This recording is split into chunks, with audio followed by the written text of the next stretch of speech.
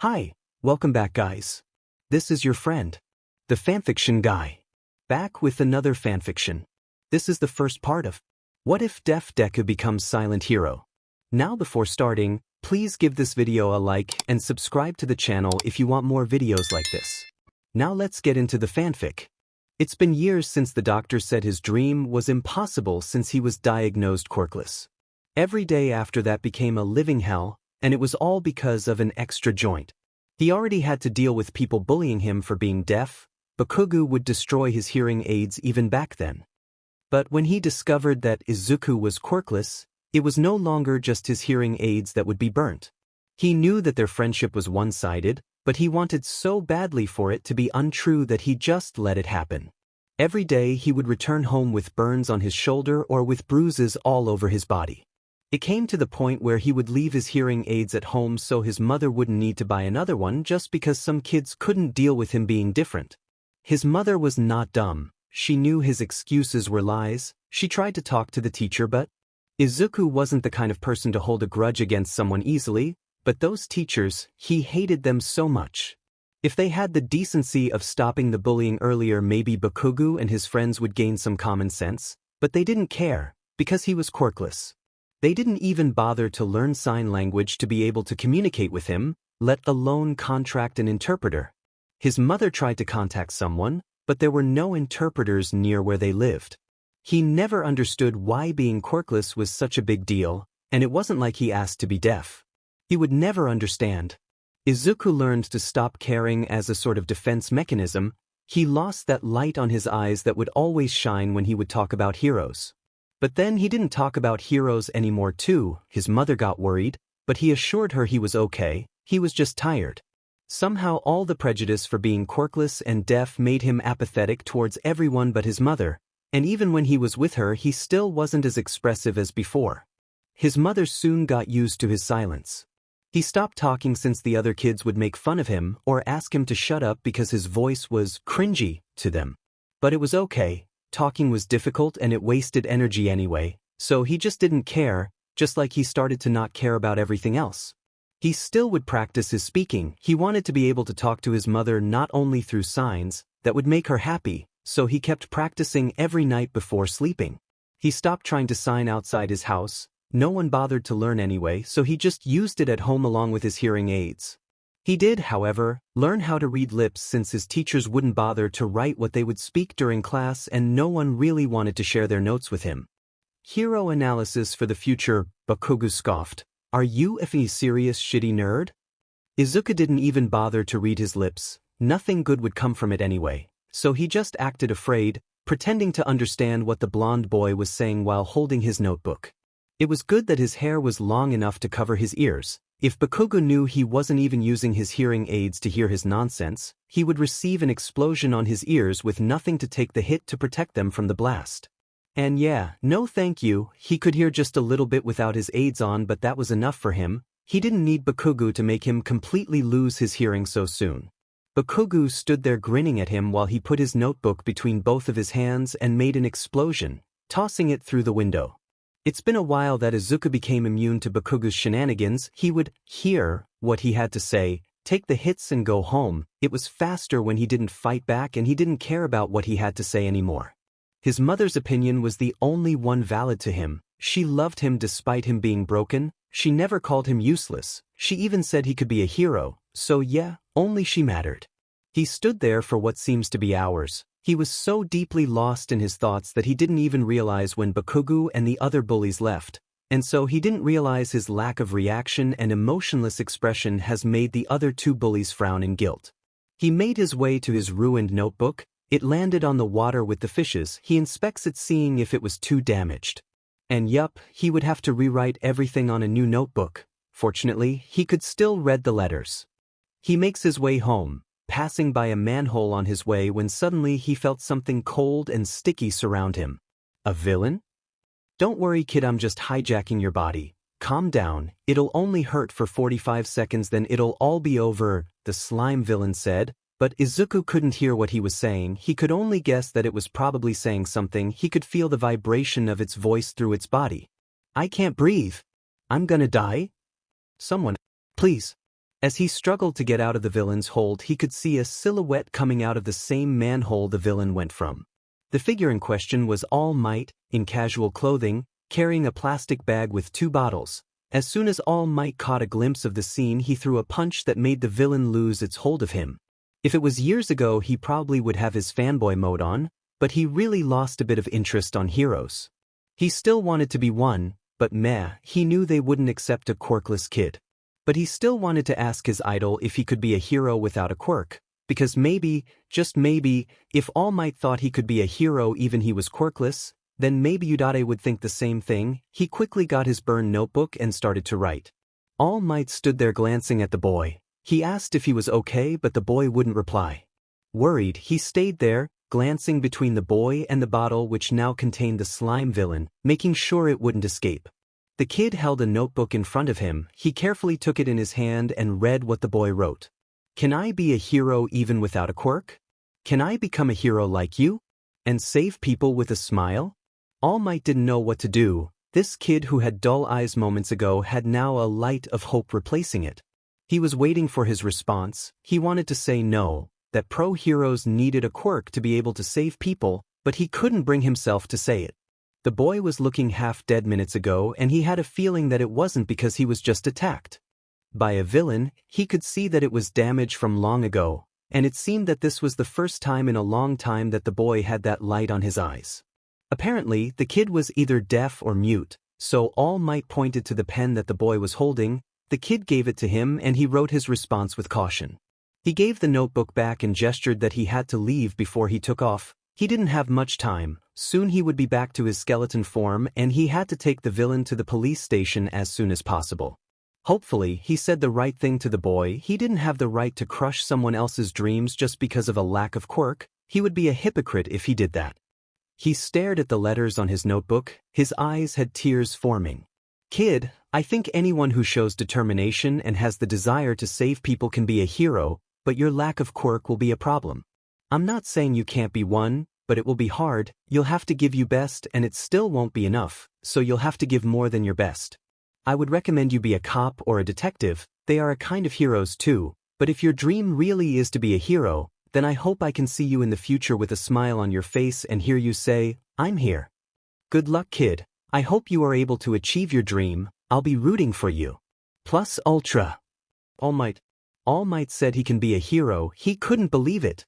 For the first time in years, he smiles without needing to force it, because for the first time in years he was genuinely happy. He held his notebook against his chest, wiping away a tear that was threatening to fall. It was getting late and he didn't want to worry his mother more than he already has, so he made his way home once more, now without interruptions and a hopeful smile on his face. Her son was late. She was about to call him and ask him what happened when she saw him make his way inside. All her worries were replaced with something else, making her stop and stare at him with shock. Her son was smiling.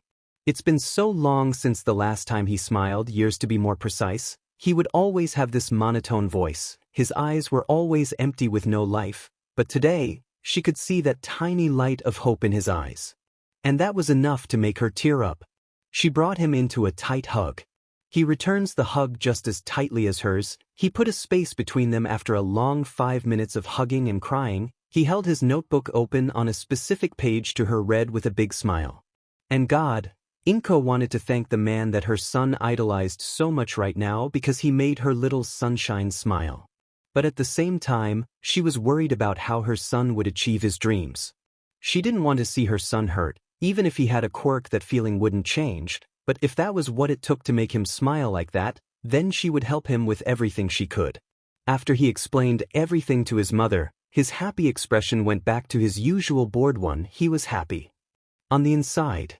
It's been so long since he showed any type of emotion, so he couldn't keep it up much longer. It was hard keeping the smile for that long. His mother didn't seem bothered by it, so he kept his almost expressionless facade. He would give her a small smile here and there. At least this time it was genuine, and that was enough to put his mother at ease before he went to sleep. What All Might said meant so much to him. He usually only cares about his mother's opinion, but having his idol telling him that he could be a hero, having someone else that has faith on him, was different. Because let's be honest, Mothers would say anything to see their kids happy. He could see that she didn't really want him to be a hero, not because of his lack of quirk but because she was worried about him getting hurt. Being a hero was not child's play. They could die saving lives, or get gravely injured in battles. He understood her worry, but he still wanted to save people just like All Might. All Might would always smile to put people he was saving at ease, because if a hero that is about to save you carries a panicked expression, how will you know that everything will be okay? He had figured out that most of his smiles were fake, not that that was a bad thing. After watching so many fights and rescues that the pro hero has been through, Izuku couldn't help but notice things in All Might's expressions that others didn't, like how most of the time the hero was afraid that he couldn't save someone, or how sometimes he would have moments of panic during fights, as if he didn't have much time to finish off the villain. And things like that remind him that heroes are humans too. They feel fear. They panic when things don't go precisely the way they planned. They weren't perfect. They couldn't save everyone. And that was okay because they were doing their best to be able to do everything in their power to save people. And he wanted to give his all too. He thought about what All Might had written. Maybe if he didn't make into the hero course, he could still try and enter through general studies or even the support course. The last option, he would still have contact with the heroics. He could create gadgets that would help them and even create something that could help him onto the hero path. He kept thinking about it for hours until it was already morning. Ugh, he didn't want to go to school today. Bakugo would find a way to ruin his good mood, and he really was enjoying being chill and having positive thoughts right now. Maybe he could skip school today? His mother would totally let him skip for one day if he asked her. He never skipped school before, so why not today, right? He got up and went to the kitchen. His mother was making breakfast. He could see that she carried a small happy smile. It was good to see her like that. Normally she would carry a sad expression. It was his fault, he knew that, but it was not like he wasn't trying to stay out of trouble and be more expressive around his mother. Leaving those thoughts aside, he approached her, tapping 2 fingers on her left shoulder, causing her to look over her shoulder and give him a smile. He smiled back as she turned and brought her hands into his field of vision. "Did you sleep well?" she asked. "Yes, I did." He responded, "I want to ask you something." She blinked at him before signing, "What is it?" "Could I skip school for today? Or even for a few days?" He looked away. "I have a feeling that it would be good to be off of school for a while." His mother analyzed him for a while. Her son wouldn't ask her that if it wasn't necessary. Deciding to trust her son, she responded, "Of course. You never skipped before, and you have good grades enough to miss a few days," she said with a bright smile. "And if it will make you feel better from whatever reason you have, then go ahead." "Thanks, He thanked her with a fond smile. "Oh." Inko put a hand on her mouth, thinking about something before he could ask her anything. She quickly signed, "Since you are not going to school, could you go shopping for me?" "Sure." "Great. I wanted to do some katsudon for lunch today." She beamed at him, making him chuckle lightly. He missed seeing his mother so active like this. She quickly wrote on a slice of paper the ingredients, even though he already knew them by heart, but she did ask for some extra things. He ate his breakfast slowly. He was never really hungry in the mornings. Maybe he would buy something to eat on his way back, just a little snack. He thanked his mother for breakfast and went to his room to change his clothes. He decided to wear dark gray sweatpants and a black hoodie that had it right, "Choo-choo motherfuckers," on the front. Why did he have this hoodie again? Oh well, he didn't remember very much about the last time he went to buy clothes with his mother. He does remember that he didn't bother to see what he was buying. He didn't care, to be honest. As long as what he got was comfy, then it would be fine. Well, it was a charming hoodie. His mother probably had let him buy it because it was written in English. Oh, if she knew. As soon he put on his red shoes, he made his way to the kitchen again to tell his mother goodbye and went out. The route to the market was almost the same as the one to school. He glanced to the sides to make sure he wouldn't meet with Bakugo accidentally. It was already time for the students make their way to school. He put his hood up and stayed close to the walls, just in case he bumped into someone from his classroom. He took a shortcut. He wanted to buy a snack to eat on his way back home. The market wasn't too far from the tiny shops where he was going. He was making his way to a candy shop when suddenly, a blonde girl ran past him while holding a piece of bread. She looked terrible. She was almost just bones, and her clothes were dirty as if she hadn't washed them for a while. He watched her go, staring at her dumbfounded as she sprinted past. Moments later he saw a shadow forming in front of him. He looks over his shoulders to find a man also running by. He was yelling something. The man was yelling so loudly that Izuku was able to hear what he was saying without his hearing aids, which he had forgotten at home. "Thief! Get that him brat!" the man yelled. He was probably the owner of the bakery that the girl had run from. The man ran after the girl, with bloodlust on his eyes. Izuku didn't know why, but he decided to follow the man. He had the feeling that the girl wouldn't just be scolded for her actions. He followed them until he found himself in an alley, watching by the sidelines where they wouldn't notice him. The girl was cornered by the man. He began to walk towards her when a boy with red hair put himself in front of the blonde girl defensively. Where had he even came from? The guy only looked to be a few years older than Izuku, and yet he had large burn scars and stitches all over his body.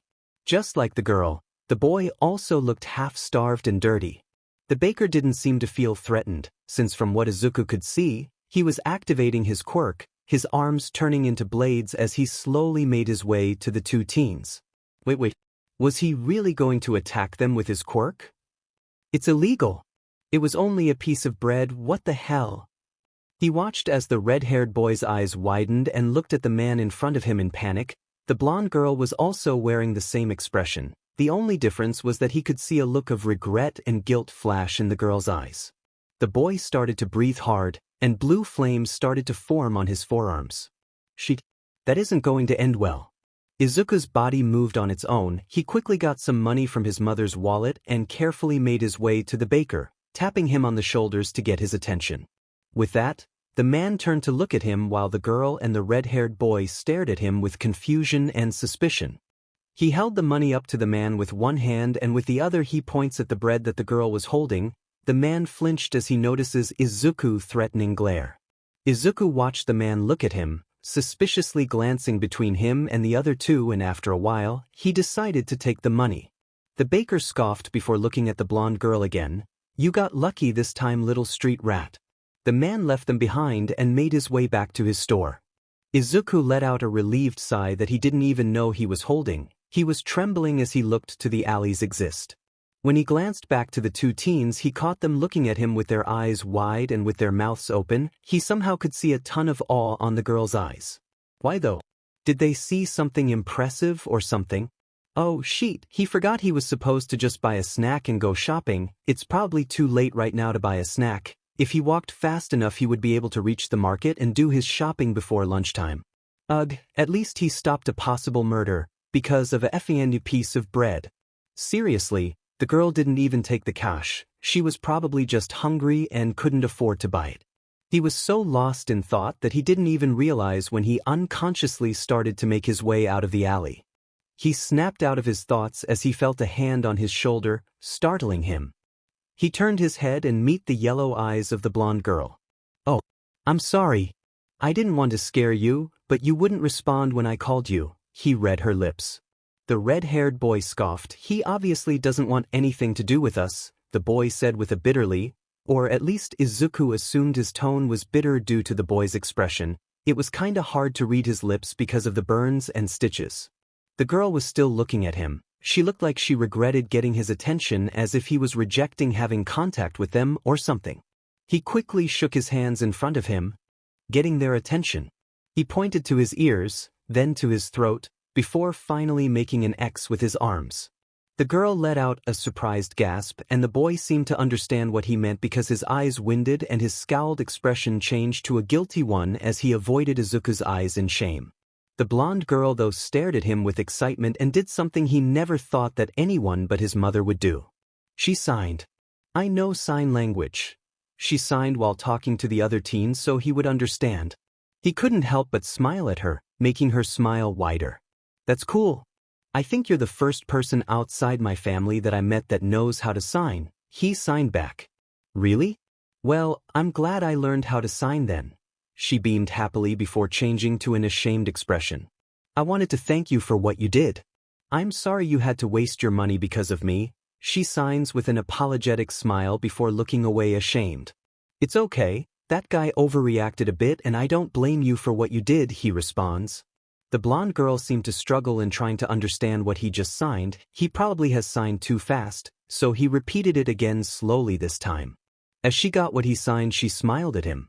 The red-haired teen watched them, looking at the blonde girl with disbelief. He certainly didn't know she knew how to sign. He walked towards them and stood a considerate distance away from Izuku at his side so he could face the blonde girl. He asked her something, but he couldn't figure out what. It was proving difficult to read the guy's lips, but he got an idea of what he probably asked as he turned to read the girl's lips as she responded him. How do I know sign language? Well, she looks away. Let's say I had a lot of free time back then. He didn't know what she meant by that, but the boy by his side flinched at the statement. He felt like he was prying since it seemed to be a private subject that only the two of them knew. They both looked tense. He looked at the other boy inspecting him. He looks as bad as the girl, skinny, almost showing his bones. Maybe he could buy them something more to eat. Bread isn't going to fix that lack of meat on their body. Geez, he sounds like his mom. Well, it was something he liked about her personality, so he didn't complain about it. If he explained it to his mother, she wouldn't mind him wasting money with them instead. If he knew her well, she would probably ask him to bring them home for dinner. He then coughed, getting the attention of the two teens back to him. I could buy you some snacks if you want. It would be better spending the rest of the money with you too, since you look like you need it more than me. The blonde one looked at him with wide eyes, her jaw hanging. She blinked several times before translating it to the boy who was looking at her in confusion from her reaction. As the girl finished translating what he said to the boy at her side, the teen copied her expressions, staring at Izuku like he had grown up another head. This time he could understand what he said next. We can't pay you back, you know, he says. I'm not asking you to pay me back, he signs with his usual deadpan expression. But anyway, what are your names? He asked. The girl continued to translate it to the boy who looked away and said something. He said you can call him Dabi. My name is Toga Himiko. She said, are you sure though? You don't even know us. Trust me, just accept it. She seemed unsure about it, whispering something to the boy Dabi. By the way, Dabi? Seriously? He could see it wasn't his real name, but he didn't want to pry, so he said nothing on the matter. They both nodded after thinking for a while. Great, now he just would need to warn his mother. Inko was staring at the clock when she received a message. She grabbed her phone and saw a message from her son. Did something happen? It was almost time for lunch and he hasn't returned. From Sunshine. Mom, I'm probably going to be late. To Sunshine. Why, what happened? From Sunshine. Nothing bad, I promise. I just met two people. They seem nice and they don't seem to have much to eat. I wanted to take them to eat some snacks. Is that okay? To Sunshine. Oh, Izuku, that's so kind of you. Do you still have enough money with you? From Sunshine. Yes, I do. Don't worry, Mom. To Sunshine. Invite them over to eat dinner. I remember now that I put enough money on the wallet to buy some snacks and still be able to go shopping. And don't worry, I still have leftovers from yesterday for lunch. She sent the last message and beamed with the possibility of her son making friends. She knew he had none at school, and that Katsuki hasn't been friends with him since he got to know that her son was quirkless. She knew the cause of her son not using his hearing aids outside the home was because the bullies would destroy it. She had a feeling that Katsuki was behind it. Maybe she should bring this up tomorrow since Izuku seemed more apt to talk to her now. She put her thoughts aside and quickly started to clean the house for the visitors. She would talk about it with him another day. This boy is weird, Dabi thought to himself, like, who offers to waste their money on someone they just meet? No, better than that, who the heck follows a man who clearly had bloodlust on his eyes into an alley? Like really? The guy could have attacked him too. He asked himself why he didn't. It's not like he wasn't glad he didn't. Was it because he knew the green-haired boy? Or maybe he knew his family and didn't want to get caught? Yeah, that makes sense. He was thankful for the boy lending his money to the baker, or he would have to fight the man, and he really didn't want to fight. It was supposed to be just another day that he and Toga would fight to survive in the streets. They would have to steal or grab something from the trash can to eat. Leaving it aside, he looked to the kid who was talking to Toga. She seemed happy. She would always smile back then when they were together, but he knew better. She wasn't happy. They didn't have a home. They had to steal to survive. Who would be happy like that? So, it was comforting to see her genuinely happy. The freckled boy seemed happy too. But he couldn't help himself and think, was the kid tricking them? Because again, no one would invite someone who they just met to go eat. He looked at the boy who was smiling fondly at Toga. No, it's kinda hard to believe he would do something like that, but thinking about it, it was always like that on the horror movies, wasn't it? The kind person was always hiding something, and in the end, they were the ones summoning spirits and demons. But he couldn't help but accept the teen's offer, because he could totally eat something right now that wasn't bread or leftovers from the trash can. It was hard to find something that was at least edible in the past days.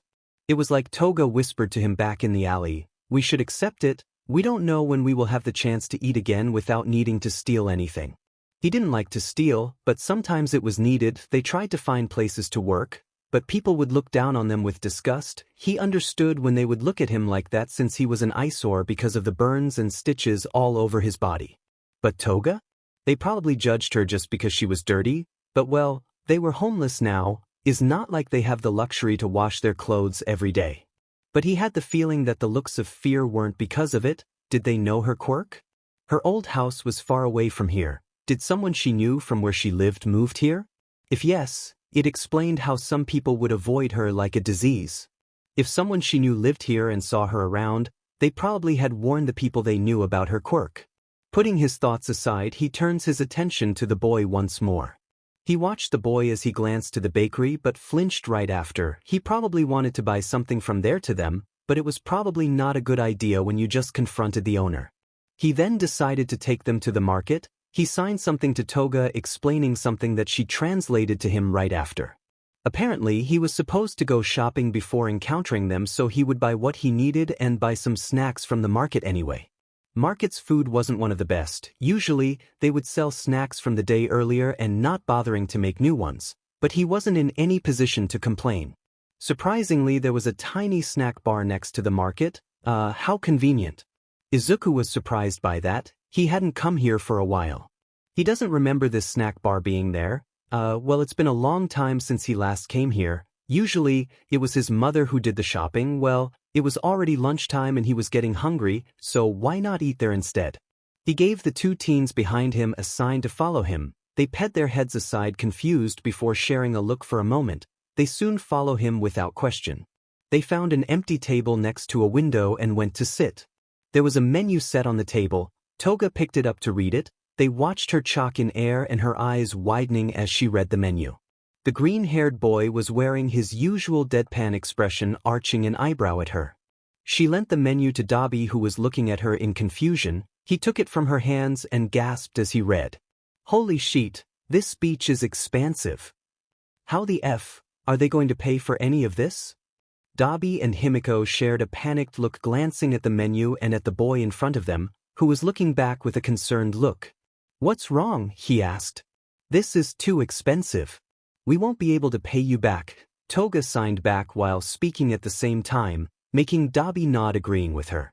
That got a bored look from the boy, who arched a brow at them like he was saying, "Seriously?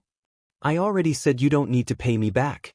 Toga looked like she was ready to argue back but stopped as the boy crossed his arms and looked at her with an impassive look like he was trying to say, "Do you really want to fight about it?" Toga and Dabi ended accepting their defeat, but they decided to pick the cheapest food that was in the menu. They somehow felt guilty even when it was the boy's idea to pay for them. The teens seemed to notice what they were doing since he rolled his eyes when they made their order.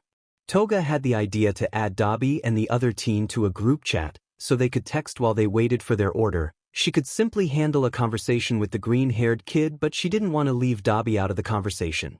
It's weird how they are homeless but still have their phones from before leaving their families. If you are going to run away, at least take your phone, right? They shared the same charger for their phones since the charger input was the same. He remembers how Toga would sneak inside someone else's house just to charge their phones, or entering the mall and use those tables that had power plugs so people would charge their phone while they eat. Obviously, they wouldn't eat anything. The security guards would always glance at them with suspicious every time they would show up. I mean, he didn't blame them. Two homeless kids entering a mall and not buying anything, only sitting on the table with nothing but their phones, could be indeed suspicious. Snapping out of his thought, he notices they didn't know the boy's name. They told him their names, but the guy never told them his. He quickly sends a message to the chat, rolling his eyes as he reads the chat's name. Street Rats Chat. Zombie boy, you never told us your name, green boy. Izuku. Oh, I forgot. My name is Midoriya Izuku. You can call me Izuku though, I don't mind. Staby. Can I call you Zuzu? 3C. Zombie boy, don't. Staby. Don't what? Call him Zuzu? Zombie boy. No, just don't do that. Staby. Do what? Staby. This. 3C? Zombie boy, you're dead to me. Staby. All you know you love me / Omega. Zombie boy, I won't confirm nor deny that statement.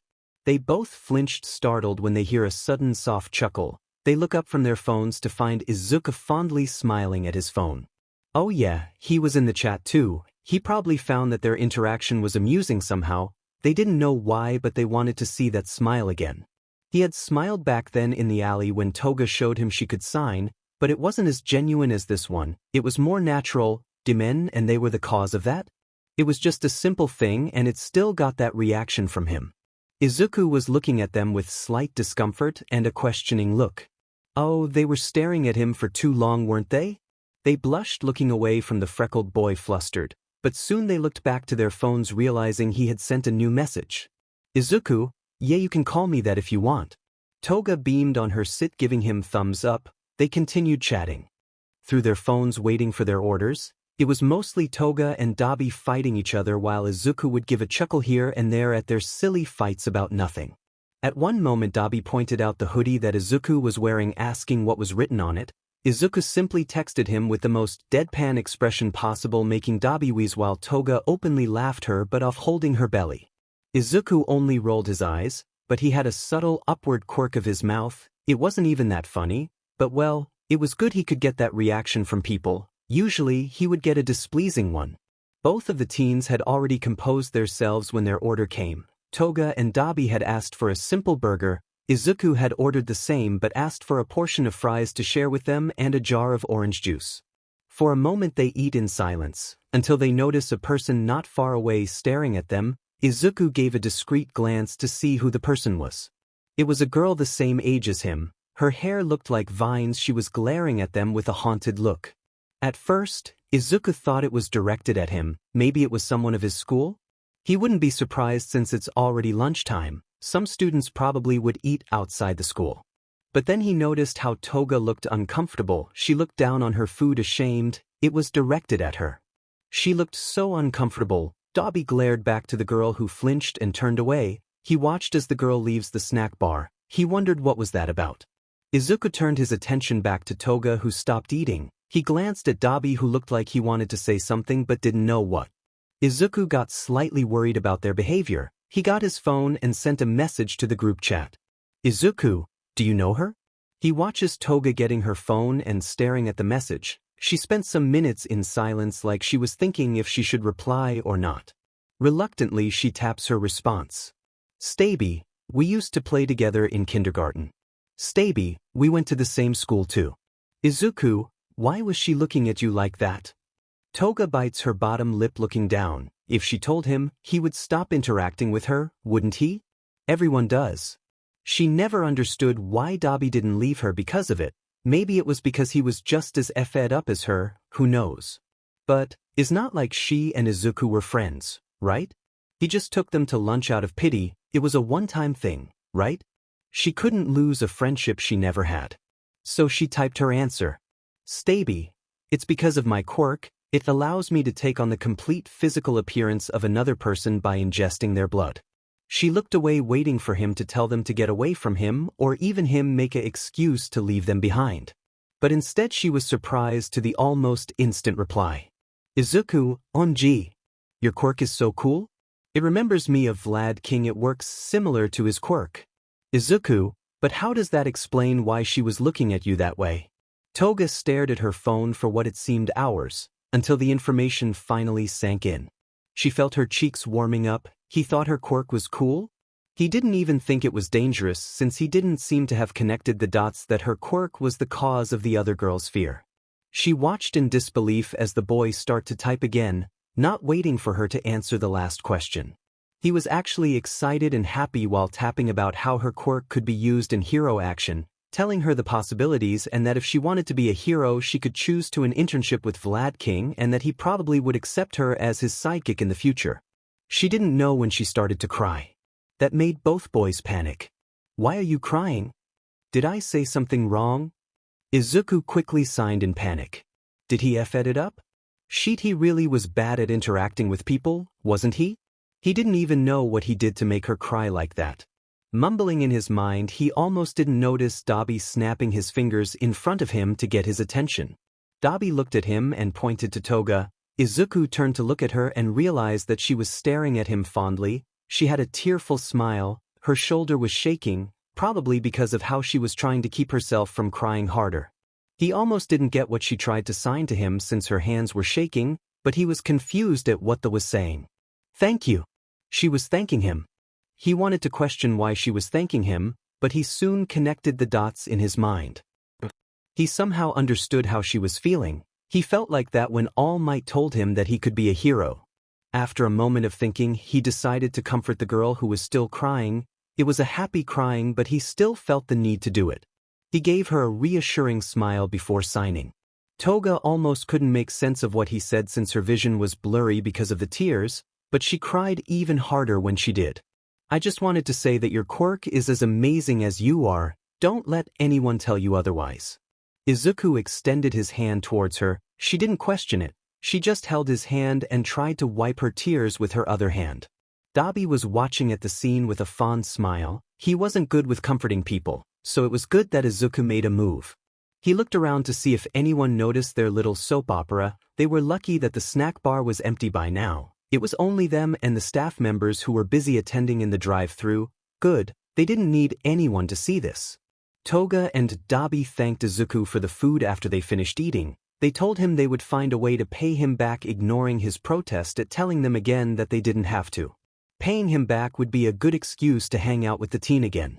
After their little episode on the snack bar, they had decided to keep company to Izuku in the market since it was literally next to the snack bar. He didn't complain when they offered to help him, so that was a plus. They would help him to pick up the things in the list he had. When they were shopping, they couldn't help but notice that they were receiving some accusing looks from some people in the market, mostly directed to Dabi, and every time someone would give Toga and Dabi a look, they noticed that Izuku would give that passive-aggressive smile at the person who was staring at them. Izuku looked ready to attack anyone who would look wrong at the two teens. Geez, they didn't expect him to be so protective of them so sudden, especially when they just met, but it was a kind of a good feeling having someone actually caring how people look down on them and not telling them that they deserve to be looked down at. They were surprised when the green-haired teen looked at the guard like he was daring him to say something when he was making his way to Dabi. Izuku's stared was enough to make the guard discomfort enough to turn away and leave. Holy shit. He protect, he attack, but most importantly he cute. It was like watching a green fluffy kitty hissing at people. That thought made them snort, making Izuku ping his head to the side confused as he was asking, "What's funny?" Totally cat boy, it was the only thing they could think as they watched him staring at them still confused. They quickly waved their hands as to say it was nothing. He was still confused but decided to let it go.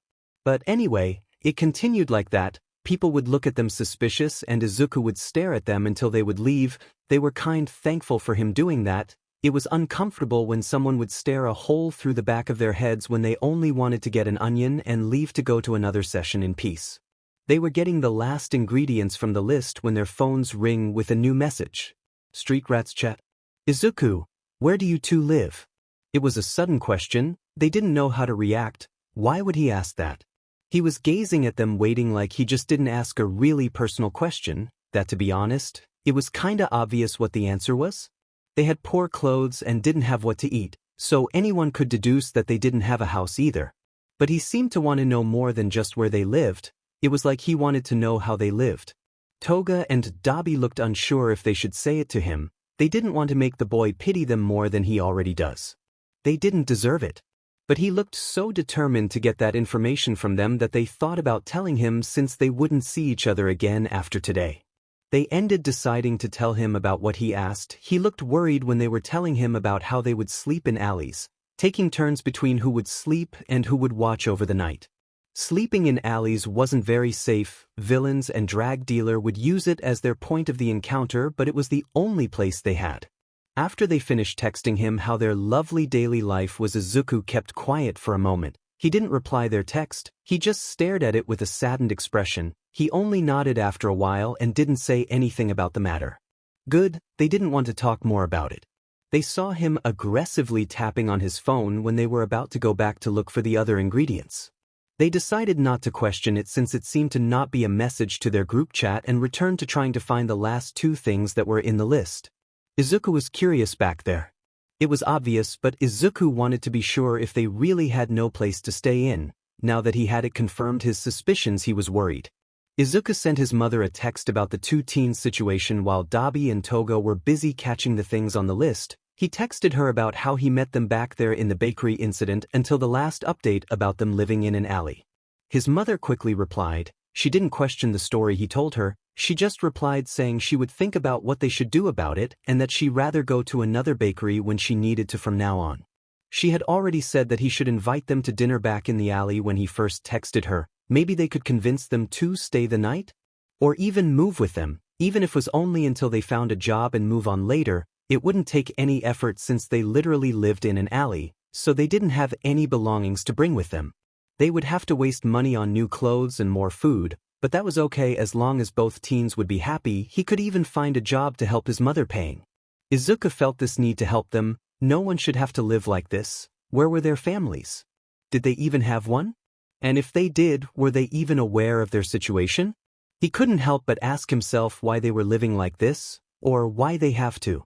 He was about to suggest his idea of maybe letting both Toga and Dabi live with them when his mother replied to him with the same idea. From Best Mom.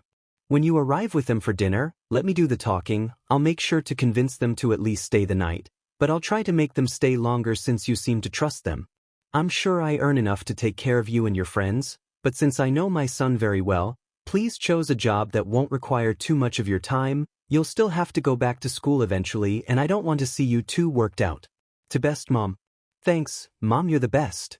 And don't worry, I'll find a simple job. I bet there is some job vacancy at the mall, so I'll give a look after all this is finished.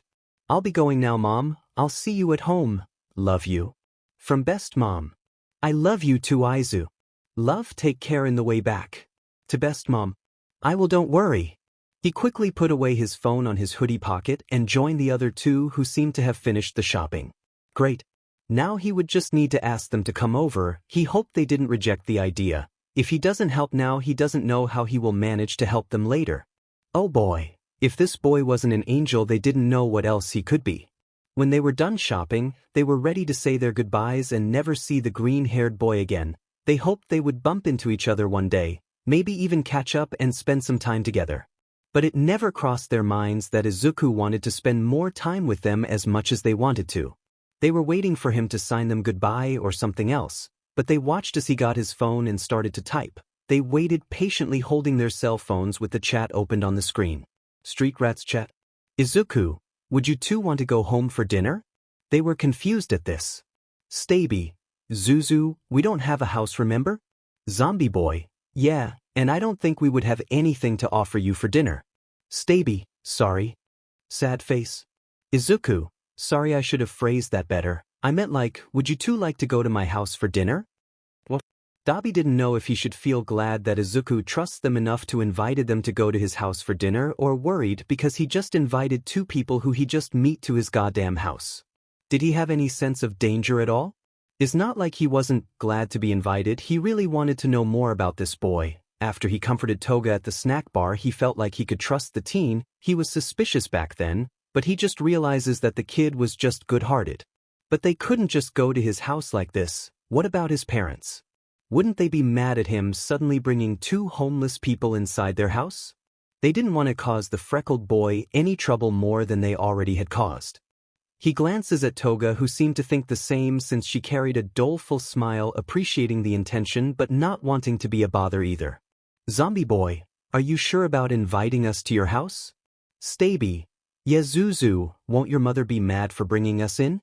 They look at him waiting for his answer as he read their message. He gives them a confused look before turning into one of realization. Izuku, Actually, it was my mother's initial idea to invite you. They both look at him slack-jawed. He talked about them to his mother? What did he say? There was nothing positive about them to talk about. Why would she invite them in when she has never met them? Staby, is she sure?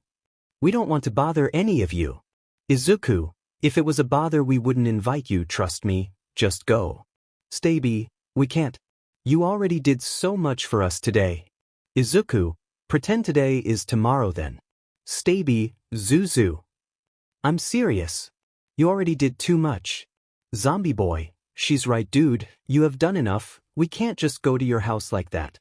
Izuku, you can and you will, or I'll follow you to the alley you stay in and make sure to convince you two to go on one way or another, smiley face. Zombie boy, I feel threat somehow. Izuku, that is because it was one, but instead of violence I'll just torment you with a presence. Staby, but we like your company? So you would actually be blessing us with your presence in our depressing lives. Zombie boy, happy face that. Oh, they liked his presence? That's nice. He felt his heart warming up. Izuku, just go, please? Sad face. Toga and Dabi were about to give him a fierce look so that there would have no more arguments and make him drop this idea, but when they looked up from their phones they found him pouting at them. Pouting! Oh my god, how dare he! It would look adorable in any other occasion if he didn't carry such a sad look in his eyes when doing it, that made their hearts ache. They didn't want to make him sad, but they didn't want to be a bother either.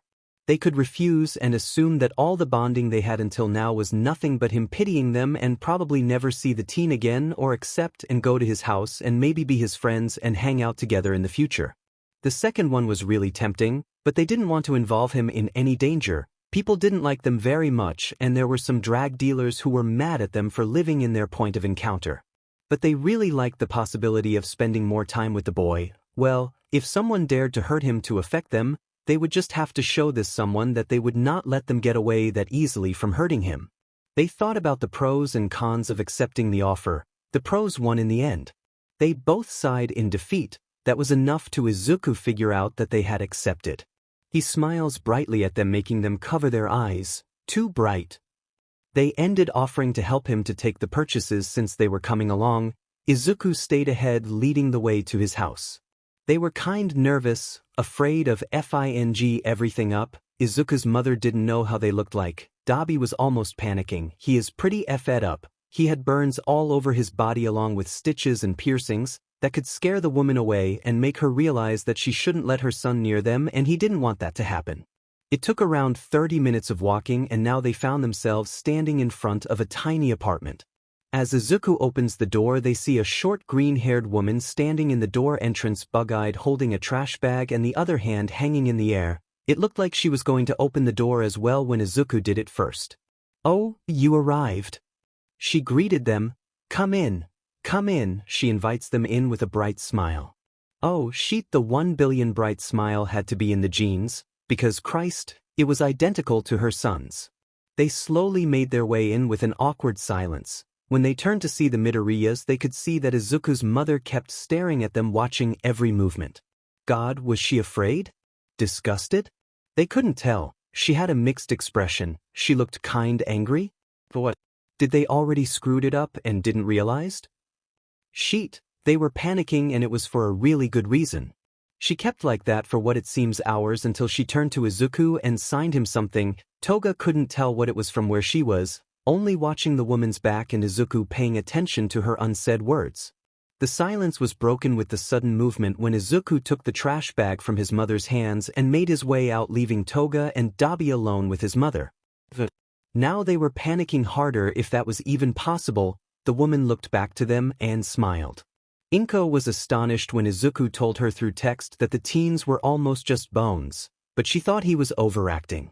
When she let the two teens get in, she analyzed them. She couldn't help but feel sad and angry. How could their parents let them like this? But then it crossed her mind, maybe they didn't have any? Or if they did, they probably gave enough reason to them run away and live in the streets. She quickly glances at the red-haired. Her son told her that his name was Dabi. She didn't need anyone to tell her how obvious it was that it wasn't his real name. She had the feeling that Izuku too thought the same. But looking at Dabi, she couldn't help but ask herself what happened to the boy. Those were some nasty scars that he had. Was the person who did this to him the reason for him to leave his house? She snapped from her line of thought when she realized that she was staring at them for too long. They looked uncomfortable under her gaze. She could see they were scared of something somehow. She quickly turned to sign to her son. "Could you please take the trash out for me?" she signs slowly with a calm expression. Izuku blinked at her but only nodded in response, taking the trash bag and leaving. Inko returned her attention to the two teens in the living room, smiling at them. "Please sit down, make yourselves at home." The two of them shared a look before sitting in the couch, still uncomfortable with the situation. "So, you two are my son's friends?" she asks while sitting on the couch in front of them. They were surprised by the sudden question, were they? They didn't even remember the basics of how friendship worked, or how it was to have friends. "How did you know you were friends with someone even?" "We don't know, Miss Midoriya, we just met," Toga took the initiative to answer. "But I would love to be friends with Izuku. He is really a kind person," Toga says with conviction. Dabi only nodded in agreement, not knowing what to add to her commentary. Inko couldn't help but giggle. The teens in front of her were so nervous that they were almost panicking. The blonde girl who she assumed to be Toga was determined to be friends with her son. That was good. She looked determined while she started to point out how amazing Izuku was. Her expression changed to a fond smile when she said that Izuku had helped her to get rid of a weight off her shoulder. Dabi kept quiet in the entire conversation. He still looked uncomfortable. She decided to give him more time before directing some words to him. When Izuku returned from putting out the trash, she signed to him to start making the katsudon and that she would help him soon after. He just nodded and got the groceries bags that Toga and Dabi were still holding. He gave them a quick but soft smile, making them less tense at his presence. He then directed himself to the kitchen, leaving them once more alone with his mother.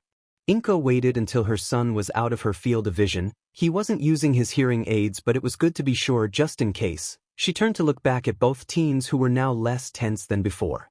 "Izuku told me about your situation, and I can't ignore the fact that you two don't even have a place to stay in." Her voice was serious, but her expression remained calm. Toga looked at her bug-eyed while Dabi was on the verge of having a panic attack.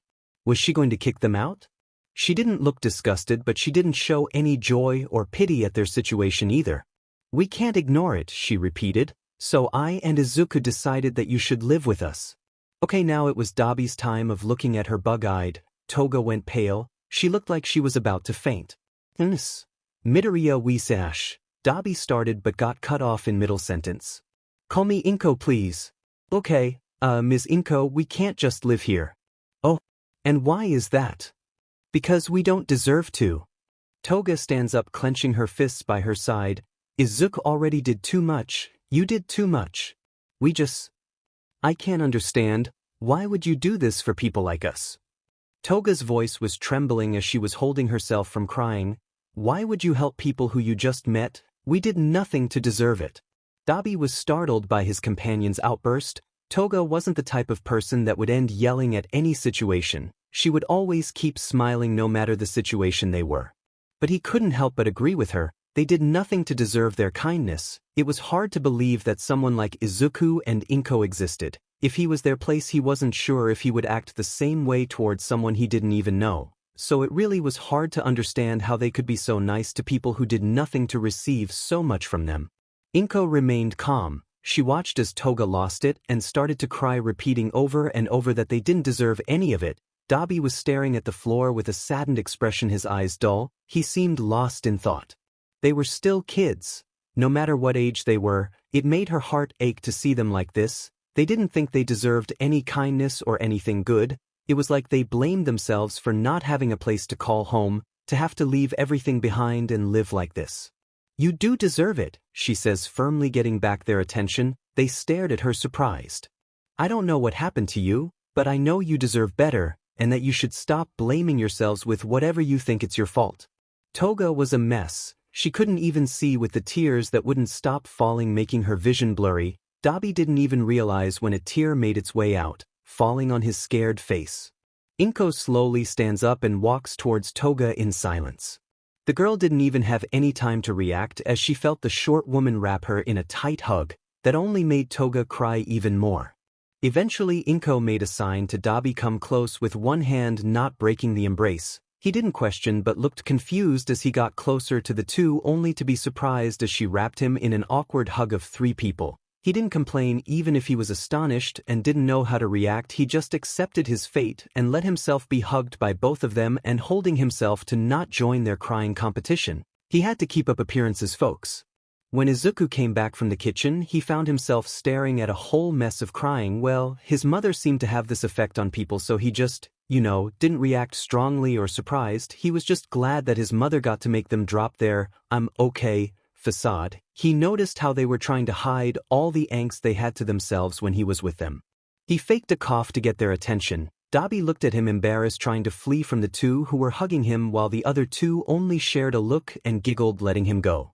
Inko turned to sign to her son while Toga started to mock Dabi for almost falling in his attempt to flee.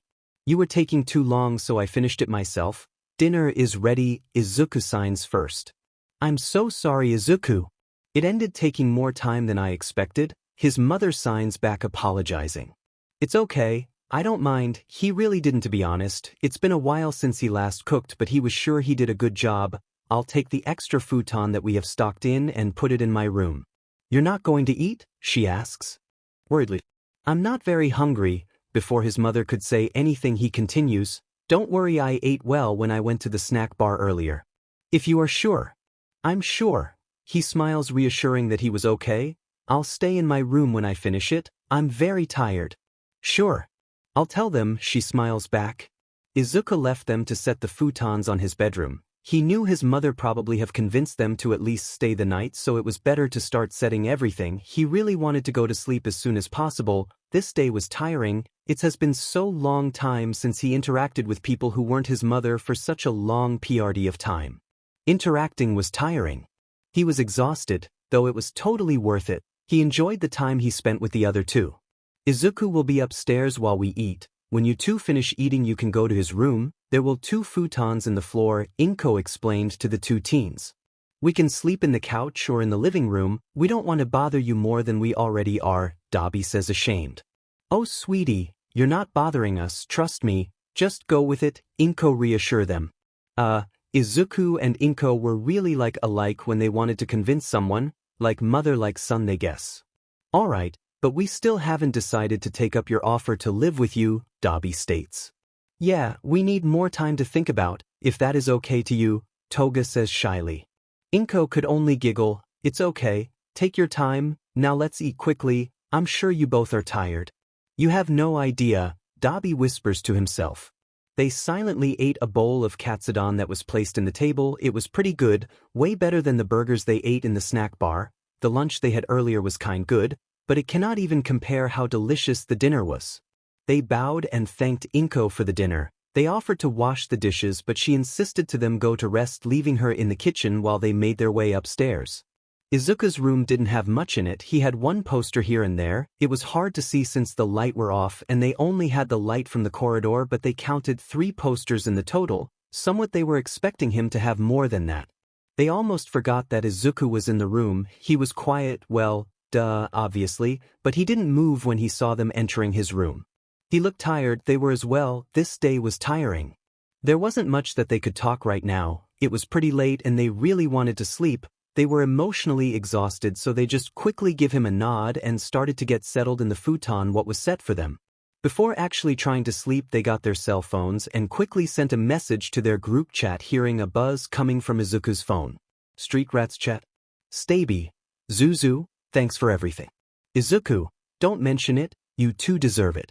Zombie boy. You're too nice. Good night, Izu. Staby.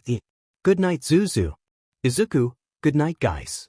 They watched Izuku sleep, unable to fall asleep themselves. So much have happened in one day. They were saved by someone who didn't know them, offered to go lunch with this same person and invited to his house for dinner, and now they were sleeping in the same room as him and they had a potential place to stay in. Thinking about what they thought back there when they finished shopping, they came to a conclusion. Izuku was absolutely an angel and his mother was a goddess, because those two were too DMN precious and too good for their own safety. While Izuku slept, they thought to themselves and decided to leave in the morning before the Midoriyas waking up. They didn't want to bother them any further. That was the initial idea at least. But when they woke up to leave at 4 a.m. they couldn't do it. They liked how they felt around Izuku and his mother. It was nice, it was comforting, caring and warm. A feeling that Toga hadn't felt for a long time, and for Dabi, it was a feeling he never felt before. They didn't deserve their kindness, but they wanted so much to feel more of it.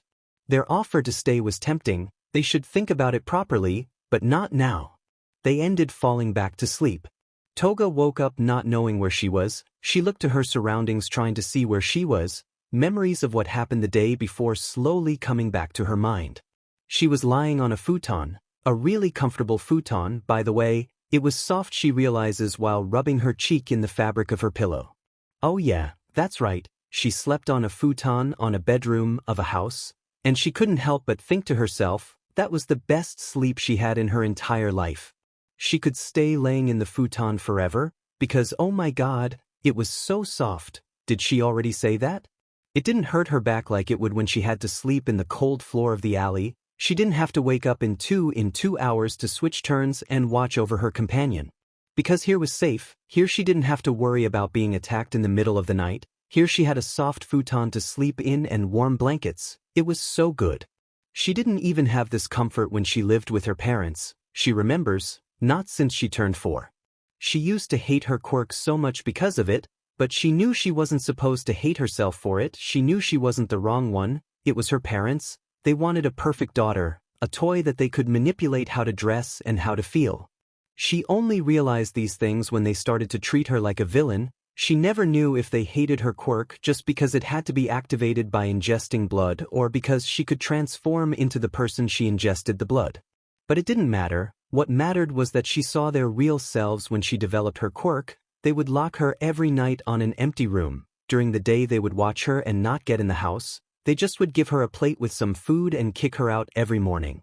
They didn't even bother taking her to the kindergarten after they got to know what her quirk was, so she had to go alone. The people who worked in kindergarten didn't seem to care that she went there alone. Actually, they were all acting different. The workers, the other kids, her friend.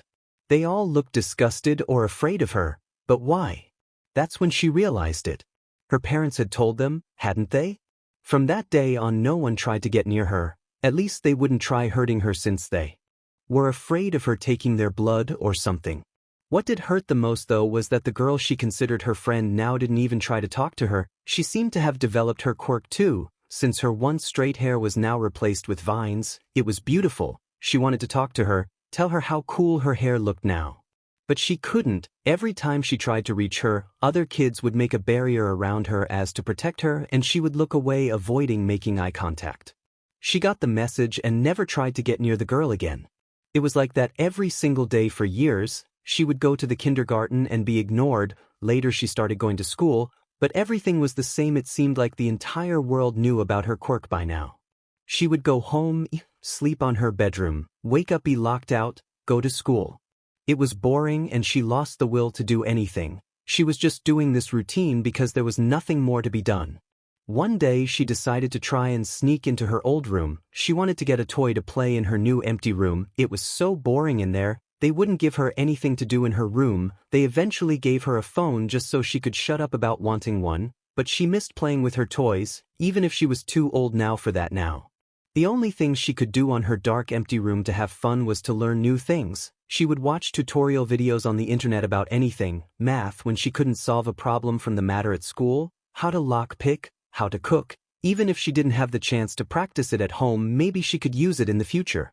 There was a day she was trying to find a video tutorial of how to draw when she saw a video in her recommendation that did catch her attention. It was a tutorial video that teaches you how to sign. It was interesting. She clicked on it. The video had 2 hours, and was the first part of a series of 20 videos, each one with 2 hours.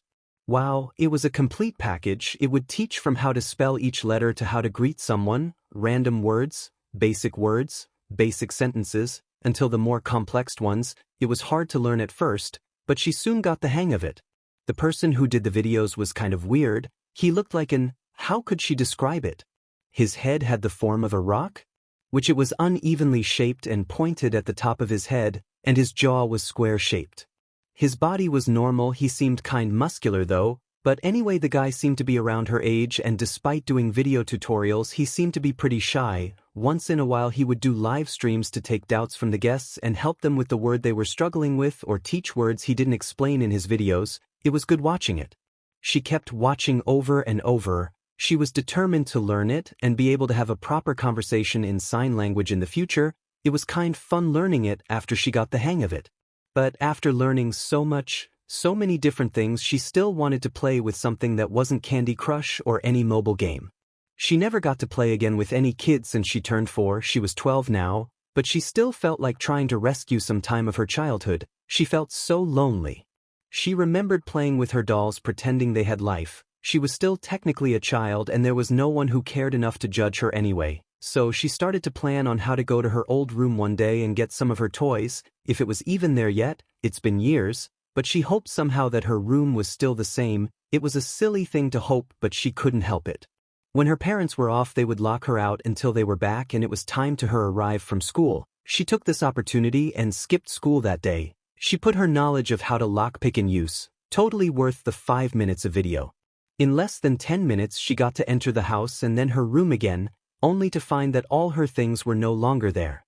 It was decorated differently from before, blue walls replacing the pink one. Her video games were still there, but most of the things that now were in the bedroom were things that would be considered by society as things for boys, toys of boys. All of it wasn't for her.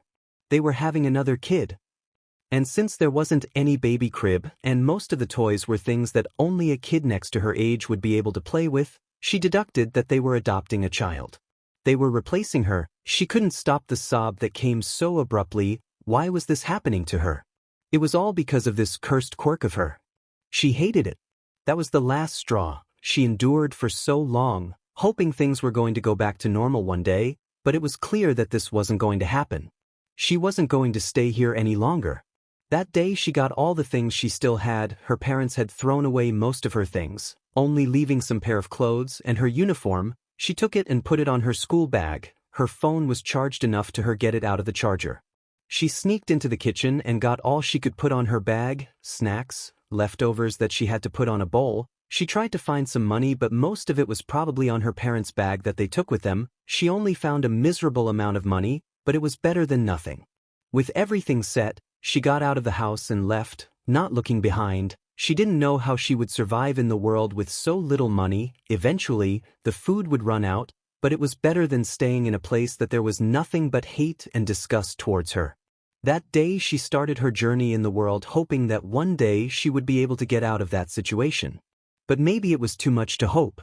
Toga was snapped from her memories by a sound. She looked to her side. Dobby was still sleeping. She never saw him sleep so peacefully. She slowly sat on her futon trying to find from where the sound came from.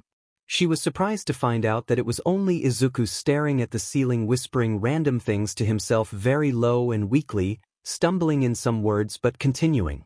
She never heard him talk until now. His voice was rusty, probably from the lack of use, but it was still soft and childlike. Zuzu! She waved her hand in front of him, startling him. He looked at her wide-eyed, quickly looking way ashamed. Toga stared at him, confused and worried by his reaction, before finally realizing it. He was practicing, wasn't he? Was he afraid that she would mock him for this? The thought made her concerned. He shouldn't have to think that way unless it happened before. She climbed on his bed and sat in front of him so he could see her. Your voice is beautiful. Toga quickly signed to reassure the teen that there was nothing to be ashamed of. She wasn't lying. His voice was beautiful, rather cute to be honest. Your voice is a little bit husky, but I know that with some time using it more you will be talking lightly very soon, she continued. I'm proud how great you're doing, so keep practicing, she signs, excited, trying to motivate him. She beamed when she saw Izuku's eyes lightening with hope and smiled fondly. Toga was curious though. Yesterday she didn't see him with any hearing aids. It would be better practicing with it on so he could adjust his voice better. Unless, was he already completely deaf? Do you have a hearing aid? She asks out of curiosity. Izuku only nods. Why don't you practice with your hearing aids on? I want to practice to when I lose all my hearing. I had already practiced while using my hearing aids. He pauses. It's different when I can't hear anything. I think I force my voice too much since my throat hurts when I'm done. I'm sorry, she says, feeling bad knowing that he still will have to deal with the pain of being completely deaf someday in the future. Don't be, he signs while shaking his head. How much time do you have? Toga asks. The doctors estimated at least until I turn 17 or 18, but it's always good to learn now. Understandable, better practice now than suffer later. Toga wished she could help him with it. She wanted to help the boy who made her feel better with herself, the boy who told her that her quirk was amazing. She had so much to repay him. She thinks about it for a while until coming up with an idea. I could help you practice. He tilts his head to the side, curious. How so? You can talk while you sign with me and I'll be telling you how to adjust your voice. I'm sure that with time you'll get used to it and find the right tone. He looks away shyly. He really would like to do that, but he was embarrassed by his voice. He was aware it wasn't very nice to hear it since everyone at school made sure he knew that. Toga noticed how Izuku had tensed when she mentioned about talking to her. She knew what was going on through his head and she didn't like it one bit. She pokes him in the shoulder to get his attention. As he turns to look at her, she signs. I already said your voice is beautiful. There is nothing to ashamed of, she says with a sincere smile. Izuku looked unsure of it by it for a while but seemed less tense when he realized how sincere she was being. Even when she didn't voice it, she managed to pass that feeling to him. A small smile crosses his face. He only nods as to say he understood and appreciate her words. Want to do it now? She asks him, excited. Now? He signs, bug-eyed, surprised by her excitement. She seemed to really want to help him with it. The faster you learn the better, right? She beams. But no hurry.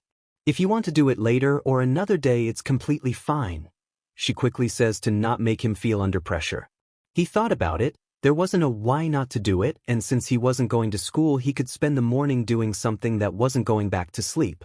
That would be nice, he smiles. But let's do it quietly for now. He pointed at Dabi, who was still sleeping like a rock. He seemed lost deep in sleep, like he hadn't slept properly in decades. Well, that was probably true, and that was another reason to Izuku not want to wake him up now. She giggles quietly. Yeah, let's not wake Mr. Grumpy up. Her expression suddenly changes. She is grinning maliciously at him. I totally going to tell you his emo tendencies. Crew, he says quietly with a grin. Toga only beams, doing a silent victory dance. They stayed talking like this almost the entire morning. Toga telling funny stories about situations that she and Dabi had been through, and Izuku commenting in disbelief about her shenanigans, making it hard to her not laugh of his reactions. She would sign him when his voice was too loud or seemed too forced. She felt like a sibling telling her brother about her misadventures and making him feel better with himself. Yeah, this was nice. She liked this feeling. It felt like family. It was different from the concept of family that she had before. It was better, functional. She liked this. Maybe she should accept Inko's offer. Maybe she still had to think more of it, but she totally was tempted to accept. But for now, she would enjoy her morning hearing her savior's voice and watch him smile brightly like the little sunshine he was. Dabi slowly wakes up to the sound of giggling and whispers. He runs his hand through his bed hair, taking away some hair strands that were blocking his vision.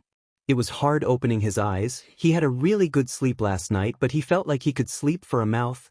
Geez, this futon was soft as hell. How could something be so comfortable? He has been sleeping in alleys for so long that he forgot how it is to have a place to sleep in. He glances to where he is laying on. Ugh, just by looking at how soft the futon is, it makes him wants to go back to sleep, but he was curious to what the whispers that now stopped were about. He quietly shifts his position so he could look around the room, trying to find from where the whispers came from. Dabi ended, laying his eyes on Toga and Izuku that were sitting in the bed signing to each other. Toga seemed to be telling him something funny since Izuku was giggling at each sign she did. She probably was telling the boy something about him, because that grin was one that he knew very well. She would grin like that when she would tease him about something. He hoped she wasn't telling him something too embarrassing. He slowly sat on his futon, quietly observing the two interacting. He never saw Toga so overjoyed like that. She was smiling. It was different from when they were together. They knew each other. It has been a year and a half, so he could tell how her smile was different. She seemed genuinely happy right now. Izuku was doing her good. He thinks she deserves this. She needed Izuku and Ms. Midoriya. Looking back to the two teen, a memory crosses his mind. They slightly remember him of Natsuo and Fuyumi. Toga resembles Natsuo's personality. always cheering up even when he wasn't okay, playing jokes and pranks, while Izuku, even he not knowing him very well, he remembers him of Fuyumi, kind-hearted, too good for her own good. He hoped he wasn't so naive like her. He loved his sister, but sometimes she would forgive too easily and put all her hopes in something that would never happen, like his father becoming a decent human being. PFF, what a joke. He somehow hoped that that was her way of trying to make a joke, because that was way too silly to hope for. Both teens were smiling at each other when he snapped out of his memories. He felt like he was interfering somehow, like he was on something he wasn't invited into. Toga knew sign language. She was the one who started the conversation with Izuku back in the alley. If it wasn't for her, Izuku would have walked away and they wouldn't even be here. But Dabi didn't know how to interact with the boy without being through text. He felt like he didn't do much to deserve the boy's attention, neither Ms. Midoriya kindness. He was mostly just standing there watching without adding anything to their conversations. He couldn't even comfort his friend when she needed him at the snack bar, and to be honest, he wasn't very good at doing that. But Izuku did great at comforting her. Even when he just met her, he was able to do something. And the first thing he did when Izuku saved them, judged him without knowing anything about the teen. Yeah, he didn't know his place in all of this. He felt a little bit left out. He wasn't expecting to be included, but he still feels kinda sad about it. He had a feeling that even with they all being kind to him, they were only doing it for pity and didn't like him for real. Maybe he wasn't meant to be liked by anyone. Neither his mother loved him, though he didn't blame her for this. She didn't want to have him or any of his other siblings, so he didn't expect her to be all lovely towards them.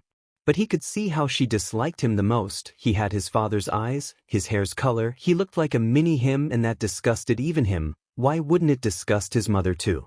That was proved right when his mother finally snapped and threw a kettle of boiling water, or his younger brother, who only resembled his father partially. She said his left side remembered her of Eiji. Dabi tried to visit her after the incident, but it wasn't a good idea, because when he entered her room she only stared at him wide-eyed and start to cry and yell to him to get out. He couldn't stand how his appearance resembled that monster. He hated looking like him, having his quirk and being so weak. He was too overwhelmed, emotion coming and leaving. His mother was gone and his younger brother was hurt. His father continued his life as nothing happened, and that angered both him and Natsuo. Fuyumi was still hopeful that everything was going to turn out alright soon. What a fool. Eiji kept training Shoto through the years, and one day he decided that he wanted to train him too. He didn't know why, he never bothered to, but suddenly he was interested in making him into his image in case his perfect project became a failure on the future. He hated it. He would train every day, overusing his quirk until one day it was too much. It was only him and his father. When he lost control of his quirk and burned himself, it wouldn't stop. The blue flames took over him and he couldn't make it stop. It wasn't supposed to hurt that much. He knew his body wasn't compatible with his quirk, but he never thought it would be so weak against it enough to almost let himself burn alive. He was treated at home. Eiji didn't take him to a hospital, telling him he didn't want people from outside to know how pathetic his son was, so he only asked the nurse to treat him and paid her for her silence. Endeavor banished him after that, telling him he didn't want anyone to know he was his son, to know that his failure managed to hurt himself with his own quirk, to know how weak he was, and to think that he wanted to make him his image. He probably didn't even tell his siblings about what happened. He only said they shouldn't even mention his name again on his house because he had dishonored the family name. He never saw his sibling again after that. He lost contact, and he didn't want to mess with his father to be able to talk to them. They were better without him, he thought. They didn't need someone who remembered them of their father. He was snapped out of his thoughts when he saw a little hand waving in front of him slowly. He looked up and saw that Himiko and Izuku were looking at him. Good morning, Dabi, Izuku says with a really raspy voice. He looked at Toga to get to know if he had pronounced Dabi's name right. She only gave him thumbs up and beamed. Dabi only stared at him with wide eyes and mouth hanging. He can talk? Of course, he could talk. He was deaf. Not mute, you fing idiot. But wait, most people who were deaf didn't talk, right? Jesus Christ, he absolutely knew nothing in the matter. He would have to ask Toga about it later. He realized Izuku was staring awkwardly at him while Toga seemed to hold her laughter. OMG Dabi, you are staring for too long. Izuku was starting to look like he regretted talking, shifting uncomfortably. Wait, did he think he didn't like his voice? Oh shit, Dabi, you dumb say something. Your voice is cute, he blurted out.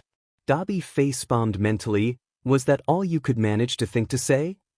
Izuku looked confused to why Toga was grinning maniacally at Dabi. Despite being morning already, his curtains were closed and the room was dark, so he couldn't see Dabi very well. Well, it was hard to read his lips anyway, so light wouldn't be much help. So didn't know what he had said. Toga, seeing his confusion, soon signed to him what Dabi had said, and Izuku couldn't help but blush a little. Told you your voice is beautiful. Toga signs, giving him a wink. Thanks, Izuku says to both Dabi and Toga with a small smile. He felt relieved. He thought Dabi was going to mock him just like the other teens did back when they were kids. I'm going to get my hearing aids. I think I left it on the living room, he signs to Toga. His throat was starting to hurt. He didn't talk loud since Toga had helped him keep a low tone. He mostly whispered so he wouldn't wake Dabi, but he did talk more than he did when he would practice alone. Sure, no need to hurry, we won't go anywhere, Toga tells him. Izuku nods and gets up from his bed, making his way out of the room. He was out of vision. Toga and Dabi turned to look at each other.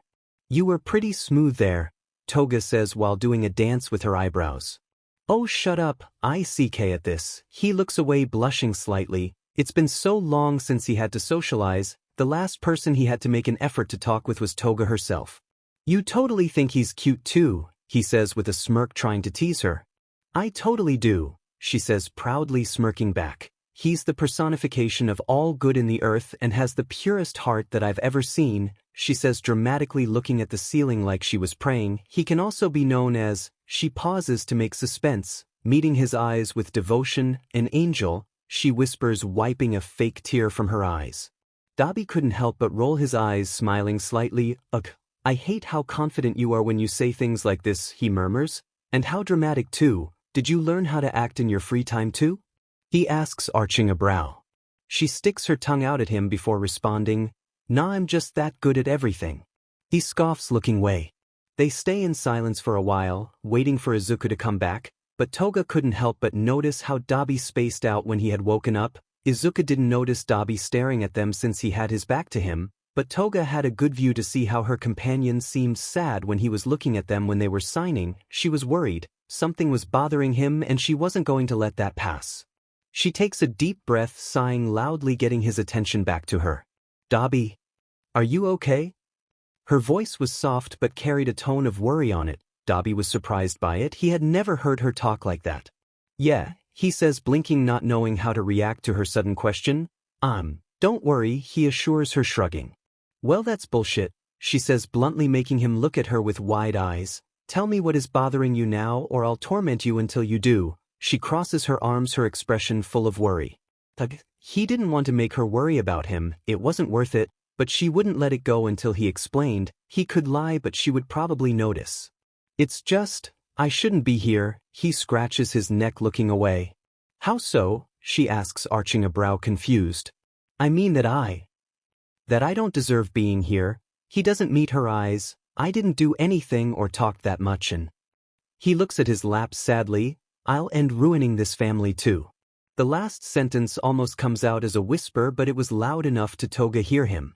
She flinched at his words. Dabi didn't talk too much about himself, but from what she could get out from him from the time they spent together, she knew his family was pretty chaotic. She knew about his mother, and secretly knew how much he blamed himself for her snapping. Even if he didn't tell her that, she could see in his eyes how much he hated himself when he told her about his mother. She didn't like seeing her friends so down like that. He totally deserves this as much as she did. She gets up from Izuku's bed and sits on Dabi's side, who was looking at her, curious to what she was doing. He didn't expect to be suddenly hugged by her. Toga was holding him tight and he didn't know how to react to her affection, and didn't have the time to when he heard a sound. They both were startled by the sound of the door opening. Toga didn't break the hug though. They both looked to Izuku, who was entering the room. Himiko notices he is wearing his hearing aids, and instead of breaking the hug, she just screams loud enough to Izuku hear. Zuzu! Come here and help me comfort our emo boy, she says while glancing at Dabi, who was looking in desperation at Izuku like he didn't want to be in this situation and ashamed for being exposed like that. He thinks he doesn't deserve our love. She starts to rub her cheek on his hair and pouting. Izuku gasped loudly, looking at Dabi like he couldn't believe he dared to think that of himself. Dabi could see a light of determination on the boy's eyes when he came closer and joined them, equally hugging him tightly. Holy shit, he was strong for a little guy. I don't know why, Izuku says quietly, trying not to stumble on his words. Why would you think that? But he shifts himself to be able to look at Dabi without breaking his embrace. You totally deserves it, and even more. He says almost the same thing that Ms. Midoriya had said to them yesterday. He seemed so determined while saying it, it made his chest warming up. Yeah, stop being a sad boy and let us love you. She tights the hug even more. You don't need to be a talking machine to make us like you. I like you the way you are, so, shush. And you are not going to ruin anything, okay? She whispers softly to him. Geez, you two are so sappy, he says teasingly, but not able to contain the shake on his voice and letting a tiny sob escape. These two were going to be the end of him one day. How could they be so good to someone like him? He felt like bursting out. His eyes were already getting red from him holding his tears. His image, he needed this. He felt comfortable enough to allow himself to cry. It was a silent cry, but it was one. Toga and Izuku didn't say anything, only letting him cry and lightly patting his back in a way of comfort. He ends returning the hug. It was awkward being hugged by two people at the same time, but he managed to embrace both of them, sinking his face on the curly green hair from Izuku while he sobbed. It didn't take too long until the three of them were openly crying and comforting each other. They were so focused on each other that they almost didn't notice someone else entering the room. Ms. Midoriya was standing in the door entrance looking at them, surprised to see them curling at each other like a pile of pups. Oops, did I come in a bad time? She says kindly, but with a hint of teasing that Dabi got right away. He whined while going back to sink his head on Izuku's hair, trying to hide his face that was completely red. Toga only chuckled at his protest of letting him go, because he needed to keep his image even when he didn't make a move to break their embrace. Izuku only continued to cuddle with them, smiling at his mother. Well, Inko was worried that both teens would have run away in the morning or something. Seems like she was worrying in vain. She giggled to herself, amused by the scene. It was heartwarming seeing her children like that. They all break out of their cuddle party when she announces that breakfast is ready. She leaves to go to the kitchen and set everything to the teens. She watches as they make their way to the kitchen, and Dabi wiped his tears, ashamed of crying, while Toga and Izuku walk by his side, telling him it was okay to cry. God, she had to protect these children. After her son and Toga comforted Dabi, they got to eat their breakfast. They ate in silence. Toga seemed less tense than yesterday somehow. She was even smiling around her. She would give a glance time to Izuku. Every time he would glance back, she would give him a blissful smile. It made her happy watching them getting along. Another thing that she noticed as they started to eat was that Dabi was still blushing, probably still ashamed for being seen crying. It was amusing to see how the teen would glance at her expecting something. He probably was expecting her to mock him or something, but then she realized it was something worse. It was like he was expecting her to punish him for crying. She didn't like how he seemed so afraid of being seen crying. Like he would be scolded by doing it, or that he should feel disgusted by letting himself show weakness. When he has cried, he looked like he wanted to stop at first. But since whatever was stopping him of crying in the past wasn't here anymore, so he let himself sob on his friend's arms. But he still was looking at her as he was expecting her to be mad at him. He looked so confused when Toga told him it was okay to cry, and Izuku nodded in agreement. But Inko didn't state her opinion, mostly because she didn't think it was needed. Maybe she should make it clear that she didn't care he cried? She waited until he would glance at her one more time. When he did, he almost flinched when she meets his gaze. She only gave him a reassuring smile that seemed to be enough put him at ease. Inko didn't know how to feel about it. She was concerned to why he would have to think that crying wasn't a good thing. But her blood was boiling in anger because she knew exactly why. He didn't need to say it. She saw it in other families, parents that suppressed their kids' feelings. Especially the boys, because they weren't supposed to cry. They needed to be strong, and crying was a sign of weakness. She could tell that these kids had passed through traumatic experiences. She wanted to ask what they have been through, but she didn't feel like it would be appropriated. When they felt like they wanted to tell her or her son about it, then she would deal with whoever has made them suffer so much. She wasn't going to ignore it, and she would bring justice to these two no matter what she had to do. But until there, she would wait patiently. She still had to hear their answer to her offer. Thinking about that, it made her remember something. She had to buy some clothes for them. Even if they didn't accept staying, she was thinking of giving them some clean clothes and at least deliver some food for them to the alley they lived in. She wasn't going to force them to stay against their will, but she would at least make sure they could eat and not feel cold outside. Maybe she could send her son to go shop with the two teens. They could bond a little bit more with that while she was off to work today. Yeah, that seems like a good idea. Inko decides to text her son instead of signing, not wanting to let the teens know what they were talking about. She was sure they wouldn't want her wasting money with them. To Sunshine. Izuku sweetie, could you go to the bank and cash out some money for me? I was thinking that you, Toga and Dabi could go to a cloth store later, buy some things for them, and since you will be already there, buy something for you too. She watches Izuku picking up his phone. He had already eaten, but the other two teens were still having their seconds. They seemed to enjoy every bite of it. From Sunshine. Sure, ma. Laughing face. Anything else that you want me to do while I'm out? To Sunshine. I think for now that is all, sweetie. If you want to, you can go now, love. Izuku only nodded and turned to tap Toga on the shoulder to get her attention. He briefly signed that he had to go somewhere and that he would be back in a while. The blonde girl glances between him and Inko with a dubious look, like she suspected they were planning something. After some seconds, she ends nodding in acknowledgement and returned to eat. As her son made his way out of the house, Inko stood up, taking her empty bowl and directing herself to the two teens who were still eating. I'll be cleaning the kitchen. When you're done you can watch TV or whatever you want. Make yourselves at home, Inko tells them with her usual bright smile. The two only nodded wide-eyed, not really knowing what to say. It didn't take too long for them to finish eating. It's been a while since they ate something so good like Inko's cooking. All they had eaten these last couple of months was trash and stolen bread, so they ate as much as they could. After finishing it, they made their way to the living room and sat on the couch, leaving Inko to wash the dishes. She had told them to do whatever they wanted to, but Toga and Dabi didn't want to be so intrusive even if Ms. Midoriya had told them to make themselves home. They turned the TV on to pass the time since they had nothing better to do. Minutes passed by and they kept in silence. Dabi glanced at Toga, who wasn't really paying attention to what is passing on the TV. She seemed lost in thought and was clearly worried about something. He was about to catch her attention and ask what she had in mind when she suddenly turned to talk with him. You know, I feel like there's something behind to why he didn't talk before today in front of someone. Her tone was melancholic. Dabi's brows furrowed in confusion. Well, that came out of nowhere. But if they were going to talk about that, then he could take his doubts with her.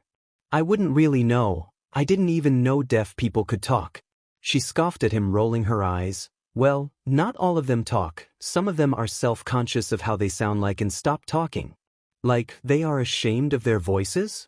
Yeah, that too. Some just don't want to talk though, but usually deaf people can talk if they want to, just as mute people can hear. The two conditions have nothing to do with each other unless the person is both mute and deaf. Oh, that makes more sense, he says, letting the information sink in. But what about you were thinking? Yeah, I have a bad feeling about it. How so? Dabi asks, still confused but now a little concerned. Toga looks at the ceiling, thinking about what happened earlier. She felt like she hadn't noticed something. There was something on his reaction that she couldn't find out what it was back then, or maybe she didn't want to believe what she saw. Through the years she noticed more how people reacted. She studied people's reactions to pass the time. Since no one would talk to her anymore, she tried to find a way to know what people were talking about by observing them. So, she knew when someone was afraid, disgusted when they felt happy with silly things at school, or sadness and regret she could see on the girl she was once friends with. It was an interesting way to pass the time. It was like by knowing how they felt she was somehow close to them. That was silly to think of, but it was her way to not feel so alone somehow. When Zuzu noticed I was watching him talk, he was startled. At the time I didn't realize, but looking back now, I think he was more afraid than ashamed. What you mean? How could he be afraid? It wasn't that big deal. Maybe if he was only being shy he would understand, but afraid? Afraid of what? I think he thought I would mock him. She pauses, or that I would hurt him. She says with disbelief, not wanting to believe her own words. Dabi looked at her bug-eyed. They both stayed in silence, not knowing what to say. They didn't know what could have made the boy feel like that, and they were afraid to find out, but Toga and Dabi couldn't stop worrying. I think we should ask his mother about it, she suddenly says, looking at him determined. Dabi frowns. Are you sure? I mean, isn't it too personal to ask? It wasn't their place to talk about whatever the boy was feeling. Of course he was worried about the boy, but even so, he didn't know if it was his place to question his past. Maybe, she looks away shrugging, but I'm worried about him, and you know that when I'm worried I don't let it pass, she gives him a founding look. Yeah, that was true, it was proved earlier when she had noticed he wasn't feeling well.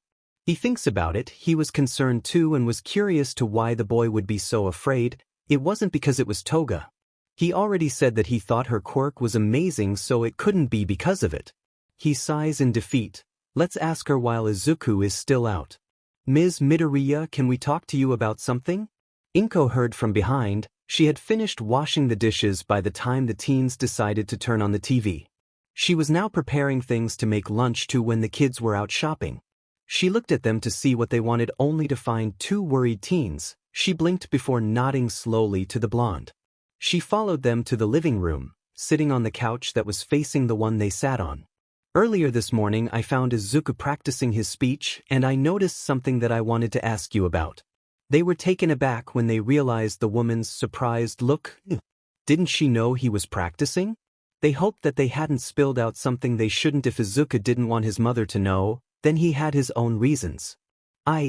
Go on, she decides to not question her son's choice. She knew it wasn't something bad, she was actually pretty happy that he was thinking of going back to talk. She missed her son's voice so much. She knew he was self-aware of how his voice sounded. So she was more surprised than mad for him not letting her know. If she knew her son well, he was probably planning on surprising her with this development. Toga coughed, recomposing herself. He was really startled when he noticed that I have heard him talk. She looks at Inko in the eye. But what worried me is that later I noticed he was more afraid than ashamed. Inko sighs. It was only to be expected. She looked down to her lap. Both teens look at her confused. He was bullied when he was 3 years old for being deaf. He slowly started to talk less because the kids would tell him his voice was annoying, she says sadly. I tried talking to the kids' parents, but it wasn't much of help since they wouldn't obey their parents' demands. She turned to look back at the two teens. Toga seemed so sad, like she had confirmed something she didn't want to be true. Dabi seemed as sad as her, understanding now what Toga meant. It got worse after he turned 4, she continues. He would come back home with his hearing aids broken. One day he came back all bruised and with his ears bleeding. After that he stopped talking entirely. He wouldn't even talk to me anymore, she sighs. I tried to talk to the teachers, but they didn't care, neither did the kids' parents. She remembers that one day she had decided to teach him at home and get him out of that school. But Izuku didn't want her to do it. He said he didn't want her to quit her job so she could teach him. Dabi and Toga were looking at her with disbelief. They knew the reason the boy wouldn't talk was bad, but they didn't think it was that bad. Toga seemed to be connecting the dots on her head and flinched when she came to a conclusion. Why after he turned 4? Toga asked. Her voice was trembling with anger. Inko bites her bottom lip, looking away. It was now or never. If she told them the truth and they reacted badly to it, she wouldn't know what she would do. Because as much she wants to keep these kids safe, she didn't want more people to judge her son for being quirkless. And she didn't want them to hate him for it, especially when they seemed to get along so well in such a short time. So she prayed for the best. It was when Izuku was diagnosed quirkless. She says blankly. The bullying got worse after that, didn't it? Toga whispered. Yes. Wait, people bullied him because he didn't have a quirk? Dabi was out of words. For years Dabi hated his quirk for bringing him so much pain. He would give anything to get rid of it. He felt a little pathetic for wishing not having one when there were kids like Izuku out there who suffered for not having one. The world was all about quirks, wasn't it? Toga was tossed out for having a creepy quirk, Dabi for not having the perfect one, and Izuku for lacking one. The world could be so cruel sometimes. Inko watched the two teens satisfied. They were angry, but not to the fact that her son was quirkless. You know, you are the first friends Izuku had made since he was 4, she tells them fondly. It's been so long she had seen her son so carefree around people that were close to his age. Toga and Dabi felt a warming feeling on their chest. Friends? Could they be called that? They still couldn't believe they have met the boy. Still thinking he was just acting out of pity. But did Izuku consider them his friends? If he did, they wouldn't complain about it, it actually sounded nice. Yeah, they could consider him their friend, it was a hell of a good friend they had. It was set, they have been thinking about Inko's offer since she presented it to them. They had a lot of cons and pros, and even if the cons had won, they would stay only so they could protect this little family. They were way too good to their own safety, and they weren't going to leave anyone treats their family that way ever again. It was the last thing they could do after the freckled boy had done so much for them when he wasn't asked to. He was truly their little broccoli hero and they would protect him with their life. Midoriya Toga was cut off. Oh, call me Inko please. Inko, she coughs the name. You have decided to accept your offer if you will have us. Take good care of us, they both said in unison, bowing to the green-haired woman. She let out a chuckle. They were good kids, she would gladly take them in on her house. After that, they chatted a little bit more about Izuku's past. Inko shared how she had the feeling that her son's childhood friend has been bullying him. Dabi and Toga noted to themselves to kick his butt if they ever encountered the boy. They heard some sweet stories about Izuku when he was a toddler. By what Inko had told them, he was a total All Might fanboy. But through the years he ended losing interest in trying to be a hero. Being this, he didn't have that much of merchandise as he had when he was little. He decided to let his mother sell most of his stuff and just let a couple of posters. They continued to chat waiting for Izuku's arrival, but Toga was becoming impatient, missing the boy's company, so she decided to go to her phone. Staby changed the chat name to 2 Trash Beaches and 1 Cinnamon Roll. Staby changed Izuku's name to Precious Green Boy. It took a while so he could see the message. Probably busy with whatever he was sent to do. After a couple of minutes their phones beeped with a new message. Precious Green Boy, seriously? Staby, you totally are, so shush. Precious Green Boy. Precious Green Boy changed Staby's name to Best Girl. Best Girl. Fjhe le gasp. Zuzu. You pure child.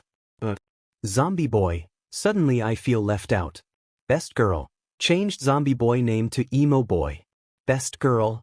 There you go. Emo Boy, hey. I'm not emo. Best Girl. Pf, please, when was the last time you looked at yourself in the mirror? Emo Boy, understandable. Precious Green Boy changed Emo Boy's name to Fallout Boy. Precious Green Boy, better? Fallout Boy, even you Brutus? Stop calling me out you too. Precious Green Boy, 3C. Best Girl, 3C. Fallout Boy, cursed. They kept like that for the next hour, texting each other, free of all the density they had once carried. They were loving this broccoli family.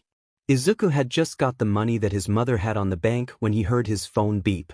He smiled when he saw who had sent the message. Toga had changed his and the group chat's name. They kept texting while he made his way home. Dabi had entered the conversation as well. It was interesting how easy it was to talk with them. Toga was so cheerful. She was the one who filled the conversation on the trio. He had a feeling that she would never run out of things to talk about. Dabi was quieter, and just like him, he seemed to be new with the whole being social thing. He liked their company, they didn't look down on him. Maybe it may be because he didn't tell them the fact that he was quirkless yet. But if they didn't care for him being deaf like the others did, he may have a chance that they won't care for his lack of a quirk either. He thought to himself if his mother had managed to make up their minds so they could stay. He couldn't let them go back to how they were living before. If he could help them, then he would do anything in his power to do it. He was close to his house already. Fortunately, the bank wasn't too far away. As soon as he opens the door, he sees a blur making its way towards him. He almost yelps with the sudden embrace. Zuzu! We missed you, the blonde girl yells while tightening the hug. Toga, I think you're killing him. Dabi says, slightly worried with the lack of color on the green-haired teen. Oh, I'm sorry Zuzu, she smiles, scratching her neck, not really sorry for her actions. It's okay, he returns her smile with a brighter one. Did you get the money, Izuku? Inko asks, ignoring the confused looks from the other two teens. Izuku nods in confirmation. Good. Why don't you three go shopping while I'm out then? She claps her hands, her smile matching her son's. Ms. Midoriya, we can't let you do that. Toga complains bug-eyed, Dabi nodding in agreement, equally astonished. Oh, why not? You are already staying, so some clothes will be needed, she says, not breaking her smile. Izuku's eyes widened with his mother's statement. They were going to stay? Dabi and Toga almost had to cover their eyes when Izuku looked at them with bliss. They could almost see stars on the boy's eyes. And that was all because they were going to stay? They didn't know how such simple things could make the teens so happy. But they were going to make sure to keep it that way. You are staying? He asked, trying to make sure he had heard it right. Hearing aids could be tricky if not regulated well. Yes, we are. Toga says fondly. I still don't want you to spend money with us. Dabi says, bringing back the matter. It's nothing, sweetie, after all, you deserve this. Inko's expression softened. You can go now if you want, I'll be back from work near lunch. Both teens seemed to want to protest, but the woman's voice didn't let any room for arguments. They sigh in defeat, making both greenettes giggle. Izuku waited for them outside as the other two thanked his mother for all the help. They left and walked side by side, slowly, not really in a hurry. Zuzu? What does your mother work with? Toga asks in curiosity. She is the chief cook of a restaurant, he simply responds. Wow, that's why her katsudon was so good. She whispers to herself after translating it to Dabi. After that, they keep walking in comfortable silence. Toga humming to herself a song that Izuku didn't really recognize, but he didn't complain. Dabi was quiet as usual, but he saw how the boy's turquoise eyes landed on a mirror from a store and flinched with the sight. For some reason he had a feeling it wasn't because of his scars, but for something different. He did notice how he seemed interested in the hair salon that they passed by. Izuku noted to himself to go back there after shopping.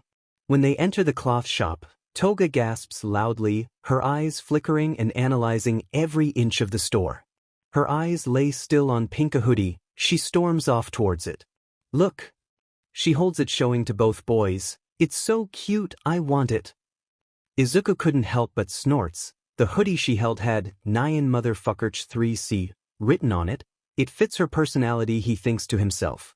Dabi rolls his eyes. You only like it because of the emoji, you don't even know what it's written on it. She arches a brow at him. Does it matter? It could be written, I like D. For all we could know, he huffs. You're right. She turns to analyses the piece of cloth. If it was PP, then I wouldn't complain. That got her a smack in the head. What was that for? She looks up at him wide-eyed.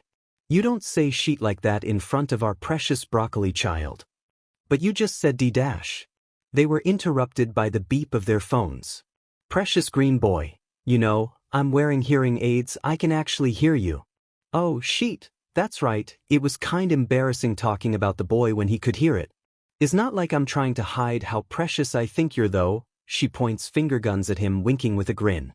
That got her another smack. Stop it. She whines. Geez, Dabi couldn't understand how the girl could be so blunt with things like this.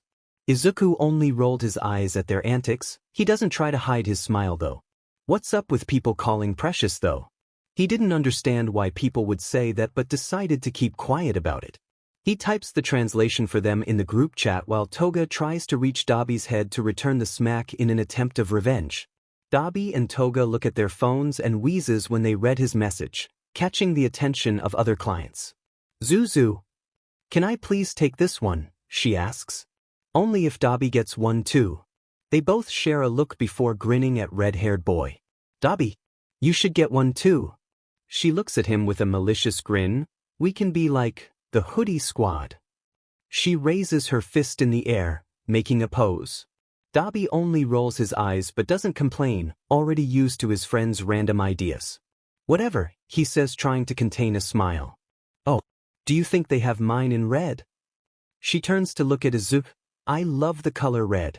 Both boys glance at her, not knowing what to do with that information. She seemed passionate when talking about the red color. Must be because of her quirk, Izuku thought to himself. They start to look for a hoodie with the color that their companion wanted, catching some couple of clothes in the path. Dabi got most of his clothes in black or shades of blue, taking some jeans and white shirts. Toga went for everything that was considered cute, in shades of pink and red. They both got some shirts that had meme phrases. Izuku found them glancing over their shoulders at him for a moment.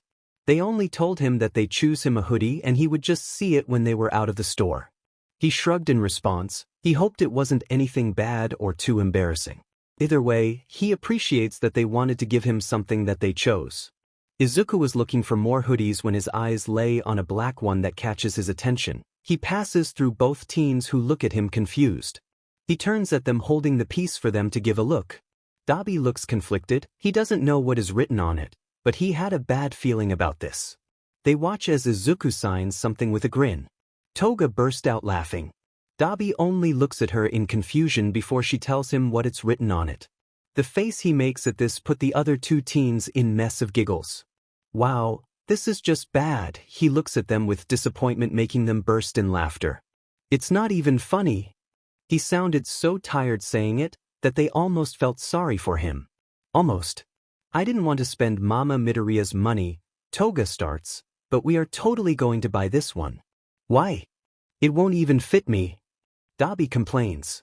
The hoodie was indeed too small for him. Well, that won't be a problem, we will just have to find one that fits you then. She winks at him, making him huff. Izuku only give him thumbs up, smiling brightly.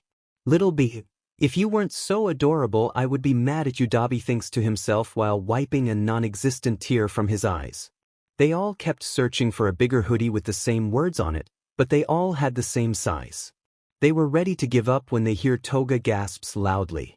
They turn to look at her only to find her grinning like a maniac while she holds a pink hoodie.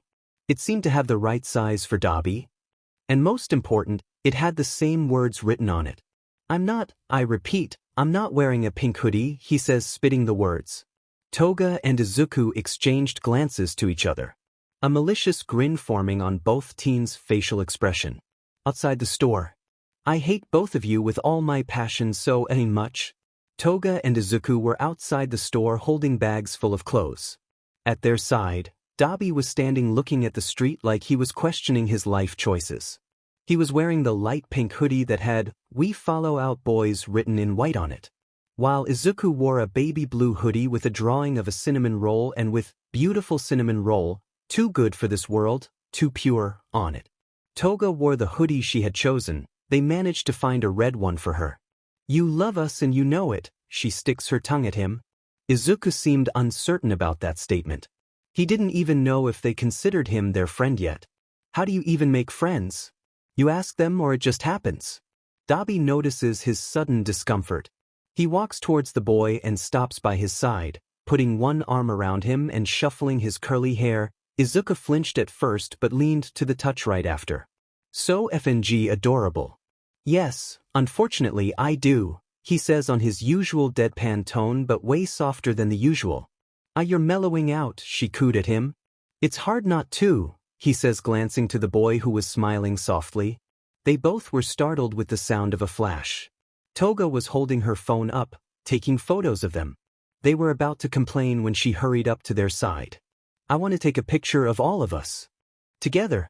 You know, to record the good days, she says, beaming at them. They arranged their poses for the picture, not really complaining at her idea. They both give her a one-arm hug, squeezing her between them. It was good recordation. They all looked happy on the pictured. Dabi at the left with a fond smile, Toga in the middle showing her sharp teeth without any concern or shame. Izuku on the right had the most precious smile, like he was having one of the best days of his life. Toga totally didn't set the picture she took as her background phone. After they took some more pictures, they went to some other stores to get some shoes. The ones from the other store were way too expensive. They took the opportunity to take some pajamas from another cloth shop that they passed by. Every store they stopped by, the shop assistants eyed Dabi's hoodie with confused looks, to which he replied by pointing finger guns at them. Toga insisted to buy matching cell phone cases for all of them, even getting one for Izuku's mother's phone. It wasn't expensive, so he let her take and choose it for them. She got a green one with a bunny keychain for him. Hers was a red one with a bloodied knife. He has no idea why they would sell a knife keychain, but okay. Dabi almost threw a fit when Toga had showed the one she chose for him. It was all black. The keychain was the symbol of the Fallout boy band. Izuku could swear he saw the red-haired teen wiping tears of frustration. The one for his mother was chosen by all of them. The case had a pastel pink color and unlike theirs, it had something written on it. They all agreed that the one that had #OneMom written was going to be the chosen one. It had a lime-colored heart as a keychain. Toga was excited to go back home and give it to Izuku's mother. Midoriya was thinking of passing by the hair salon again when he heard a familiar voice. Deku! Izuku flinched. He knew this voice and he didn't like one bit that this person was here. As he turns to meet the owner of the voice, he sees another boy by his side. Both of them were looking at him in relief for some reason. He recognized them as some of the many friends of Bakugo. Toga and Dabi exchange a look of concern at their friend's reaction. They weren't liking how his bright smile was replaced by a frown. They could see the fear flashing on his eyes. It made Toga's stomach turns. It was the same haunted look she saw on this morning when he noticed that she had heard him talk. Dabi watched by the corner of his eye as Izuku turns off his hearing aids and placed his hands on his ears ready to take it off if necessary. It didn't take too long to both of them to understand what this was about. These two were clearly some of many that tormented Izuku. Without thinking about it any further, they put themselves in front of him to block the two other teens from getting near him. Both of them with a blank expression, not really amused by the realization they came to. The two unnamed teens exchanged suspicious glances, keeping an acceptable distance between the trio. "Dude, you scared the shit out of us," the boy, as they decided to call him, starts, ignoring the glares he was receiving. "When you didn't come to school yesterday, we tough you had done it." Boy B says, "Yeah, Bakugo crossed the line yesterday." They said with guilty. Izuku just wanted to go home. Whatever they wanted with him, he just wanted it to be done as fast as possible. He was having a great day and he didn't need them to ruin it. He turns to sign something to Toga, so she can translate it for them. He asked, "What do you two want?" The blonde girl says bluntly, not really caring if she sounded rude. "W just wanted to make sure you didn't do it," B says, startled with the girl's aggressive look. "Didn't do what?" Toga asks for him, arching a brow in confusion. Izuku nodded, equally confused. The bullies exchanged a look between each other. The dark-haired looked at the other one, unsure of what they should say. "You know the thing that Katsuki said yesterday?" The long-haired one says hesitantly. Izuku was still confused, and that made the bullies frown, getting confused as well. "Did Bakugo said anything yesterday?" "Oh yeah, he wasn't using his hearing aids. He didn't even try to read his lips that day. Damn it, whatever he said, it was a big deal. He usually didn't even try to understand what Blonde would tell him. It was never something good anyway." But judging by the look of guilt and regret on both teens, Katsuki may have said something way worse than the usual to make them so worried. Now he really was unsure if he wanted to know what his once childhood friend had told him that day or not. He was so chill the last couple of days. Why Bakugo had to mess with him even when he wasn't here? Why was he feeling so affected by their presence now? So much had happened in the last 2 days. He had met All Might. He brought 2 homeless teens to his house and befriends them. He experienced so many different emotions in such a short period of time that he forgot how he was used to not feel anything at all. Dabi stared down at the 2 boys in front of him. They were tense under his cold stare. He watched as they tried to avoid his eyes and giving quick glances at his scars burns instead. Whatever their friend had told Izuku, it didn't seem to be good. "And what did your friend had said?" he asks coldly. The boys looked at him with wide eyes, unsure if they should answer whoever this scarred man was. But they quickly made their mind, as Dabi seemed to be losing his patience when he narrowed his eyes at them. He said, "If you want to be a hero so bad, take a swan off the roof and pray you get a quirk on your next life." The long-haired one responds, looking down at his shoes. Dabi and Toga felt a shiver go through their spines. Izuku was looking down. Suddenly the floor seemed so interesting right now. He really didn't need negativity on his life right now, so he didn't bother to read the boy's lips. And judging by the look of his friends, it was bad. It was really bad. They looked horrified, like they had just witnessed a murderer, but it didn't last long. Soon their expression changed to something else. They looked, how he should say it, oh yeah, murderous, it fits it well. Toga was gritting her teeth like a wild animal, and he could swear he saw a faint blue fire making its way to Dabi's hands. He said what? Toga snaps. How could anyone say that? Especially to Izuku. He was such a sweetheart. She knew he was bullied by what his mother had told them, but this? That was too much, not even she had passed through something like that. Alright, pay attention, because I'm not going to say it twice. Dabi starts clearly irritated. If any of you or your little friends ever do shit like that again against Izuku, I go and cremate you alive. His entire body was literally on fire now, blue flames spreading on the floor towards the two teens. And before he does that, I'm going to cut your fingers one by one and slide my knife from your throat to your stomach, letting your intestine out of your flesh. Toga adds with a smile that shows her sharp teeth, I'm sure you'll look great in red when I skin you alive as well. She claps her hands. Oh, so many options, I can't wait. The bullies went pale. They looked at them in horror. The two boys took some steps away from the trio, frightened by their threats. What hell dash? Why you two are effing crazy? How the hell had Deku made friends with people like that? Toga walked towards them, not breaking eye contact. The bullies didn't wait for her to get any close. They ran as fast as they could, almost tripping on their way off. Izuku watched as his bullies ran away. He turned to look at the two teens at his side, arching a brow in suspicious as like he was saying, the heck did you two say? God, she was so glad that he couldn't hear their threats towards the bullies. She knew Izuku wouldn't approve of them wanting to kill the little BSTRDs. We just told them to leave you alone, she lies. You didn't have to do that, he deadpants. Of course we had. Friends take care of each other, she signed back while she talks. Dabi nodded in agreement, his anger still evident. Izuku looked at her bug-eyed. Why did they care so much?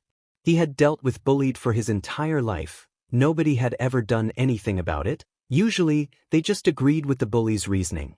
He shakes his head. He was going to complain when Dabi held a finger on his mouth. Listen, dude, you're not alone anymore, okay? You have us now, so just let us worry about you, okay? He says, believe me when I say this, we care about you more than you can imagine. And we are not going to let anyone look down on you as long as we are here, quirk or not, you're worth fight for. Toga translated it for the freckled boy since he still hasn't turned his hearing aids on again. Izuku freezes. They knew he was quirkless? His expression may have shown his shock since Toga quickly explained. Your mother told us, we don't care, okay? You're still the best person I've ever met and we love you. Toga sighed with a fond smile. Both of them were startled when Izuku's eyes were filled with tears. Dabi was going to ask what was wrong when he was surprised by a sudden embrace. Izuku pressed his face on his chest, letting the tears make their way out. Thank you, he whispers, his voice trembling with the sobs. The little green mop stays like that, clinging against Dabi. After he recovered from his shock, he hugs back the boy awkwardly, not really used to the display of affection. He pats his head in an attempt to comfort the boy. You're welcome, he whispers back, even with knowing that the boy wasn't going to hear him. Toga hugs Izuku from the back, resting her chin on his shoulder. They keep on their three-way hug for as long as necessary to calm their friend down.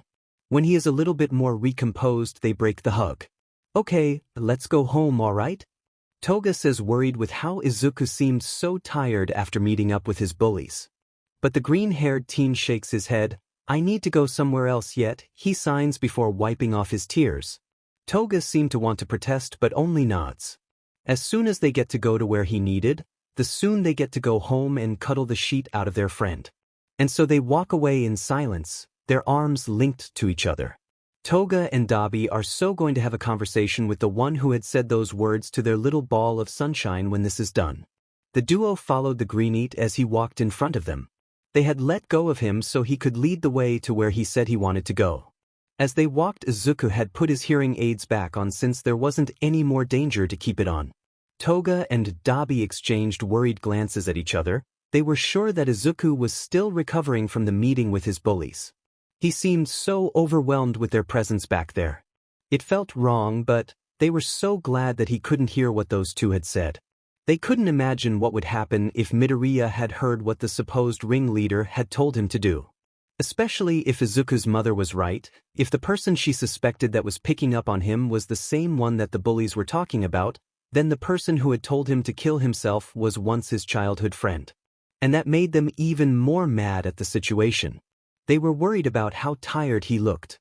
They could imagine why though. You are walking with your friends, having fun with them, and suddenly the people who torment you every single day show up and want to talk to you. Yeah, it made sense, but nothing that a good meal and a cuddling time wouldn't resolve.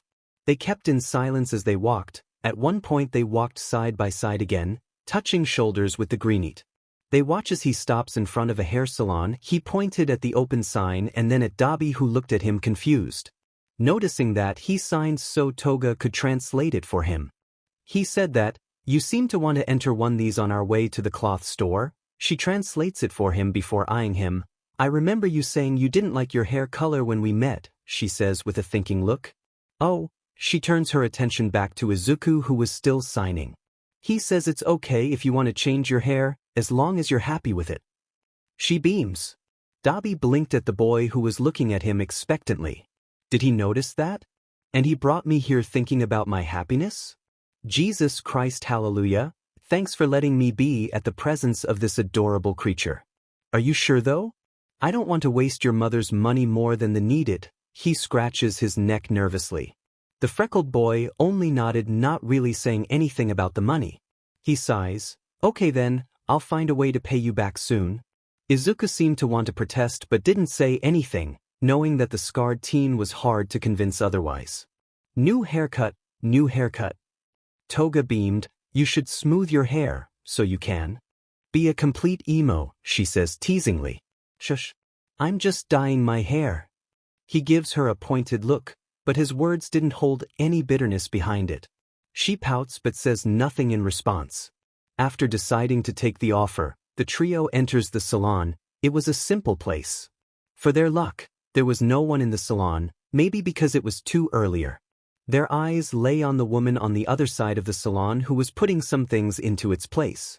The pink-haired woman notices their presence when she turns to go back to the front of the salon. Oh, she blinked agape, eyeing Dabi. At first, he thought she was looking at his scars, but he realized she was staring directly at something else. Dabi blinked confused before he looked at himself.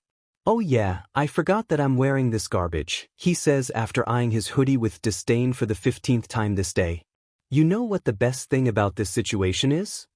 Toga asks noncommittally. He sighs loudly, pitching his nose. What?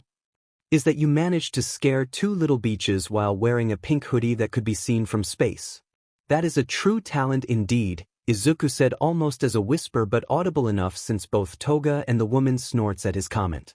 Dabi gave him a betrayed look. Brutus, stop, he says while putting a hand on his chest, pretending to be offended. Men in pink is my new aesthetics, she says between giggles. You two are still going to pay for this? Toga rolls her eyes but doesn't let her smile fade. Stop being a drama queen. The woman chuckles at their antics, putting a hand of her mouth to suppress the sound. My, you all pretty energetic, aren't you? She looks kindly at them. I'm Hatsamaine. What can I help you with? Dabi notices how she eyed his scars from a brief moment. He was thankful that she decided to not react at it or speak out loud her thoughts. He was actually surprised that she didn't feel disgusted or afraid of him. She actually seemed sad when she saw them. My friend here, Toga says, pulling Dabi with one arm, wants to dye his hair. Yeah, that. Aine claps her hands with a hint of excitement. Okay. What color would you like, sweetie? He never thought very well about it. He just wanted so badly to change his hair so he wouldn't resemble that BSTRD, that he didn't care what color he would dye it. He would dye it pink if necessary. He felt his hoodie's fabric being pulled from behind. He turns and finds Izuku pointing to an exemplary on the wall from a black-haired haircut. Black? He arches a brow, taking that into account. Toga gasps loudly when she looks at the same exemplary. She points at it as well. Dye it black and make an undercut. It is going to look so cute. Cute? Well, okay, I guess. He didn't think about getting a haircut, but why not? If it would help to change his look, then fine. He totally isn't doing it because Toga and Izuku are looking at him like excited puppies. Yup, absolutely not because of that. What about you? Do you have something in mind? She looks at Izuku. Toga immediately involves the green-haired boy on her arms. Do not touch this work of art, she hisses while passing her hand through the soft curls of his hair. The woman brings her hands up in defense but chuckles. All right, got the message. What about you though? Toga blinks. Me? She leans back looking at both boys. Should I? Dabi shrugs. If you want to. We could give a look on more examples before deciding, Izu says smiling. The woman, as if I understood what he said, suggested, what about you give a look at the catalog while I do your friend's hair? If you like something from there, then you can tell me when I have finished his session, Ain tells them, lending her the catalog. All right. Himiko turns to her friend, Zuzu. Help me pick one. She grabs his hands and lead them to the waiting room so they can sit. Dabi only watches them leave fondly. Your siblings are so adorable.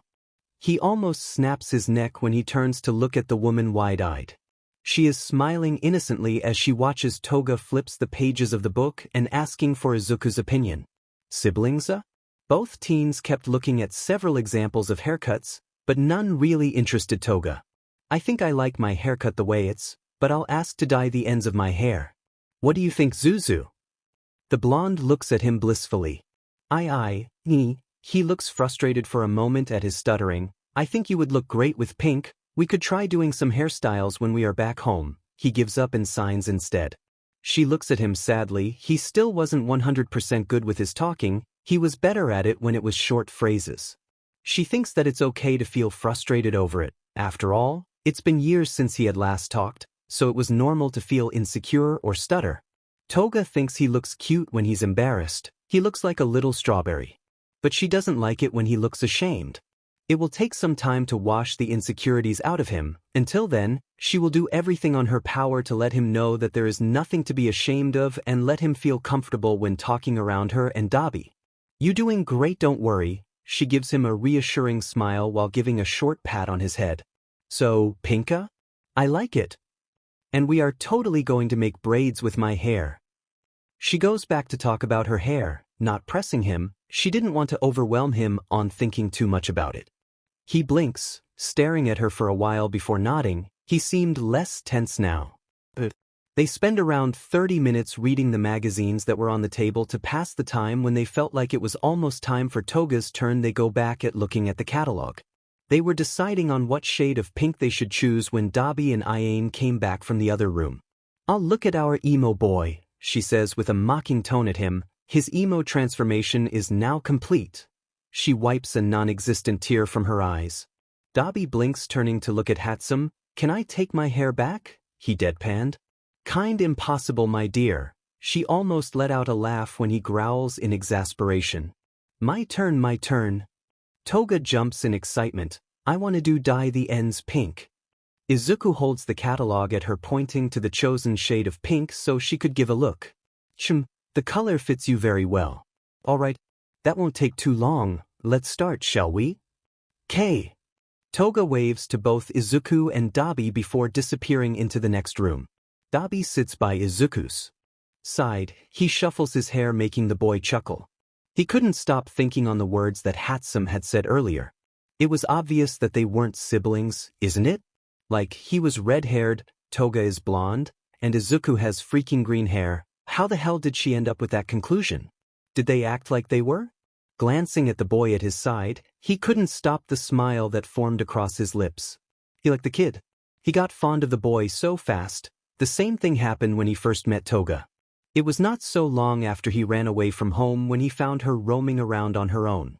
Her eyes were so dull back then. She was nothing like the cheerful girl that she was now. He remembers how she looked at him, expecting him to say something. He didn't know what she thought he would do, but she seemed like she had accepted what life has done to her. Dabi didn't say a word to her. She had walked through the same alley he was staying by. He gave her room to sit by his side if she wanted. He had his jacket off, so he offered it to her, noticing how she was shaking of cold. He could use his quirk to warm him up if he needed it. But the girl didn't have anything that could do it for her besides more clothing that she probably didn't have. The look she gave him that day made his heart ache. She was so surprised by his offering. It was like he gave her the most amazing gift in the world, like she was expecting him to do something else. It was like she was waiting for him to shoo her off. He got so shocked when she started to cry that he didn't know what to do, so he just waited until she calmed down. When she was done, he made the same offer again. She silently took his jacket and put it on. She sat by his side and wiped the remains of her tears. They stood like that for the rest of the night, and then days passed by and she didn't leave his side.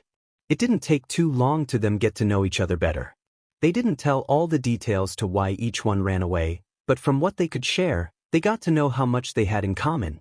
Their family wasn't very fond of them, they hated their quirks, they hated how the world would turn a blind eye to quirk discrimination or to heroes who were bad people and still were idolatrized. They had no one to rely on, and they were scared and alone. In a short time, they were almost in sync. It was like they knew each other since they were little kids. They balanced each other.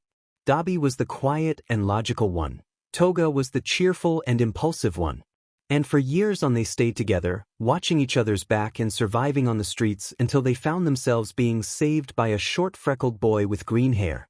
And it was like he was reliving all of it again. He knew the boy for only 1 day and a half and he would kill the world for him. The kid was like the sun, emitting warmth and making people orbit around him. He didn't know if it was the woman's words or the instincts that were buried for so long that were crawling out. But he was willing to admit that he did care for the two like they were his younger siblings. The feeling was always there. He wasn't one to brag himself, but he was a good big brother before running away. He would make anything for them, bleed for them, and if necessary, put himself in front of them when his father would snap. He missed his siblings, but he couldn't go back. It was like his instincts as a big brother was flowering up again. He wanted to protect these two, and Inko was such a good mother. He never knew how it was to have a mother who cared so much for her child until he met her. It was like the concept of family that he knew all along was all wrong, and now he was finally having the chance to see how it should have been. He was liking to stay with them. It was like he was finally living for real this time. He watched as Toga came from the other room with her hair done. Izuku was beaming on his sit signing to the blonde happily. "We should take a picture," she beams back. "Another one?" Dabi says, finally getting back to the real world. "Up. But this one with our new hairstyle." She beams. "You sure are in the mood for taking photos today," he comments, amused by her enthusiasm. "Do you want me to take it for you?" Hatsum offers, having fun in watching the teens so energetic. If they only knew her daughter, they would probably explode the entire Japan if they ever get to meet each other. "Yes." She chuckles. Okay, get ready kids, I want everyone smiling." She prepares herself to take the picture. Toga got on her fingertips and leaned herself on Izuku, making him low a little bit. Dabi stayed by Izuku's side, trying his best to smile despite his scars, making it very hard to. "Done. I hope you like the result," she says, kindly giving the cell phone back to the teen. "It's perfect, thank you." "We should probably go back home by now," Dabi comments, the word home being said with fondness. "Ms. Midoriya will arrive soon and we still out here." "Oh shoot. You right, it pretty late already," Toga says as she looks bug-eyed at the clock on the wall. It was surprising how time has flown so fast. They suppose it happens when you're enjoying yourself. Izuku quickly pays the woman for both of them and bows, thanking her for her work. "Take care kids," Ayane says, waving goodbye to the trio, the blonde one yelling her goodbye back while the other two just waved back. They walk fast, not really wanting to worry Inko for being late. Toga was so going to show her the photos she took today. Maybe they could even frame it. On an alley not so far away, two figures stand on the narrowed place. "Kurojairi, didn't you say that those two idiots were living here?" The shaggy blue-haired man asks scornfully. "Ye-dash. Well, they aren't here," he yells, looking around at the empty alley. "How am I supposed to recruit them when they are not even here?" The warp man sighs. The young master had shown interest on the scarred teen and the blonde girl. It's been a while. He wanted to recruit them, but the two didn't seem to like their ideals very much, so it made no sense to try getting them to join again. But here they were, on an empty alley, dealing with the horrendous smells of garbage and no sign of those two. Just give up already. They probably moved to another place so they could avoid this situation, the warp man says while opening a portal. Their quirks were going to be so useful, the man-child murmurs to himself while disappearing into the portal. The things I have to go through, the warp man sighs tiredly before entering his own portal. Little extra. The trio walked through the streets more reinvigorated. After going to the hair salon, Izuku seemed to forget the incident from earlier. Good, they didn't want him to feel down because of those two bullies. They still had to do something about it, by the way. They sure didn't want to upset him for beating the shit out of those BSers. The boy had a golden heart. the type that doesn't like to solve things with violence. If he was that type, he wouldn't have people still bullying him. Of course, that wasn't a justification for people to treat him badly, but unfortunately, it was true. People take advantage of those who are too forgiving and kind. If you didn't fight back, they would keep tormenting you. If you didn't tell anybody about it, then they didn't have to worry about being caught. For them it sounded so simple, he just had to tell Inko about it and everything would turn out okay. But then they stopped their line of thought and decided to analyze it better. First of all, they weren't him. For them it may sound easy, but for the boy, it may feel like the hardest thing to ever think in doing. Second of all, they were being hypocrites. Toga never told anyone about her parents' negligence, because she knew no one would take her side. Dabi didn't even think about it as well, mostly because it would be his words against the number 2 hero's word. But most importantly, they didn't know how a normal family worked until now. It must be difficult to tell the one who truly cares about you the most that you have been bullied for years and they failed to notice it. If they could deduct anything about the green-haired woman from the short time they knew her. She was the type of mother that would do anything for her child, and if the woman knew that she failed to protect him and acknowledged that he has been suffering for so long, it would break her heart. She would definitely blame herself, more than she already does, since she is suspicious about it. It wasn't her fault, neither Izuku's, but they were sure that both Midoriyas were way too stubborn to acknowledge that. Somehow, they had this bad feeling that even if he did tell her, nobody but them would care about it. If until now, no classmates or teachers had said anything about the matter to his mother, then they didn't care about what was happening to the greenette. Or worse, they may even think that he deserved to be treated that way. They were having a hard time to hide their anger as they walked by the green-haired side. The more they thought about the matter, the angrier they got, but they didn't want to kill the comfortable mood they were in. Especially since Izuku seemed more relaxed now than earlier. They didn't need to mess that up. They didn't want to mess that up. It was hard to watch how off he was back there. He looked so tired. So they kept smiling even when they were angrily screaming internally. It seemed that their smile was convincing enough since the boy looked up to them and smiled as well. Their smile softened at that, turning into a genuine one. The duo felt a little bit lighter at how the boy had smiled at them. It was so calm and at the same time, it made them feel so gleeful. It was hard trying to understand how people would treat the teens so badly. They had to do something about it. They weren't always going to be able to be there to protect him. They had to tell Inko about what happened. They couldn't just not tell her.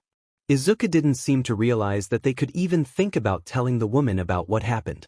And that hurts to think.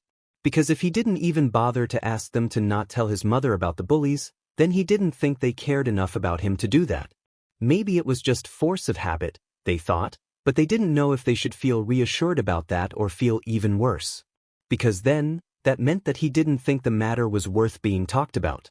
A person so kind-hearted like him shouldn't have to be used to not be cared about. So yeah, they would have to talk about it with his mother, but not today. They were having a good time now. Today they would just enjoy themselves and rest. Tomorrow they would talk about it. They hoped that the Greenette wouldn't be mad at them for doing so. But putting that aside, they were worried about him going back to school. Thinking better about it, the boys that they scared off may tell the ringleader about it and get even madder at the freckled boy. Sheet, they effed up. They would never forgive themselves if that happened. They would figure out something to work with the situation, Dabi thought to himself. Inko did say Izuku didn't want to be taught at home, because he didn't want to keep her home and deprive her of her job. But now they were here for him. Dabi wasn't the best person to teach, but he did finish school. He knew some things from the hero course before dropping out as well. He was thinking pretty hard about this. It was worth the try. If he did find a job while living with the Midoriyas, he could help pay a teacher so they could teach the boy better than him. Until there he would gladly teach him if he accepted his offer. He knew it was quite expensive to hire anyone to teach at home. Toga would totally be up for hunting a job with him if that meant helping Izuku. Yup, that was a good idea. They would discuss that in the next day with both Midoriyas. They weren't going to let Izuku land a foot in that school again. Izuku found it strange that Dabi and Toga got so quiet. They were usually talking all the time, filling the silence that he couldn't find himself to break. But now they looked so thoughtful. He almost flinched with the aggressive aura that was surrounding them. Did he do something that got them mad? He obviously hadn't said a word. Since they hurried up out of the hair salon, they walked in silence. Infinite possibilities crossed at his mind. He was almost on the verge of panicking when he decided to give another glance at the two. He internally sighed with relief at the sight of both of them looking at him with their usual smile. He smiled back, happy that whatever was making them mad was already forgotten, or that was what he thought. At that, he returns to his line of thought. He couldn't stop thinking about the incidents from earlier, not about the bullies. He was already used to their beating and insults after all. But he couldn't stop thinking about how Toga and Dabi were so patient and kind to him. The way they treated him wasn't out of pity. They talked to him as a normal person should. If he stuttered, they wouldn't make fun of him. Toga even said that she found his voice pretty. Nobody but his mother had ever said that, and when she told him those words, he could see that her compliment was genuine. What made him feel even happier was that they didn't care about him being quirkless. He was surprised at first when they said that they knew. He would never be mad at his mother, but he felt betrayed. Toga said she had told them about it. If he decided to not tell them that he was quirkless, it was because he had his reason. She couldn't just tell them without his consent. But he forgave her as soon as they showed to no care about his lack of quirk, and he couldn't be happier to know that. He felt lucky for meeting both of them. He never had anyone to hang out. He never had anyone who accepted him the way he was. And the way they interacted with each other was like they knew each other for years. It was calming. Even when they were silent, it was a comfortable silence. It was such a good feeling having friends. He smiled to himself. They arrived home in time to see Inko almost entering the apartment. She stopped on her tracks when she heard loud footsteps approaching. When she turned, she didn't expect to see the same two teens from earlier wearing hoodies and with their hair so different. She blinked slowly before turning to talk with them. "You both look good in pink," she says teasingly. Toga chuckled as Dabi groans, throwing his arms up dramatically. "Let's get inside, kids." She enters the apartment after the trio nodding in agreement. "Ms. Midoriya," Toga yells as soon as everyone got inside. "You can drop the formalities. Call me Inko, my dear," she says kindly. Toga looks surprised for a moment but soon turns back to beam at the woman. "Okay. Inko-san, we got you this." The blonde gives to her a cell phone case. They were so disappointed that they didn't find any hoodie that had something related to Mom's written on it. The only one they found was way too simple and it only had small sizes. Toga was going to make her life goal to buy a hoodie for the woman as well when she gets her own money. She had to buy one so they could evolve from the hoodie squad to the hoodie family. The blonde watched as Inko eyed the pastel pink object with curiosity. As the woman took it on her hands, she sees the tiny green heart keychain suspended on it. She caressed it with her thumb like she was analyzing it. It was after she finished looking at it that Inko noticed that there were words on the cell phone case. Unlike the teens' hoodies, the words were in Japanese, so she didn't need anyone to translate it for her. She felt a warming feeling growing on her chest when she read the phrase. She brings up a hand to her mouth as she smiles. "Did you like it?"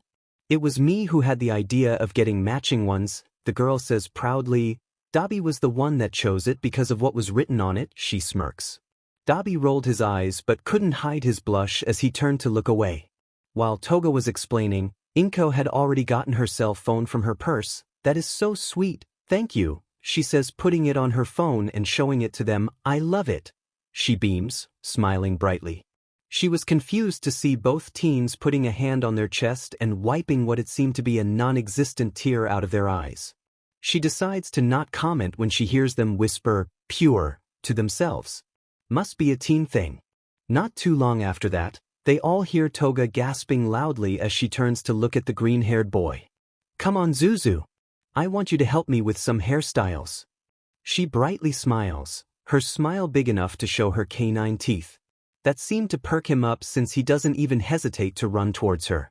Inko chuckled as she watched Toga grab Izuku's hand and storm off to his room. "Pick the hairbrushes on my room," she warns them. Izuku didn't really need a hairbrush since his hairstyle was literally just washing it and going to sleep. Then bim, his hair was done. They hear as Toga starts to runs again to the opposite direction, probably trying to find Inko's room on the floor above. Dabi couldn't help but smile at how both Toga and Izuku stormed off. They were sure energetic today. He wondered if the boy even knew how to do people's hair without making it look like they have thrown themselves off of a cliff. He knew Toga was terrible at it. She tried once to do her hair when they found some scrunchies inside of a dump on their little searching for food. She tried to make a double bun, but failed miserably. No matter how many times she redid it, it always kept some messy strands out of the bun. After multiple tries, she gave up and let her hair loose. Sometimes she would do a ponytail, but she usually didn't keep it for too long. Leaving that aside, Dabi wanted to discuss something while the other two were out of sight. It's been a while since he started to think about since Izuku took them out for lunch precisely. Izuku may drop some comments here and there, but it is obvious that he isn't 100% comfortable at talking yet, so he may as well learn how to interact with him. He couldn't depend on Toga translating it for him all the time.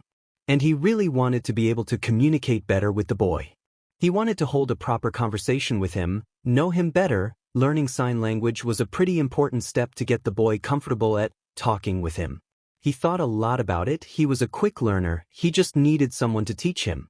He could always ask Toga, but he didn't know if she was suited for the task. She could be really confusing when she wanted to explain something. So, he came to the second person that he knew was good at signing. He and Inko were still standing at the living room. The woman seemed lost in thought, like she was planning on doing something. He coughed to get her attention. Ms. Midoriya. Inko. Alright, Ms. Inko, could you by any chance teach me sign language? Dabi asked shyly. It will be easier for me to interact with Izu this way. He scratched his neck nervously. He was taken aback when he realizes the look on the woman's face at his request. She was looking at him wide-eyed and slack-jawed, like he just asked the most obnoxious thing ever. To say that she was shocked was understanding. No one on the past years has ever bothered to learn sign language for her son. After all, nobody wanted to be near him as well. So, having someone ask her to teach them so they could actually interact properly with her son was something she never expected. It's okay if you don't want to. He looked away flustered. She blinked, snapping out of her shock. No. It's just you just surprised me, that's all, she says, waving her hand. But to answer your request, I'd love to teach you how to sign, she smiles. Thank you, he says almost as a whisper. Don't mention it. Do you want to learn some basic signs now? He looked at her surprised. Are you sure? I don't want to bother you now. You seemed like you were about to do something before I intervened.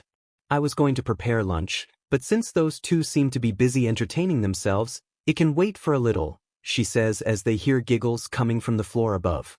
I will help you with it later then, he offers. If he wasn't too rusty, he was probably still good at cooking. He remembers when he would sneak up into the kitchen and make some snacks for his siblings when he had free time. I'd appreciate that, she smiles. Inko started with basic signs, things that would be taught to children that needed to know the language, baby steps as people would say. Dabi paid attention to each word the woman was saying. Each sign he tried to mirror with perfection. They both kept like that, happy to teach and learn for the one they cared the most. Little extra. Zuzu, do you have any hairstyle in mind? Toga says as she watches the greenette bringing tons of hair combs on his hands. She wasn't able to find them on Inko's room, so Izuku just told her to go back to his room, that he would bring it for her. He pursed his lips as he tried to hide a shy smirk. I'll take that as a yes, she chuckled. What do you have in your small bean's head? When my mom is too late to do her hair, I do it for her while she dresses up, so I know how to do her hairstyle better. Toga tried to imagine the short woman in a hurry putting her shoes on while the green bean made her hair. It was an amusing thing to imagine, to say at the least. Inko's hairstyle was kind interesting. She wondered if she would look good with it now that Izuku suggested it. Well, there is only one way to find that out. Let's do it, she says with a determined look. Izuku beamed as he went behind the blonde to start doing her hair. It took him around 5 minutes to finish it. He was already used to do his mother's hair. Even when she wasn't late for work, she would let him do it for her when he asked. To be honest, it was kind relaxing doing it. Toga gave him a scrunchie with pink pearls and a heart in the center so he could do the final part of the hairstyle. Tying a small ponytail on the top, he sighed, crossing his arms as he stared, seeing if he had done everything right. Is it done? The blonde girl asked. The only answer she got was an excited hum from the greenette. Toga got up and ran to the bathroom excited. She almost tripped on her way, but she recovered quickly, finally making her way into her destination. She stared at herself in the mirror in awe. It looked pretty close Inko's hairstyle, just her hair fringe was different. She actually really liked how it looked on her. She kinda resembled a little the green-haired woman with her hair like this, if she only had green eyes as well. The thought of actually looking like one of the Midoriyas warmed her heart. She passed her hand through her hair admiring it. Yeah, she really liked her hair like this. She was 110% sure that she would use this hairstyle for a long time. When Izuku arrived at the bathroom, he found Toga smiling fondly at her reflection. When she noticed his presence, she turned to look at him. Guess I don't need to ask you if you like it or not, he signs, smiling brightly, happy that his friend liked his work. He yelps when he is crushed by a tight embrace from the blonde. I love it. Thanks, Zuzu. She says loud enough to his aide capture it without trouble. He hugs her back without complaining. Free hugs are always welcomed after all. Izuku was slightly starting to realize that he really liked hugs since he had met both Toga and Dabi. Suddenly he felt Toga lifting him off the ground and walking towards his room. Still hugging each other, they fall on his bed. Both of them giggled loudly as they bumped their noses by accident. Toga adjusted herself so she can look at the greenette in the eyes. You have to teach me how to do this hairstyle because I'm going to use it for a while, she says, amused with how his eyes brightened. Sure, he stutters, but unlike earlier he doesn't seem frustrated by it but happy. They both keep in a comfortable silence after that, staring at each other like they were the most interesting thing on the room for each other. Toga watched in amusement as Izuku tried to suppress a yawn after a long PRD on silence. You look tired, she chuckled. Woke up earlier to practice my speaking, he signs with one hand. Oh, that makes sense, he probably had practiced for a while, before she woke up to hear him muttering to himself. She finger-flicked him on his forehead, making the boy yelp. Go to sleep, there is still time until dinner, she says, scolding him fondly. You can practice at any time of the day with me from now on, okay? She places a kiss on his forehead. He nods hesitantly but smiles, appreciating her worrying about him. Good. I'll leave you to rest, I'll go downstairs, okay? Oh, don't forget to get your hearing aids off to sleep. She hears a faint chuckle as he nodded and got his aids off, leaving it on the small desk at the side of his bed. Her eyes followed his hand to the desk, her eyes laid on a small framed picture at the side of the aids he had left. Izuku set himself to sleep, making him comfortable on the bed, while Toga got up and took the picture on her hands. She analyzed the photo. There were two little kids smiling on it. She deducted they were around a year or 2 years old if she was to guess. The kid on the left was a blonde with crimson eyes, a green mess of curly hair that she recognized was at his side, smiling brightly as the sun. Wow, he smiled like that since back then. It didn't take a genius to realize that the blonde one was the kid that Inko told them about. The one who won was Zuzu's friend. She didn't mention his name. She had to confirm if the one the bullies from earlier talked about was the same from the photo. She just needed a name. Toga glanced over her shoulder to see Izuku sleeping peacefully. She made her way out of his room in silence, so she wouldn't wake him up. She took the picture with her. She really needed to know this. The two occupants of the living room turned to look at the stairs as they heard footsteps making its ways to the room. Dabi and Inko were expecting to see both Izuku and Toga, but only the blonde made her way to them. Inko-san, can I ask you some hesh? Toga yells but trails off as she meets the woman's eyes who was staring at her awkwardly. Inko blinked slowly, wide eyes staring at her like she was trying to understand something. Dabi had an arched brow, equally surprised. Toga stared back, confused by their expressions. Did she interrupt something? She was about to ask why they were staring at her like that when Dabi gave her the most malicious grin she has ever seen. Cool hair, he said mockingly. That's when realization dawned on her face. Teach, that was Zuzu's idea, she exasperatedly tried to explain. Inko chuckled. It looks good on you, she says, bringing a hand to her mouth. Toga tried to hide her blush, but it seemed she was doing a poor job at it since Dabi snorted at her failed attempt. Thanks. The greenette giggled, feeling flattered to have her hairstyle chosen for the teen. She was sure her son was the one who suggested it. It was when Toga recomposed herself that Inko noticed the framed picture on her hands. What do you have with you? Oh, she walked towards to where the woman was sitting on the couch. I saw it on Zuzu's room. I wanted to ask if this is the kid you talked about, she says, giving the photo to the woman. Yes. She took the picture on her hands, eyeing it with a pained smile. They were almost like siblings back then.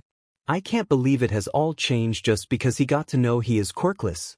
It is true that Izuku was still bullied before learning about his lack of quirk, because of him being deaf, but the blonde still treated him properly well until then. What is his name? Dabi asks. Bakugo Katsuki, he lives on the neighborhood, she says, still looking at the picture. Oh, that was it, the confirmation they needed. They were going to discuss today's incident another day, but oh boy. Now that they knew for sure that the Bakugo the bullies were talking about was the same boy that Inko told them about, they couldn't let the opportunity to bring up the matter pass. Why are you asking? Inko asks suspiciously as she looks up from the picture. She frowned when she saw both teens staring at the floor with a mix of anger and disappointment. Before she could ask anything, Dabi spoke up. Ms. Inko, I need to tell you something, he says with a pained expression. I'll catch up some fresh air, Toga says as she walks towards the exit. Both Dabi and Inko exchanged a dubious look. She sounded off when saying that, hopefully, whatever the girl had in mind wasn't a bad thing. Inko coughed. Why, you said you wanted to talk about something, is everything all right? Dabi took a deep breath. This is going to be a long day. He really didn't want to tell the woman alone about the matter, but since Toga left him alone he would have to try. No, really, something happened today. Bakugo Katsuki, he lives on the neighborhood. Toga kept repeating Inko's words in her head as she walked down the street. She felt the need to do something with this information. She has been wanting to do something about Izuku being bullied since his mother had told them about it. As she walked, she remembered Izuku's smiles and kind gestures. Toga couldn't describe how Izuku's words had affected her when they met. There wasn't a single time that he glanced at her like she was a freak when they were hanging out. It was such a simple thing, something that should be normal but she never experienced until now. Dabi treated her normally, probably because they had something similar. They were both broken and lost. But having a random person treat her like her quirk wasn't something to be afraid of, was almost magical for her. She still asked herself how someone could emit such a safe and comfortable aura around them as the boy did. She wasn't a fan of heroes, but if she could, she would totally be one. But she wasn't the type that knew everything about them. But if she was asked to compare Izuku to any hero, she would say that he was like All Might, only less loud and shyer. And absolutely adorable. The boy was a hero to her eyes. And knowing that people mocked him for wanting to be one, made her stomach turn. It disgusted her how people judged others for their quirks. If you had a flashy quirk, awesome, you're going to be a great hero. But if you have a villain's quirk or even lack one, give up, you are worthier to be a villain or you're totally useless. Toga couldn't stop the bad thought that crossed her mind. She wanted to make those who bullied her new friend suffer. If she ever needed to dirt her hands to protect Aizu and Inko, she would have no regrets. What is carrying the weight of being a murderer when being one would save her new family? It was for a good cause, right? She thought about how he wanted to be a hero. From what Inko told her, he was still determined to follow his dreams. His mother didn't give too many details, maybe there wasn't many, to begin with. But she did say he had met All Might. The man had told him he could be a hero even with him being quirkless. The #1 hero got a spot as her second favorite hero with that information. The first obviously was Izuku. She and Dabi had so much to do for the boy yet, get back his confidence, make him a hero and many other things. And they would do all of them when they get the change. But right now, they were having the chance to fix one of his many problems. Toga wished Dabi good luck on telling the woman about the bullies and about what the supposed best friend of her son had told him to do. Toga was now standing in front of the Bakugo's apartment. She stopped at some others to ask people if they knew which one they lived in. A kind woman gave her directions and she followed it. She knocked on the door twice and waited patiently to whoever was at home to come out and greet her. It didn't take too long to a blonde woman with crimson eyes open the door abruptly. As soon as she saw Toga, she recomposed herself, looking less angry. Yes? She asks with a fake smile. The blonde clearly didn't want any visitors. Hello, Ms. She trailed off. She forgot to ask Inko about their names. Bakugo Mitsuki, who are you? The woman arches a brow in curiosity. I'm Toga. I'm friends with Izuku. Oh, now the woman was free from any anger. replaced with fondness. It's good that Aizu has been making more friends, she says, though it seemed to be more directed to herself. Bakugo opens the door, stepping back in, looking over her shoulder to the other blonde. Come in, Brockage, she offers. Toga beamed before storming into the woman's house. Both of them made themselves comfortable in the living room, sitting on separate couches that faced each other. There were some teapots that were placed on the table. Mitsuki offered some tea, but Toga politely declined. So, Izuku and I have been friends for a while now. Toga started looking down while she played with her fingers, and I already can say that he is the kindest person I've ever met. She trails off, looking at the woman in the eye. He saved me and my friend. I don't know what we would be doing now if he hadn't given us a way out. He is my hero. Mitsuki could hear the passion and fondness on the girl's voice. It made her happy that Aizu had made a friend that thought so highly of him. She almost flinched when the girl's expressions changed. She was still smiling, but it was different. That it was so wrong. So imagine how I felt when I discovered that one of his supposed childhood friends, who is your son, has been tormenting him since kindergarten at this very day. Bakugo didn't know what to say. It must be a joke, right? Her son had some anger issues, she knew that, but he would never hurt anyone, especially Izuku. They have been together since they were little toddlers. Haven't they? Toga took her silence as a sign to continue. And that the same little beach of your son has told the person I care the most to kill himself, like it was nothing. Toga's voice was harsh, anger hiding behind her fake sweet smile. That made Mitsuki's eyes wide. He has said what? My warning is, you put that angry dandelion of yours on anger management and keep him away from my Zuzu, or I'll deal with him myself, the teen says with bloodlust on her eyes, her malicious grin widening at the woman's flinch. Is that understood? Mitsuki gulps nervously. She only nods, not wanting to say anything to piss off the girl. She was only a teen, but the girl held such a treating aura around her that made Mitsuki feel treated enough to know when she should keep quiet. Toga stayed with the same treating smile, her eyes analyzing each bit of the woman's being. Good. It was nice meeting you, Ms. Bakugo, the teen says before standing up and walking towards the exit without looking back. Mitsuki remained in the same spot on the couch, looking at where the girl had sat. She would have a chat with Katsuki when he arrives home. She sighs tiredly. Why did her son had got himself into this mess? She was so disappointed. Where had she failed? Was this the why Inko has been talking less to her? She did realize that the woman has been acting kinda weird around her, like she wanted to ask something but never had the heart to.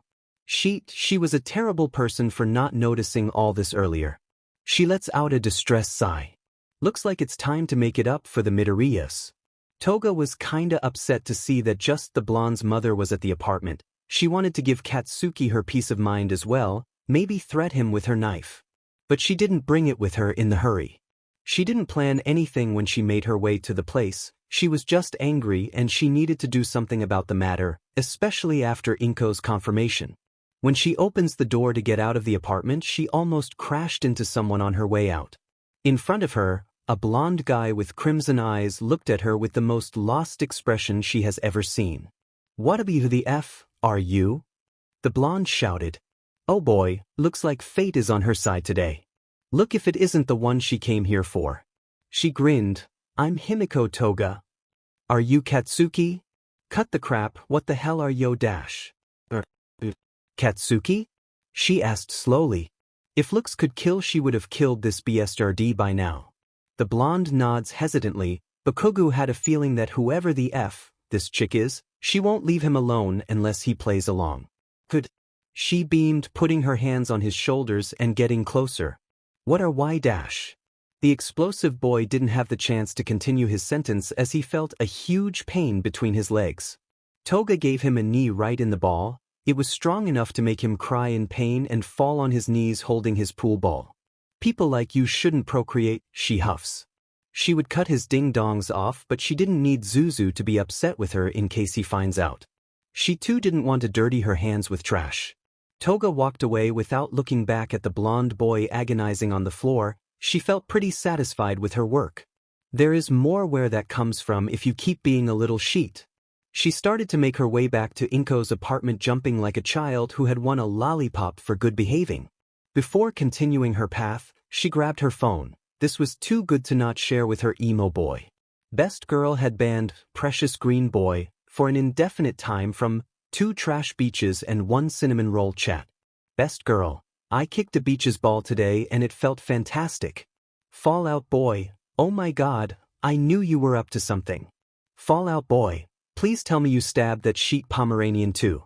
It was hilarious how she didn't even need to say who it was, the a-hole. She probably just castrated to Dobby ask something like that. Best Girl, as much as I do love to, I don't want to get the bad side of my precious piece of green cotton candy. Fallout Boy, damn it, you are right. Best Girl, but I tell you this. Best Girl, he screamed like the little beach he is. Fallout Boy, good God, I wanted to be there to see it. Best Girl, don't worry, I'm sure you'll have the chance to do something worse one day. Fallout Boy, if I ever encounter with that dandelion, I may accidentally choke him. Best Girl, I'll accidentally help you hide the body. Fallout Boy, fantastic. Best Girl, anyway, how did things go there? For a moment the chatting stopped. She wasn't expecting a fast answer, so she returned to walk. After some steps, she decided to check up her phone one last time. Just in case. When she got her phone back, she found herself staring as Dobby started to type and stopped multiple times for about 5 minutes nonstop. She wondered what had got him to take so long to type. He usually replied pretty fast. Fallout Boy, I kinda need you here right now. Oh, why did she have a bad feeling about it? Best Girl, why, what happened? Is Zuzu okay? Fallout Boy, he's fine, still sleeping. Fallout Boy, it's just that I finished talking to Inko about that. Best Girl, oh shit. Fallout Boy, for real, hurry up, I'm scared as hell. Best Girl, oh shit. Gladly she wasn't too far away from their apartment, so she arrived quickly. Toga was expecting to find Dobby panicking over a crying Inko when she opened the door. But what she found instead was slightly worse. Oh, who was she trying to fool? It was way too worse. When she got in the apartment, the first thing her eyes lied on was on a scared Dobby cornered in the other side of the room, meters away from a fuming Inko. Oh boy. Little extra. Toga and Dobby stared at the woman in conflict. When they decided to tell the woman about Izuku's bullies, they didn't really think about what would happen next. Maybe they should have waited more, but now it was too late. The damage was already done. It was frightening to watch the woman who had welcomed them into her home and treated them with nothing but kindness get red with anger. When Toga arrived at the apartment, she and Dobby had to hold the woman in place, or the greenette would go storming out of the house and kick a certain blonde's butt. They were totally up to help her with that, but they didn't need their guardian? Friend? Anyway, they didn't need her to get in trouble because of that sheep bully. When they calmed her down, they left her sitting on the couch to recompose herself. Exchanging nervous glances at each other, the duo kept quiet, letting the woman let everything sink in. The green-haired woman held the picture of Izuku and Katsuki on her hands with so much hate that she needed the photo. She had broken the picture frame when Dobby had finished telling her what happened earlier today. She didn't mean to scare the teen off, but she couldn't help but let out all of her anger at the moment. How could she let this happen? She thought to herself. She understood why her son didn't tell her anything. He didn't want to worry her, but it was her job to worry. She was her parent. She had to worry. She had to protect him. Why Izuku couldn't let her do her job? As much as she understood his good intentions on not telling her, she was disappointed that he didn't. She has been worried sick for years, and just now she got to know the reason her son was so unhappy.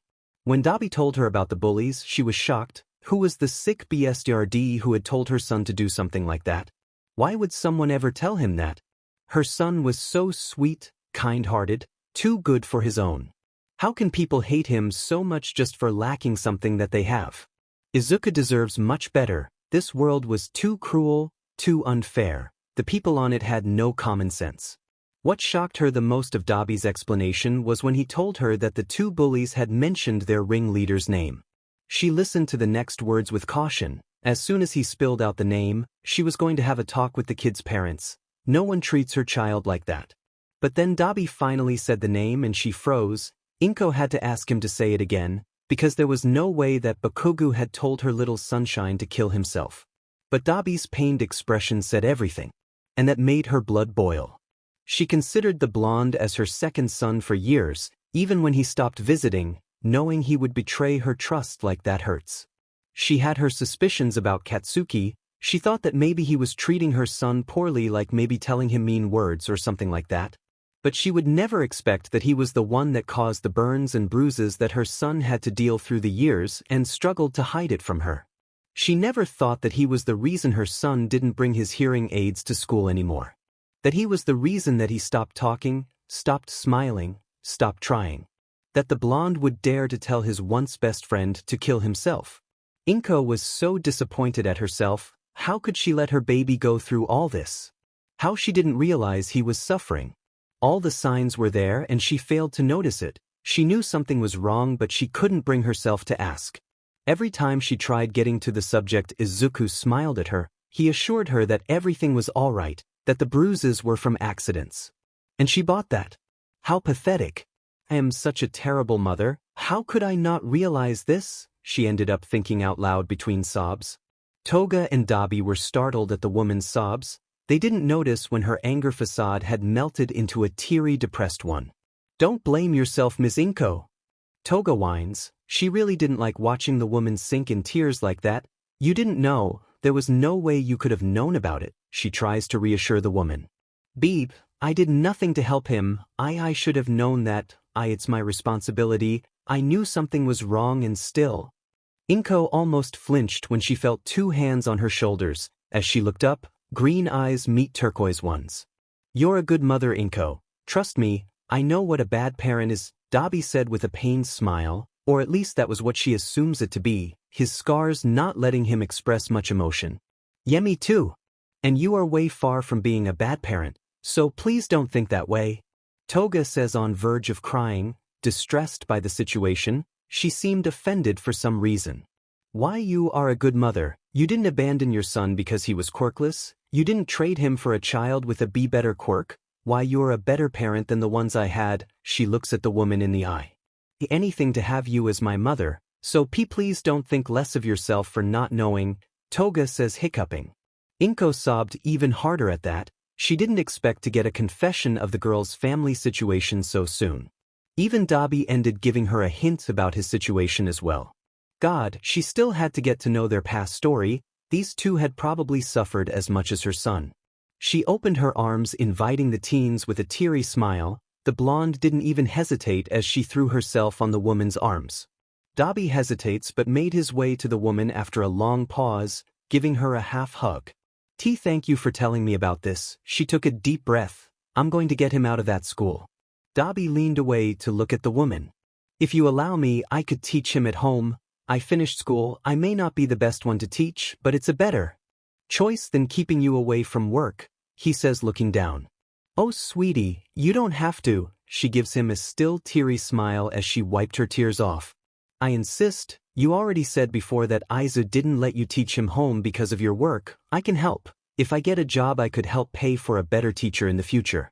Toga nodded on her shoulder before leaning away as well. I can get a job too. And if the person who will teach Zuzu doesn't know sign language, I can translate it for them. I can even teach Toga as well. You just have to say the word. He scratched the back of his neck. Inko smiled softly, happy that her son had made such good friends who were willing to do anything to help him. If you are sure, I'd love that. He nods. I'll try my best. They were left in awkward silence, the tension still hanging in the air. Before the silence could go any further, Inko decided to speak up again.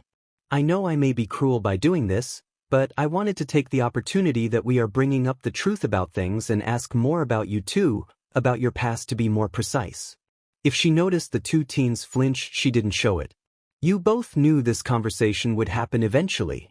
They nod, not able to meet her eyes.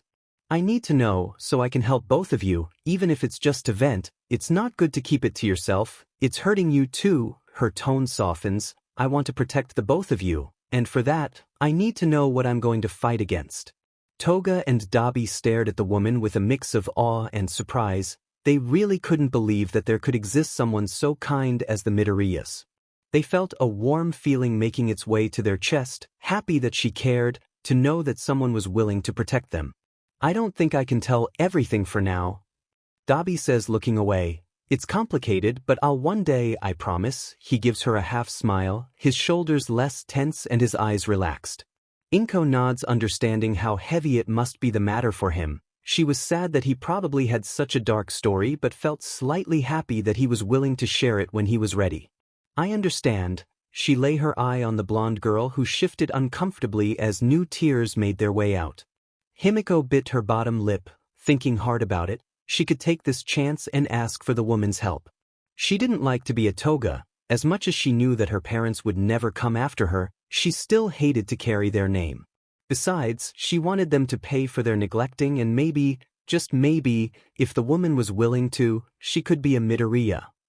I think I want to tell you now. Do you think you can help with what you will hear from me? She asks hesitantly. I'll try my best, sweetie. Inko smiles kindly before looking at the black-haired teen. Dabi, could you go upstairs and explain the situation to Izuku? He didn't need the woman to say anything more. With only a nod, he turned away and left the living room, leaving the two with their privacy. Maybe one day he would be able to tell them his story as well, but for now, he would keep it in the dark. He felt bad for having to wake the boy, but he really needed to have this talk with the greenette. As he made his way to the teen's dark room, he watched for a while as he slept peacefully. He shook him gently, making the boy let out a groan in protest. He waited for Izuku to sit on his bed, looking up to him with a sleepy expression. Dabi pointed to his ears, making circles and pointing at him. The greenette got right away what he was trying to say. Getting his hearing aids from his desk, he quickly put it on. He was starting to feel worried at Dabi's expression. He looked conflicted. Did something happen while he was asleep? Listen, buddy, I need to talk with you, Dabi says, stopping him of getting any further on his thoughts. We told your mother about, today's incident. He scratched his neck uncomfortably. Izuku stared at him confused. What was he talking about? They went shopping, they had fun, went to the hair salon. None of the events was something that would be worrying to be talked about. Dabi analyzed him, frowning when he caught his confusion. About the bullies. About Bakugo. He explained, arching a brow. Izuku looked mortified for a long period before giving him a betrayed look. Look, we did it for your own good. Your mom will get you out of that school, Dabi huffs.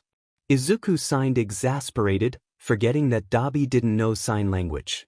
He frowned. He really needed to learn sign language fast so he could understand the boy. I am sorry, Izu. Could you speak for me? Just this time, he asked softly. Widdou tell her? Dabi blinked slowly. Because we care about you? Because someone had to do something about you being bullied. Izuku looked at him conflicted. He seemed stuck between being confused and astonished. Why do you see care? Dabi took a deep, pained breath. He knew the boy felt that way. Years of abuse could do that to a person, but it didn't stop the pained sadness that took over him at listening to the words. Did he really think he was unworthy of being carried about? He knew it made sense to the boy think that way. After all, whoever cared about him, that wasn't his mother until now. Listen, you should have told your mother about it. She has been worried sick about you. You hiding it from her just made it worse, he says instead of answering him, pitching the edge of his nose.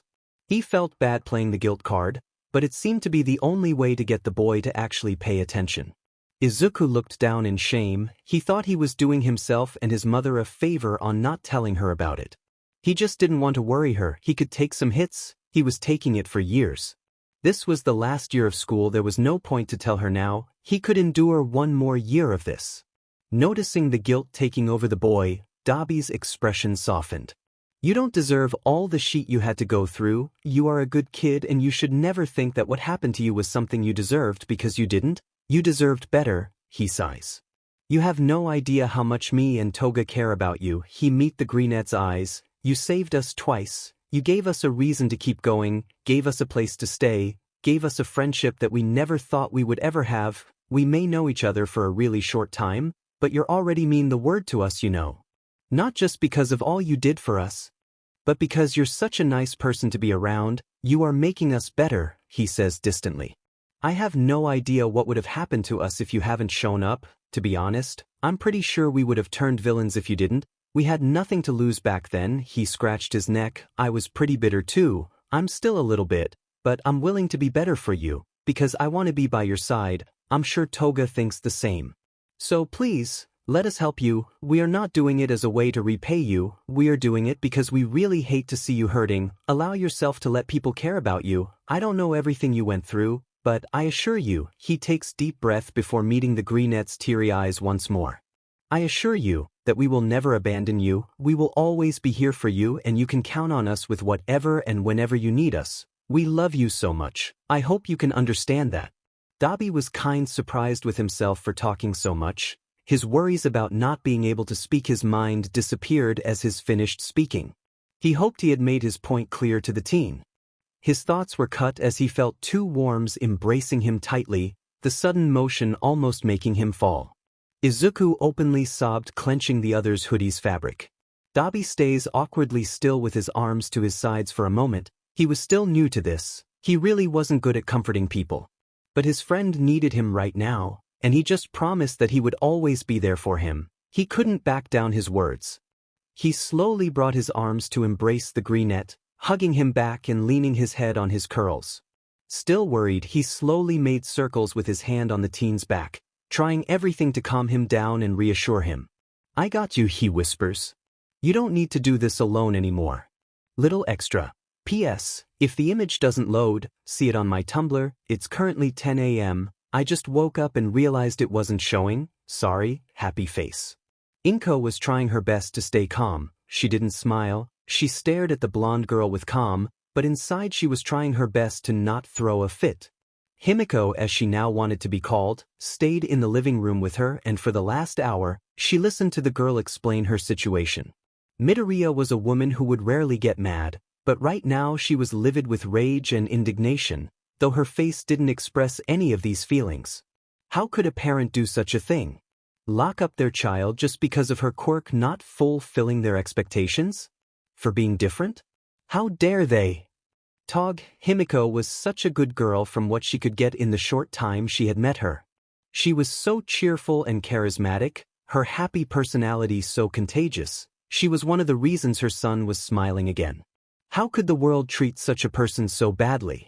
Now she knew why the girl was so furious when she found out that Izuku had been bullied by his lack of quirk. She knew firsthand how people could be cruel when it is about quirks. She knows his pain, and she didn't want him to keep going through the same things she had. Himiko had told her every single detail about her childhood, from being locked in a room, from almost starving because her parents didn't want to get near her, from finding out how they traded her for another child, to her running away and finding a friend on the tall teen who was now living under the same roof as her. The girl couldn't help but cry as she was telling her everything. Occasionally Inko would hug her and give a pat on the girl's shoulder to comfort her enough to keep going. After Himiko recomposed herself, she took a deep breath and met the green-haired woman's eyes. I don't want to carry their name anymore. I hate it so much. She looks away with a frown. I want to be able to be in a real family, you know? The teen says, wiping off her tears with the back of her hands, and I can't be in one while I still have them connected to me. Inko nods with a solemn yet understanding smile. You won't have to keep that name for too long, my dear. If you allow me, I can be your legal guardian, or I can adopt you after I deal with your parents. That is up to you, the woman says reassuringly. Himiko stared at her bug-eyed, surprised by the woman's offer. She did want to be part of the Midoriya's family more than anything, but she wasn't expecting this. She thought that it would take time for her gathering the courage to even ask the woman to take her into her family legally. Hearing Inko consider adopting her without Himiko asking her to, made her feel a comfortable warmth crawling into her chest. The woman was willing to take her in. There was no malice in her words. Himiko couldn't cope with how genuine her offer was. She cared for her, she wanted her to be safe, and she could see all that on her green round eyes. Wise, please, she blurted out. Please take me in. Inko didn't wait any longer to get near her child and involved the blonde into a tight embrace. A loud sob escaped the girl's lips, gripping the woman's shirt in desperation as she let the tears fall.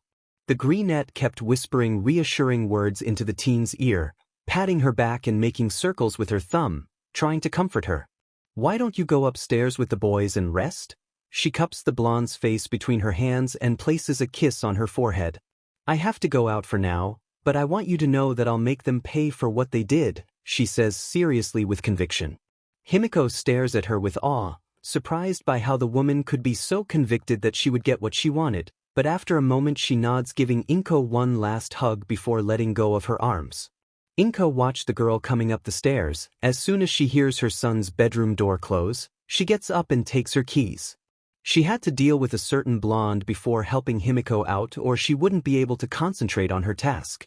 The greenette stood outside an apartment that she hasn't visited. It has been a while, months since she started to get suspicious, or Katsuki, months since she has talked to her childhood friend. She knocked twice. Biting her bottom lip, she waited, shifting nervously. As seconds passed by, she prepared herself for the talk that was coming. As the door clicked open, she looked up from the floor to the figure in front of her. Mitsuki stared at her with a frown. Inko was about to greet her when the woman brought a hand up and signed her to stop. "You came here to talk about my brat, aren't you?" she asks tiredly, her voice hoarse. Inko closed her mouth immediately. The woman looked terrible. She could see the red irritation in her eyes from what she supposes was from crying. She became alert. Mitsuki was a tough woman. She didn't cry openly, and if she did cry she would do anything so that no one would find out. Seeing that she wasn't putting effort to hide it, worried her to pieces. After all, she still considered the blonde her friend. "Yes, how did y dash? Blonde girl with the same hairstyle as you, sounds familiar?" She opened the door fully, signing to the greenette to come in. Both of them made their way to the living room, making themselves comfortable, sitting each one in a couch facing each other. "She came here telling me how important Izuku was to her, then she dropped the bomb." The blonde looked down, fidgeting uncomfortably. Inko blinked, slightly startled. She was still getting used to Himiko and Dabi having an extremely overprotective behavior towards her son. Her lips curved into a tiny discreet smile. "I'm so sorry, Inko. I didn't even know my brat had been such a little sheet to Lil Izuku," she blurted out. There was a mix of anger and sorrow on her voice. "This is all my fault, I know but I don't know how to fix this." "Did you try talking with him?"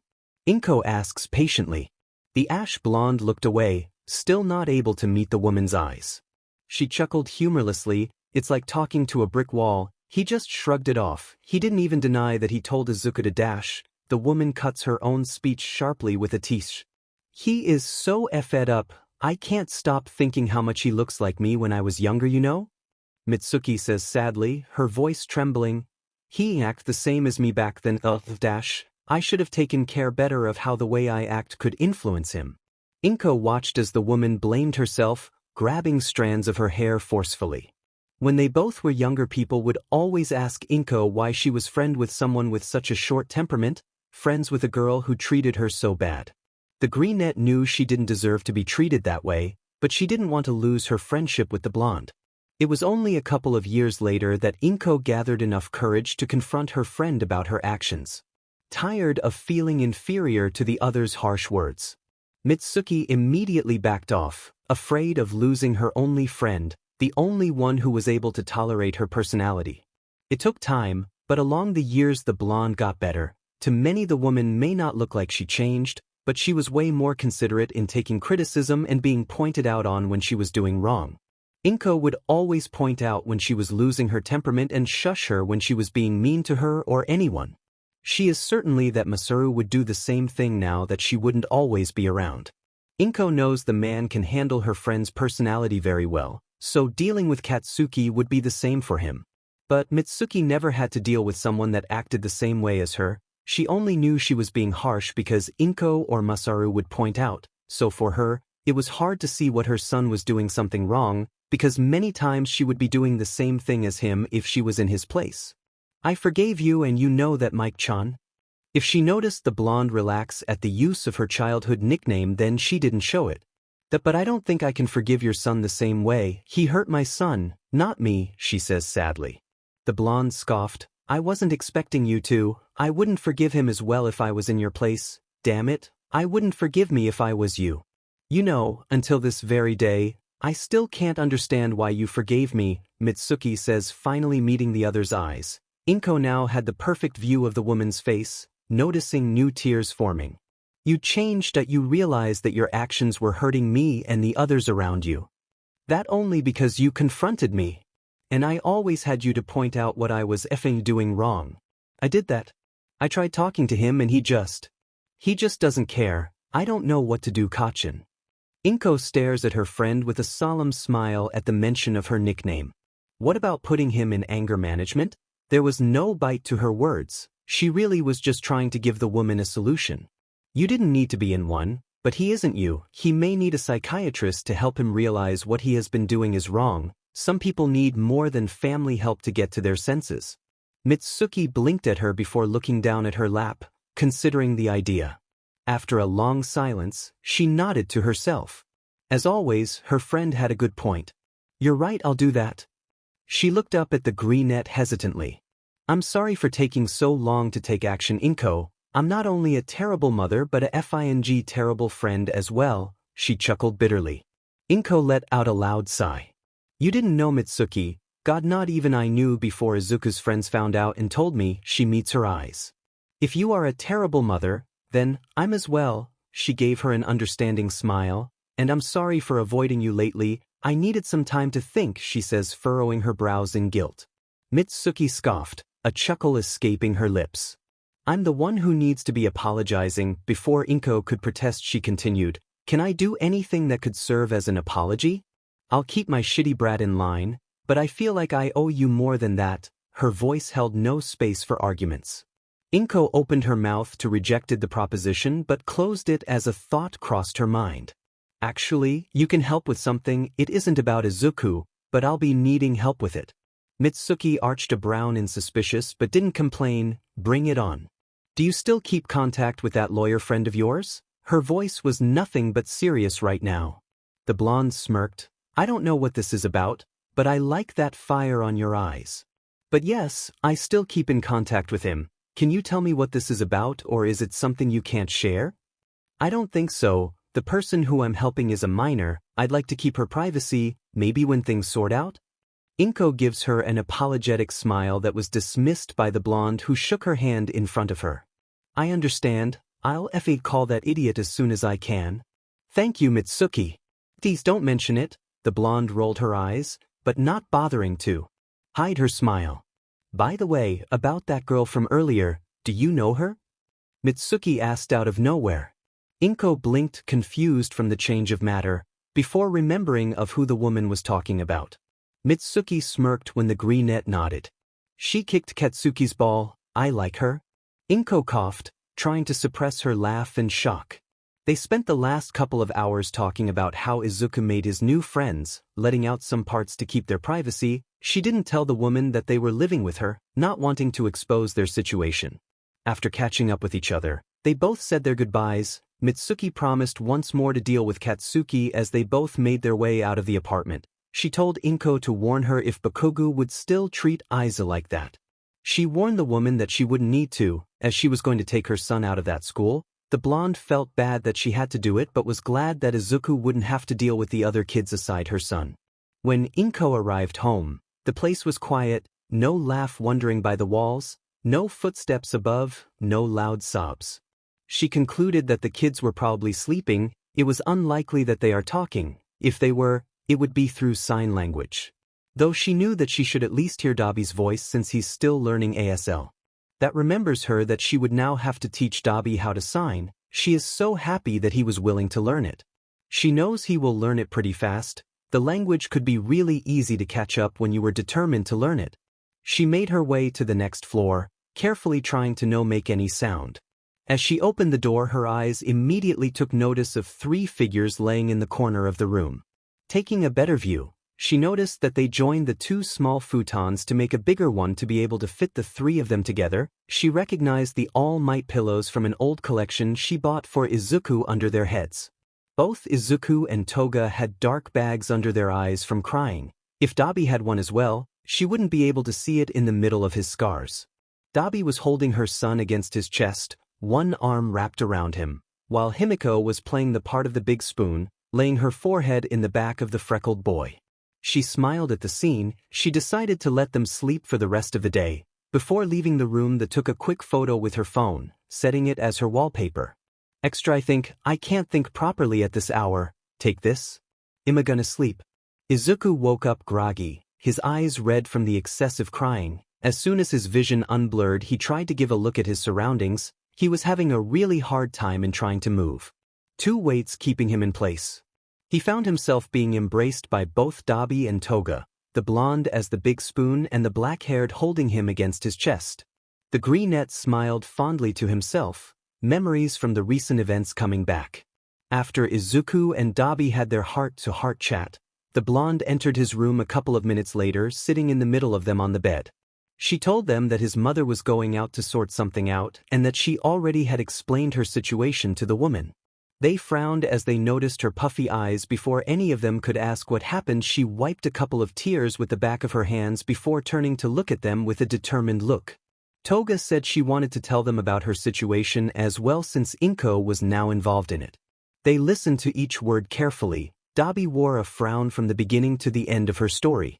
He knew the girl ran away, that was obvious. She did tell him a bit of what happened, but it was always vague. They didn't like my quirk. They got a better kid, so there was no reason for me to stay. He couldn't help but feel even angrier at the blonde's parents. They had a similar mentality to his father's.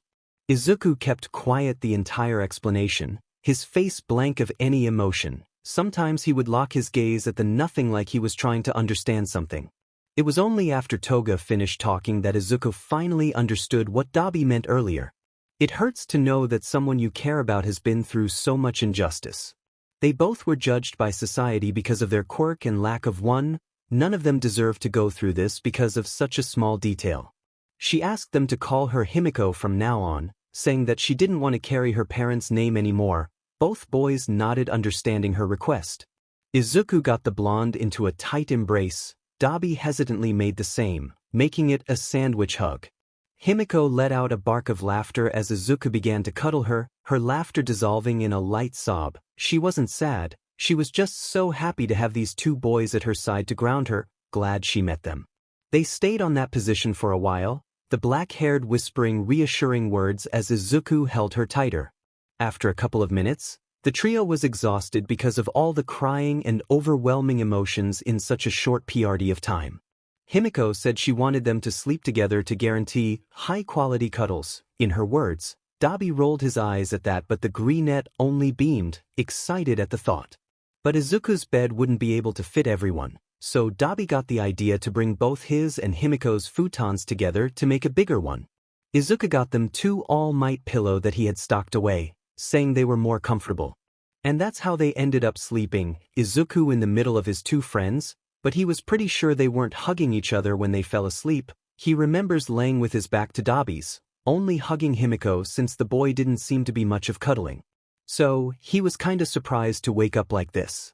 The greenette was 99% sure that the huge wet circle on his back was from the blonde's drool. He decided not to point that out when she wakes up, for the sake of her dignity.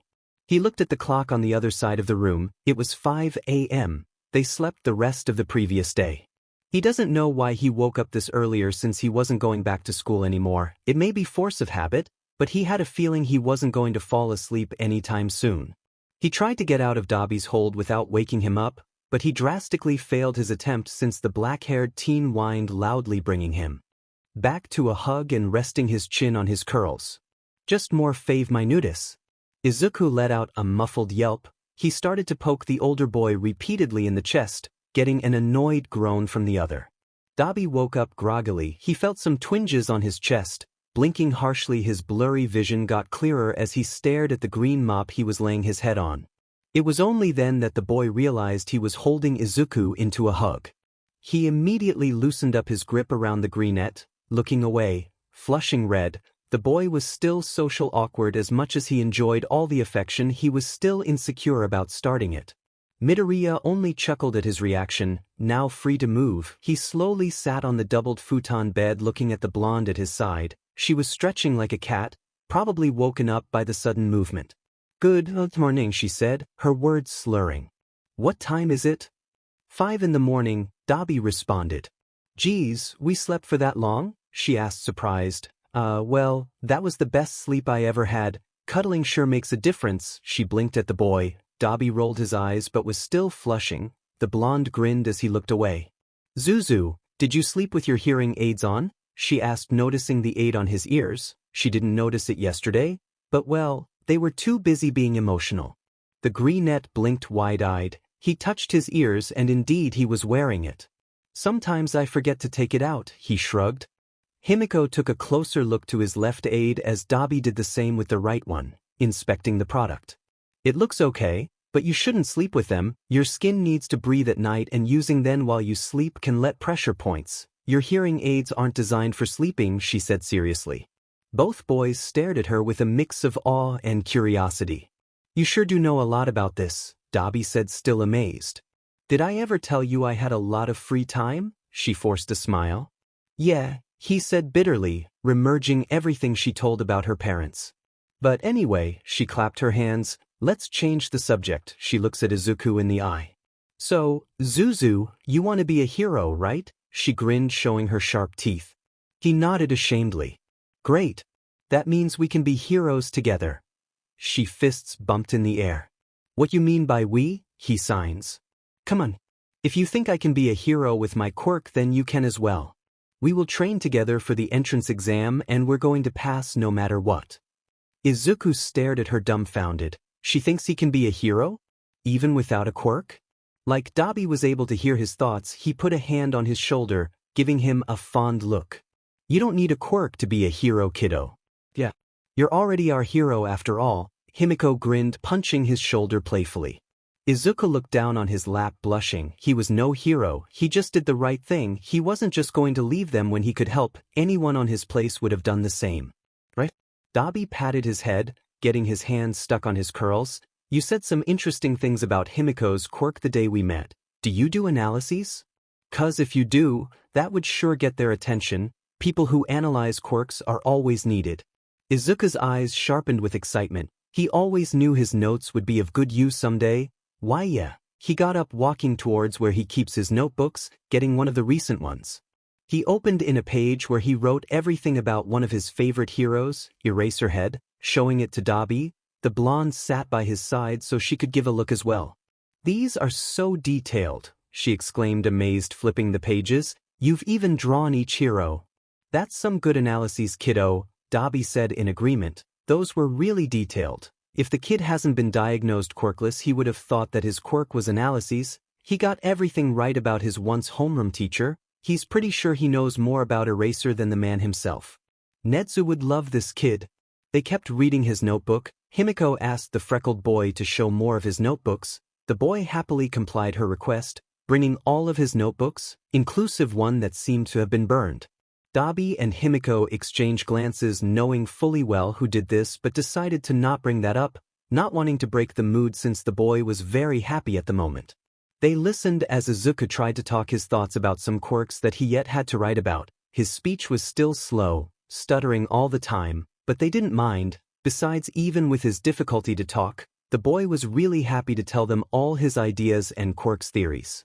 Himiko was holding one of the notebooks he brought for them. She flipped the pages and was amazed to find lots of heroes' costumes redesigned by the boy. All of them were really good and even better than the original, more practical and yet with a sense of fashion. Her eyes landed on a green suit that she didn't recognize. It wasn't a redesign of any hero costume she knew. That's when she gave a better look and noticed the "My Future Hero" costume on the top of the page.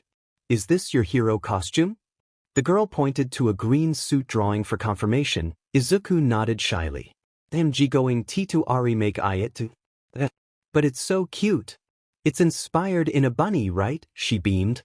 Dabi gave a better look at the drawing. He is pretty sure that wasn't what the greenette was aiming for, but it indeed looked like a bunny.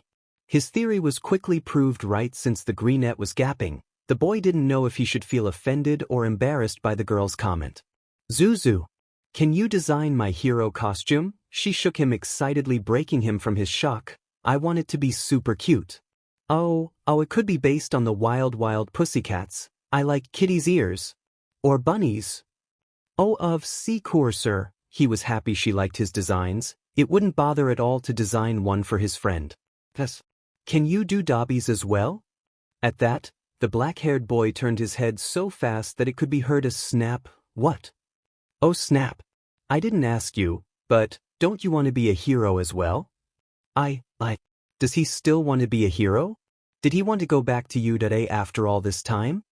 He looked at the two kids waiting anxiously for his answer. He always wanted to be a hero, to save his mother, his siblings. He still wants to save them, but after the incident with his quirk, after his father told everyone he was dead, everything went down from there. But maybe he can try again. It was time for him to seek for help for his family, and he can do that while going back to the hero course. He was on the 3rd year when he had to drop out since he was dead. He was kinda close to the principal, so he could trust the mammal to keep his cover and ask for help. He should have done this since he was kicked out from home, but the fear of his father doing something against his sibling was too big. But it's been a while now. The number 2 won't suspect of him after such a long time. He won't know what hit him. He probably thinks he was dead by now. If you go to the hero course, will he find you? The blonde asked worriedly, breaking him out of his thoughts. He forgot they were talking for a moment. Yes, but I won't let him interfere again. He was determined to go back now. Not only he had to help his family, but he has to keep those 2 out of trouble as well. I know the school's principal. If I explain my situation, he may accept me back. You already went to hero course? The blonde asked, surprised. Izuku wore the same expression as her, tilting his head to the side in curiosity. Why, yeah, but things happened and I had to drop out. He looked down nervously. The blonde only nodded, trying to mask her anger. Knowing a little about his backstory, she deducted that it had something to do with that BSD. If only Dabi gave her the a-hole's name, she would put an end to the man's life. Izuku only looked at them confused. The black-haired boy let out a heavy sigh. He put his on the greenette's hair, shuffling his curls. I'll tell you two everything when it's time. The girl huffed. You better, she said, crossing her arms. Now, spill out. How do you want your hero costume to look like? I'm going to help Zuzu draw it. She changed the subject much to his pleasure. He rolled his eyes to the back of his head, but couldn't help but slip out a fond smile. You don't know shit about drawing. Hey! Himiko was really excited to try drawing their hero costumes, but Dabi wanted to talk about some important matter first. The trio had a long discussion about what they were going to go for if they passed the exam. Dabi suggested the younger two to go underground since the girl's quirk wasn't very suited to fighting, just as the lack of one from the other. Midoriya felt excited by the thought of being an underground hero. He really didn't care about getting in the ranking or have the media attention, so that was okay for him. Besides, the only thing that mattered was that he was going to help people. The blonde felt the same, telling him that this way they could stop minor crimes that other pro heroes didn't mind to check out. There was a huge rate of crimes that went unnoticed because heroes were too focused on trying to get higher in their ranks. Himiko would be great for infiltration and stealth. She could take anyone's form and pretend to be them. They added to the list to get the girl some acting lessons. She seemed excited at the idea. Now, as I said, I had already gone to UA, so I know how the exam will play out. You will be fighting robots, and you two will have a hard time beating them up, but there is this secret part of the exam where you can gain rescue points, Dabi points out. Rescue points? So, we help people out in the exam and with that we get points? That sounds easy. What's the catch? Himiko asks doubtfully. You guys may pass the exam with that, but they choose those who got the teacher's attention. Usually they pick those with flashy quirks. So, you guys may end in the general department. He looks at Izuku apologetic, especially you Izu. You're probably the first quirkless person to try to get in. They won't let you in the hero course even if you beat the old score. The green looked down. His expression made Dabi's heart ache. Himiko was fuming by his side with arms crossed. But that's so unfair. We should go to another school then. Isn't Shiketsu High School's exam different? Dabi furrowed his brows tightly. Yeah, but they're pretty strict. Not dating anyone from the school. People with weak quirks are ignored, and I know that most of them staff are anti-quirkless, he said with a scowl. Before the greenette could look even more depressed, he put a hand on his shoulder, making him meet his eyes. But in the sports festival on UA, if you show them that you can kick, but even with you being quirkless, I'm sure they will reconsider it. Why do you think so? He asks, his eyes shining with hope. Of course. And well, if nothing works out, we can all go to the vigilante path, the black-haired shrugged. Himiko clapped her hands excitedly. I like vigilantes. They do whatever they want. She turned to the two boys. Why don't we become vigilantes right away? Dabi let out a painful sigh. Let's try the legal way first, okay? Being a vigilante can get us into jail. If you two don't get in the heroic department after the sports festival, then we can try being vigilantes. Consider it a plan B or whatever. The other two teens nodded in understanding. They talked for the rest of the morning about their plans. They ended going back to the costume matter for Himiko's excitement. Dabi said he didn't need to do his costume now, saying that he wasn't ready to discuss his quirk yet, but he would tell them everything after he sorts some things out. The Greenette understood. He himself still had to think about how he would redesign his costume to something better. He decided to think better about it after they passed the entrance exam. Unlikely them, the blonde had many ideas to throw at him about her costume, emanating such excitement that the other two couldn't help but smile around the girl. She started to say random things that she wanted in the design. Dabi tried to call her out, saying that there is no way Izuku can work with so much random information. The Greenette made a motion to the other leave her to spill out her imagination. It was okay, he would make it work.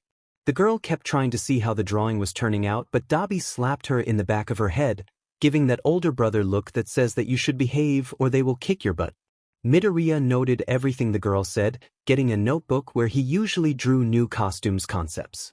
He was good at designing, but he didn't know much about how to make the costume useful, like if they would need a weapon and etc. He thought about some things that could get in hand, but he would let the rest to the support department when they get in the course. Hesitantly gave her his notebook, his hands shaking with nervousness. She took it on her hand with care, like it was made of glass. She could see how the notebooks were clearly important to the boy, so she didn't want to damage it by accident. He made a sign for her to flip the page, to what she complied. She let out a gasp as soon as she saw the bright colors. She was probably overreacting, but tears threatened to fall as she stared at the drawing. She never thought that one day she would have a hero costume design. She didn't even have a place to call home 2 days ago. How would this type of thing even cross her mind? Himiko caressed the page, her thumb tracing the sketchy lines of the drawing. The boy had talent. He drew her so realistic that she felt like looking at a mirror. She literally was seeing herself wearing the designed costume. Izuku did his best to put everything that she gabbled out. She insisted on it having a skirt and a mask that would cover her mouth. The blonde asked to make her costume look cute, the main colors chosen by the girl being it pink and red. He used various shades of the two colors, adding a light yellow on some parts to make a contrast. Himiko was surprised to see the cat ears that she mentioned earlier. He made a red headset with light pink cat ears on it. I was thinking that you could carry some syringes and tranquilizers, he said, pointing to the pockets on the legs before bringing his finger to the belt, and put some small flashbangs and smoke grenades. The cat ears are just for aesthetics, but it would be useful to make them able to catch radio's transmissions, and I made it a headset so you can communicate with whoever you're teaming with. I don't know much about these things, so I'll let the rest to the support department. I'm sure they will bring better ideas of gadgets and gear. I'm sorry I couldn't be that Yusef Dash. Zuzu. This is perfect. She brought him into a tight hug, cutting him off of his signing, babbling, "Thank you so much, you have no idea how much I love it. And don't worry about making up gadgets. Making the design is already more than I could have asked for," she says fondly, massaging his head as she stroked his hair. He leaned to the touch, a small smile crossing his face, happy that she liked the design. Another hand joined to pat his head. Dabi was by his side looking at the opened notebook. "You did a good job, kiddo." The corners of his mouth turned up into a small but genuine smile. Being praised by both his friends brought a wide smile to his face, making them look away so they wouldn't be blinded. People never cared about his notes. They would always make fun of him because of it, so he really appreciated their compliments. It was good to have people who showed genuine interest to what he does. Minutes later, Inko opened the door, standing in the entrance as she cooed at them. Both Dabi and Himiko had the broccoli boy stuck into a hug as they viciously patted his head. Izuku looked like he didn't know if he should like it or if he should be worried for hearing a loud sniff from his right. The blonde was on the verge of tears from happiness of having the most precious boy make her costume design and for having the most angelic and pure smile she has ever seen, according to her whisperings. Inko took a photo, adding it to her family's album on her phone. She would print it out and frame them all later so she could put it on the apartment's walls. She faked a cough, bringing their attention to her, but that didn't stop them of stroking her son's hair. "Breakfast is ready, kids. But first take a bath and change clothes since yesterday you kids went straight to sleep, she says kindly. The trio nodded. Dabi and Himiko let out of their hold and ran towards the bathroom, pushing each other in the way so they could go first. Izuku got up and got an already clean set of clothes from the drawer and slowly made his way behind them before Inko stopped him to get his hearing aids off, giving him, "Are you for real? Look." He smiled apologetic, giving her his aids, before continuing to walk. She watched amusedly as the other two teens ran back to the room, forgetting to get their clean clothes. Rolling her eyes, she walked back to the kitchen. Himiko's hero costume. Izuku was sitting at the dinner table waiting patiently for his friends to arrive. As he took a sip of his coffee, he was wearing one of the t-shirts he bought yesterday. He didn't stop to read what was written on it when he got it, but he's not disappointed. It was a gray t-shirt with an arrow pointing up with the words, "This is what depression looks like," below. Perfect. With his hearing aids on, he heard loud footsteps going down the stairs. He did a double take when he saw what Dabi was wearing. It was a black tank top with "Sen Nudes" written on it with a ramen bowl drawing between the words. When did he get that one? Did Himiko sneak that one in when they were shopping? No, by the black-haired teen's smug face it wasn't her work. Speaking of Himiko, the blonde sprinted past the black-haired teen, almost making him fall on the stairs. She stopped in front of Izuku with an awkward smile. She wore a black skirt and a white top with "Feeling the Pride" and a cat drawing on it. Izuku noticed Himiko's hair was something. "I tried to do my hair by my own." She scratched her neck shyly. "It didn't end very well." She looked away, embarrassed. The greenette chuckled, getting up and giving her his seat. "Do you want me to do another hairstyle?" The blonde thought to herself. She liked Inko's hairstyle, but she was curious about how she would look with a different one. She beamed at him. "Yes. Make me look badass." And so he did. He decided to do a Dutch braid fro hawk pony hairstyle. It made her look older somehow, but it fits her nonetheless. Dabi and Mom seemed to approve his choice. The woman was giving them thumbs up and the dark-haired teen wore an impressed expression. Himiko showed her appreciation for it by almost breaking his ribs with a tight hug, to which he responded with an awkward pat on her back since she had both his arms under hers. After their show of affection, everyone gathered around the dinner table and ate breakfast. The two other teens were still not used to eating this well, so every time they would take a bite of their sandwiches they would tear up. When they were done, Himiko asked Inko if they could go take a walk. She wanted to discuss their plans for the entrance exam. Izuku and Dabi shared a glacé, both silently wondering why they couldn't discuss that at home but didn't say anything against it. The older Midoriya just nodded and gave them some money, just in case. She told them that she would contact a certain acquaintance of hers to verify how things were going on the case against Toga's parents before leaving for work, which was relieving for all of them. She also promised that she would leave their lunch in the fridge before she saw them off. With Himiko leading the charge, the three of them soon at their destination to talk about strategy, and of all the places she could have chosen to have this discussion, the blonde chose to have it in an ice cream parlor. Apparently, the reason why they went there of all places was so that they could be discreet and blend into the crowd and had absolutely nothing to do with her wanting to eat ice cream. Nope, absolutely not. "We need to make a schedule of things that we need to do in order to pass," Toga said, her hands moving so fast as she spoke that she almost dropped her ice cream. "So, what do we need to focus on?" Izuku signed, an almost completely eaten popsicle hanging out of his mouth. "But I know. We can learn fighting styles. We can't be a one-trick pony," she said before devouring the rest of her ice cream in one bite and shivering when she got a brain freeze. "I can teach you 2 self-defense and some couple of fighting styles that I've learned in the course," Dabi offered. "Really? But where are we going to train though? I don't think it's a good idea doing it at home." Izuku nodded in agreement before making a "oh" with his mouth like he just had an idea. The other two looked at him expectantly. "We could do it on the Dagoba beach. No one goes there anymore," the greenette suggested after a long pause. "That could work, actually," Dabi said pensively. "Yeah. I've never been there, but that sounds good," the blonde beamed.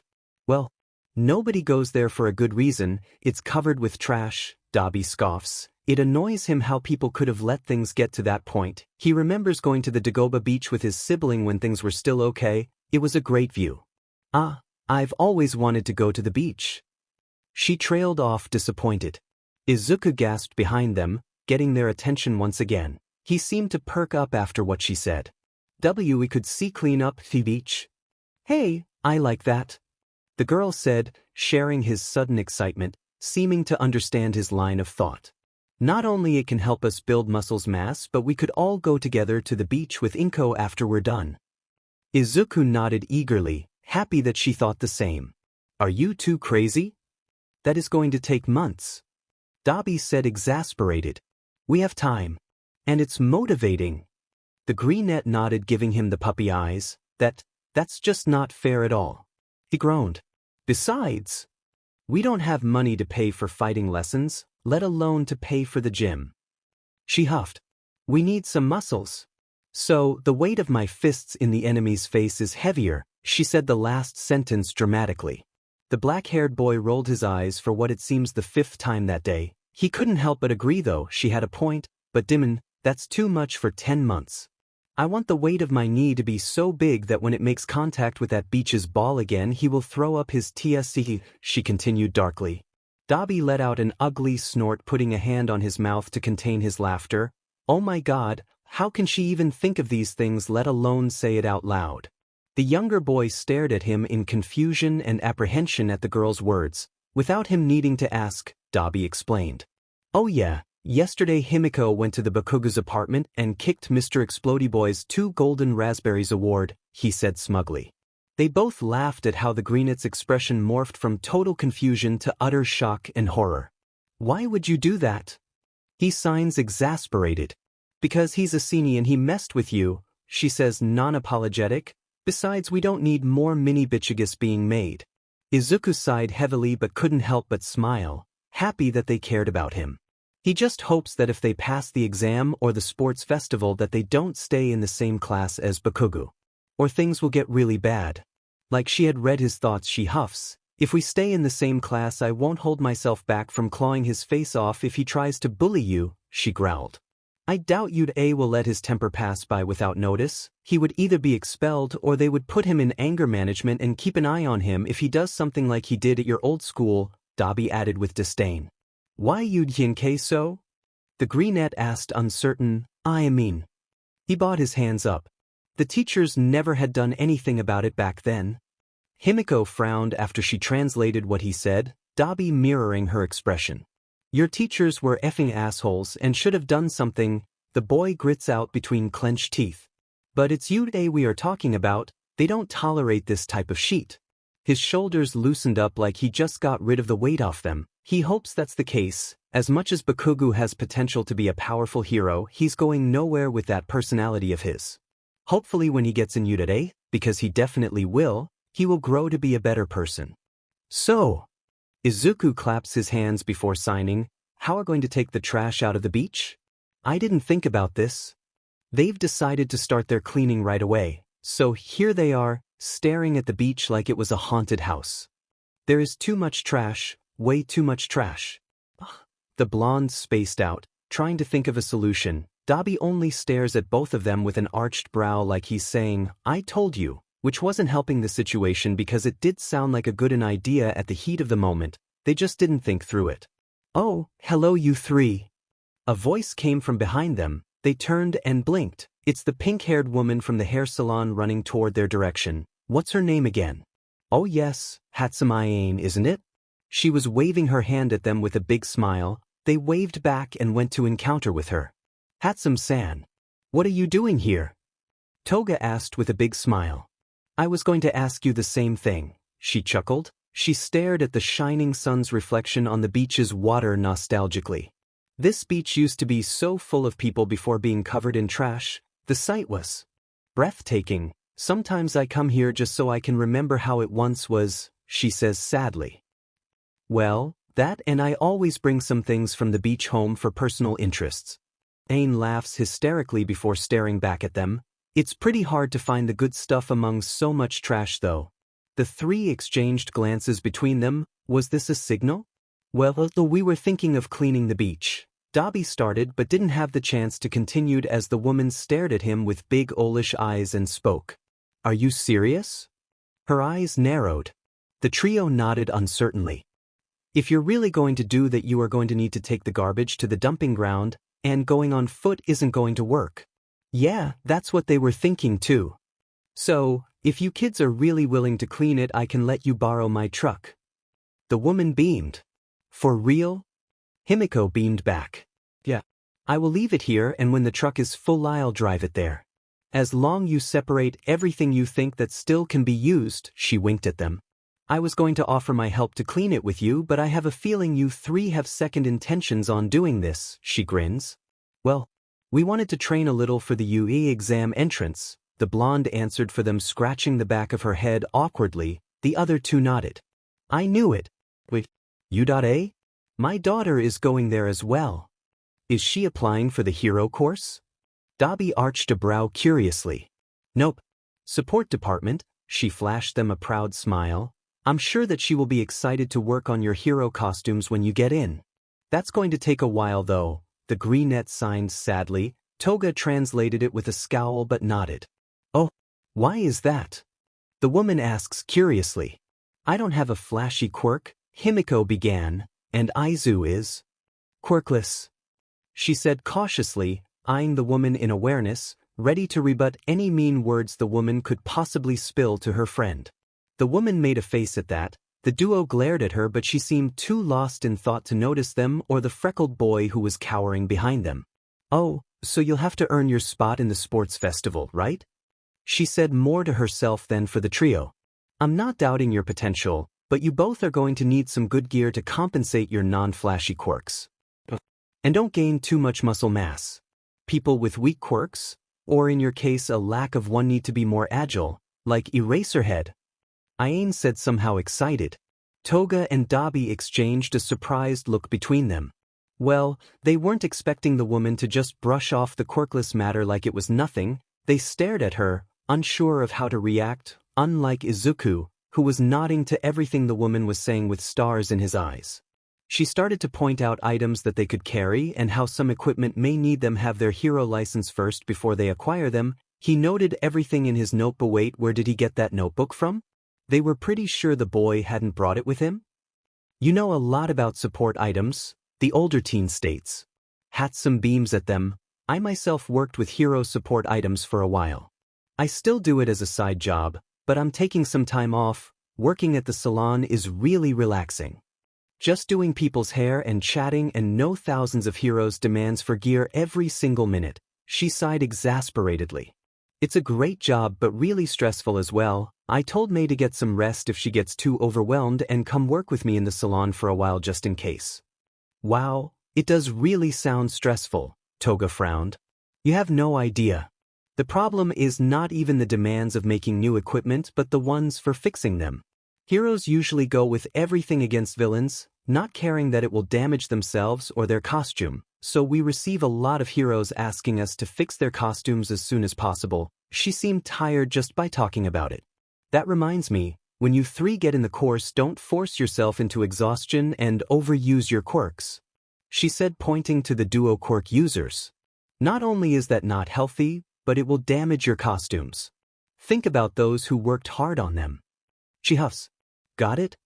She glares at them with a protective mother aura. Yes, ma'am. They agreed. Izuku chuckled as he watched his friends bowed respectfully to Aine. Said woman then turns to look at him with the same aura. Oh no. You as well, young man. Don't you dare go overboard to prove that you deserve your spot in the course. You will have already proved that by entering the course. Why yes, Good. She said, satisfied. Now shoo. The earlier you start the better. She shooed them towards the beach, leaving to get her truck. They eyed the vast place and sighed. This is going to take a while.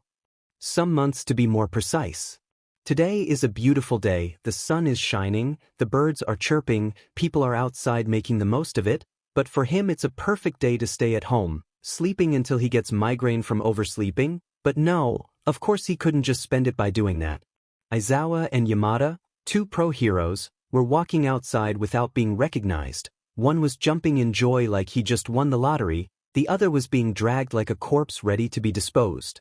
It was their day off, so the couple went for a walk. The blonde insisted on getting ice cream, whining like a child when the Aizawa begged to just stay home. Why did they have to go outside? Everything is so loud, his eyes hurt just by having them open, he just wanted to sleep. Is that too much to ask? They were passing by Dagoba Beach when they heard a shout. Curious, Hisashi dragged his husband to see what was happening. The other man groaned but didn't even try to stop him. They found themselves watching a blonde girl almost tripping as she rolled a huge car tire out of the sand into a truck. There was an older boy who was pointing at her and laughing while another boy with green curly hair just rolled on the sand, bracing himself in pain. The couple didn't expect the girl to furiously make her way towards the teen. He tried to run but she jumped on his back, wrapping her legs around him and making him fall with his face into the sand. The black-haired teen turned his head with difficulty, spitting some sand from his mouth. What the F, Himiko? Why are you not helping, you big doofus? You're the one training. You were supposed to train too. I don't care. That you can get in U today without the exam. If I have to suffer, you have too. She puts him in a sleeper hold. The green-haired kid was now standing by the side of the other two figures. He was staring at them like he didn't know if he should intervene or just keep watching. Either way, he didn't seem surprised by their antics. The scene was amusing to watch. The teens, with the exception of the brunette, were practically yelling to each other, the blonde saying something about how they need to do everything they can to get in UA because of their quirks. Hisashi looked at his husband with the intent to tease him about his potential new students but stopped when he saw his face. Aizawa was watching the scene puzzled, his eyes narrowed and staring straight at the black-haired teen. He frowned, many emotions crossing his face, nostalgia, disbelief, and confusion flashing on his eyes. No, that couldn't be. He can't believe his eyes. This must be an effect from his lack of sleep. That's the only explanation for this. He blinked and the black-haired teen was still there, getting up from the sand, wiping the sand from his clothes. That's when the boy notices them. His eyes widened as he did a double take. He looks at them suspiciously for a minute until he meets Shuta's eyes and freeze. He opens and closes his mouth like a fish above water. The boy recognized him. He is staring at Aizawa like a deer in the headlight, and that's it. That's when he is sure that yes, this is who he thinks it is. Tuya? He breathes out. Aizawa Shoyuta, also known as a Risarhead, has started his career as a teacher at UA. This was his first year. So far so good. He has expelled half of the class already. Most of the kids entered for the fame and got into the hero course unprepared. If they were going to die for being selfish out in the field, then better save the teens' parents from the loss. He's here to train them to be heroes. If they don't have potential, they are expelled. If they are not fit for it, they get expelled. Some of them didn't even look like they wanted to be here, like they were forced to go here.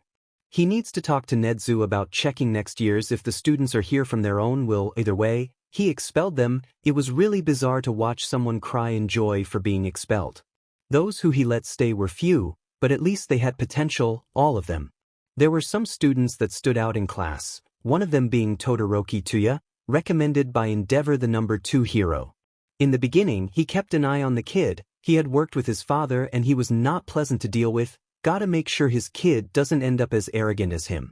His efforts weren't in vain since the kid started to open up more to his classmates. He was usually quiet and wouldn't talk to anyone unless any teacher got him to answer a math or English question, always focused on the results but never socializing.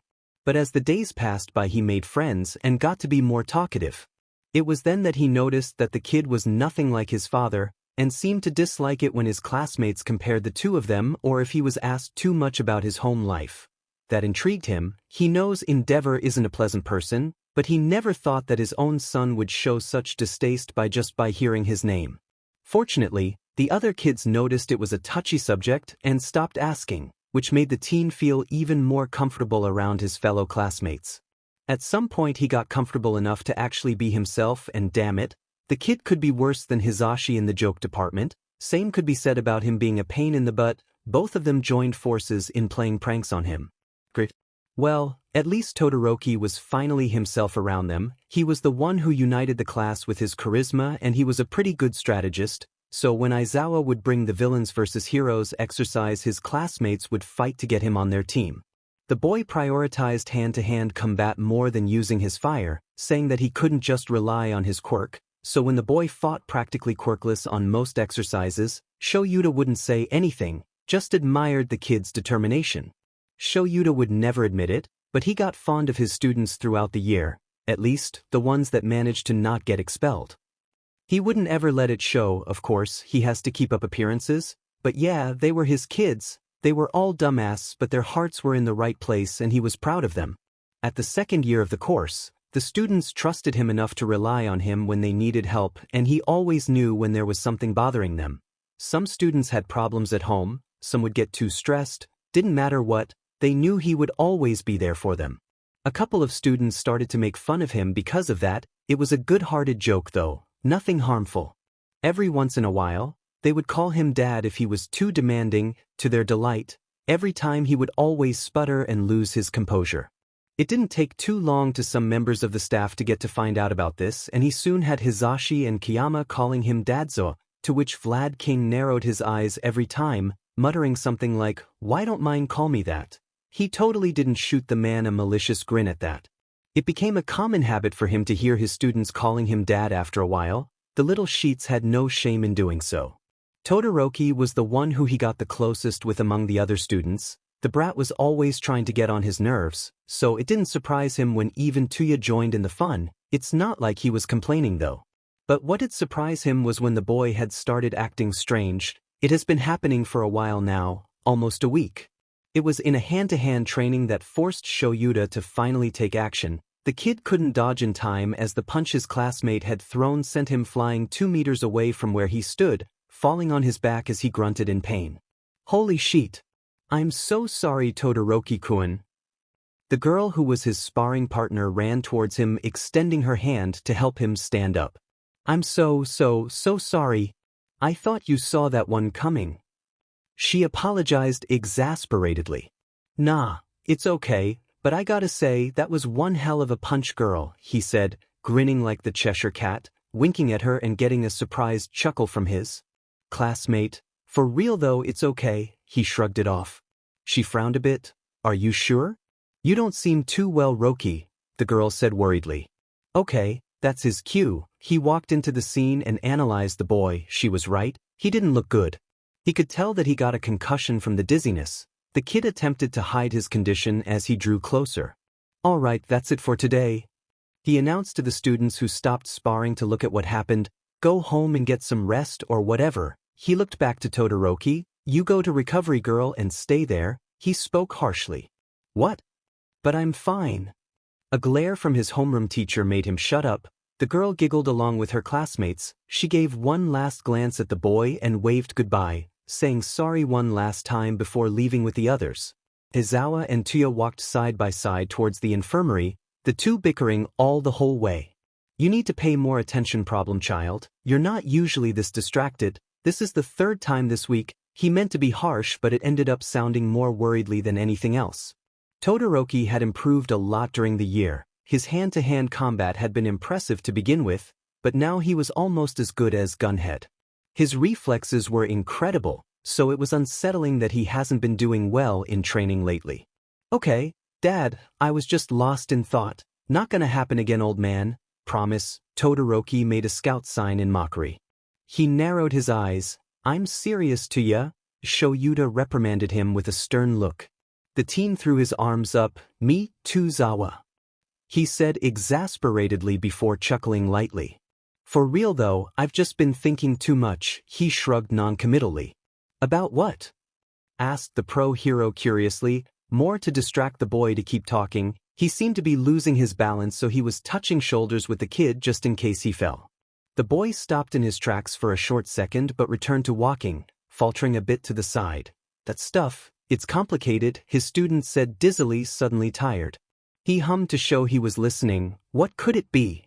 Todoroki was clearly uncomfortable. The topic must be a sensitive one, enough for him hesitate in sharing it. If you need someone to talk about it, he offered, not sure if it would be welcomed. You kids are my responsibility. So if listening to whatever is bothering you helps you feel better to continue with your studies without distractions. He stopped talking when the boy at his side snorted. The brat had the audacity of giving him the widest mocking smile he has ever shown. You're living up to your title as Dadzoa, you know. That gained a long-suffering sigh from the hero. He dared to laugh at his teacher's pained frown, getting the man to slap him across the arm for being a nuisance. That didn't stop him from laughing though. Next time I'll just let your classmates knock you out cold, the black-haired muttered. I don't be like that. I was just joking. The teen whined, but back on the topic. I'll seek you out if I feel like sharing it, he said, thankful for his offer.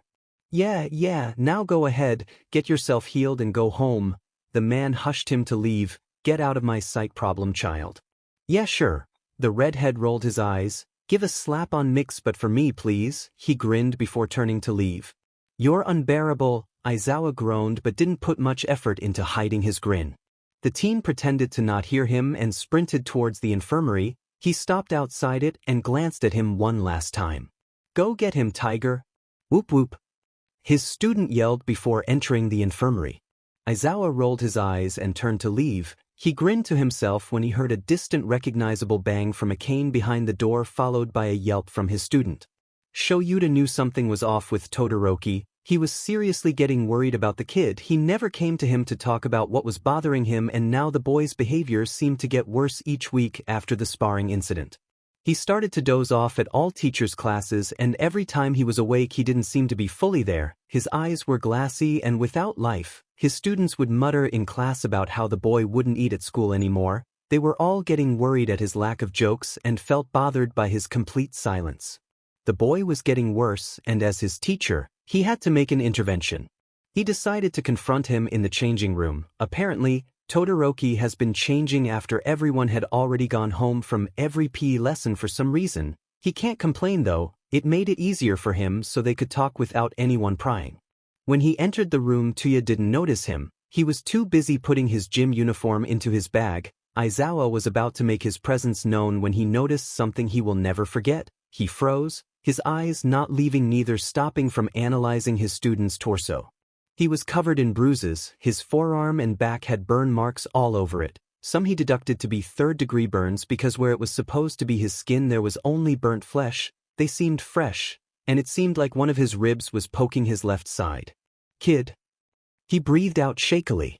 Todoroki flinched, startled. He turned to see his teacher looking at him with a horrified expression on his face, his eyes on his burns that he immediately tried to hide by putting his shirt as fast as he could. What happened to you? Aizawa pretends to not notice the panic on his student's eyes. Oh, it was an accident, you know.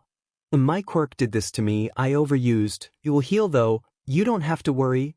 The boy hurried an excuse, his voice trembling from panic. Todoroki, they're third-degree burns, they're not going to heal and you're covered in bruises. Now tell me what actually happened, he said, sternly crossing his arms. His face was blank, but anyone could tell he was worried. But it's true. It's my quirk's fault. I may or may not have picked a fight with someone, that's why there are bruises. He narrowed his eyes. The kid was good at many things, but lying was not one of them. Who did this to you? He tried to press. It doesn't matter, it was just a street fight. I don't even remember the guy's face. The teen answered, getting slightly irritated, which wasn't helping regulating his rapid breathing. All right, pressing him won't work. That doesn't lower his worry for the boy, but he decided to let it go just this time. I've already told you can talk to me about this stuff, didn't I? He says, trying to not show his hurt and disappointment. Tuya stared at him guiltily, his turquoise eyes looking down. I know. I'm sorry, he said numbly. Thank you, Zawa, but really, it's nothing. I promise, I can deal with this on my own, he said before gathering his things. He walked past his homeroom teacher, holding his more damaged arm in pain.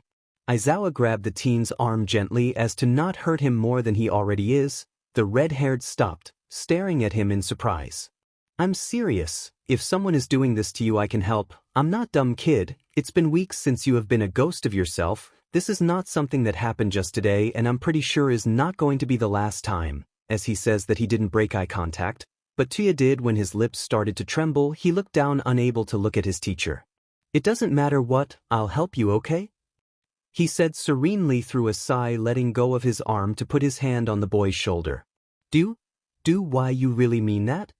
The boy's eyes watered, but he didn't dare let a single tear fall. It hurts him to hear the desperation on his student's voice, like he couldn't believe what he was hearing. He looked so fragile. Sometimes he forgets they're all still just children that are his responsibility to take care of. Of course, I care about you, kid. All of us teachers are worried about you, your classmates as well, he says softly, trying to reassure him. Aye.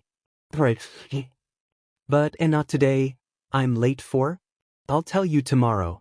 He stared at the boy for a long minute before letting go of his arm. Good, now let's get you to a hospital. This isn't something recovery girl can help with. His voice made it clear that there was no room for protests. His student only nodded in defeat. Whatever he was late for, it could wait a bit.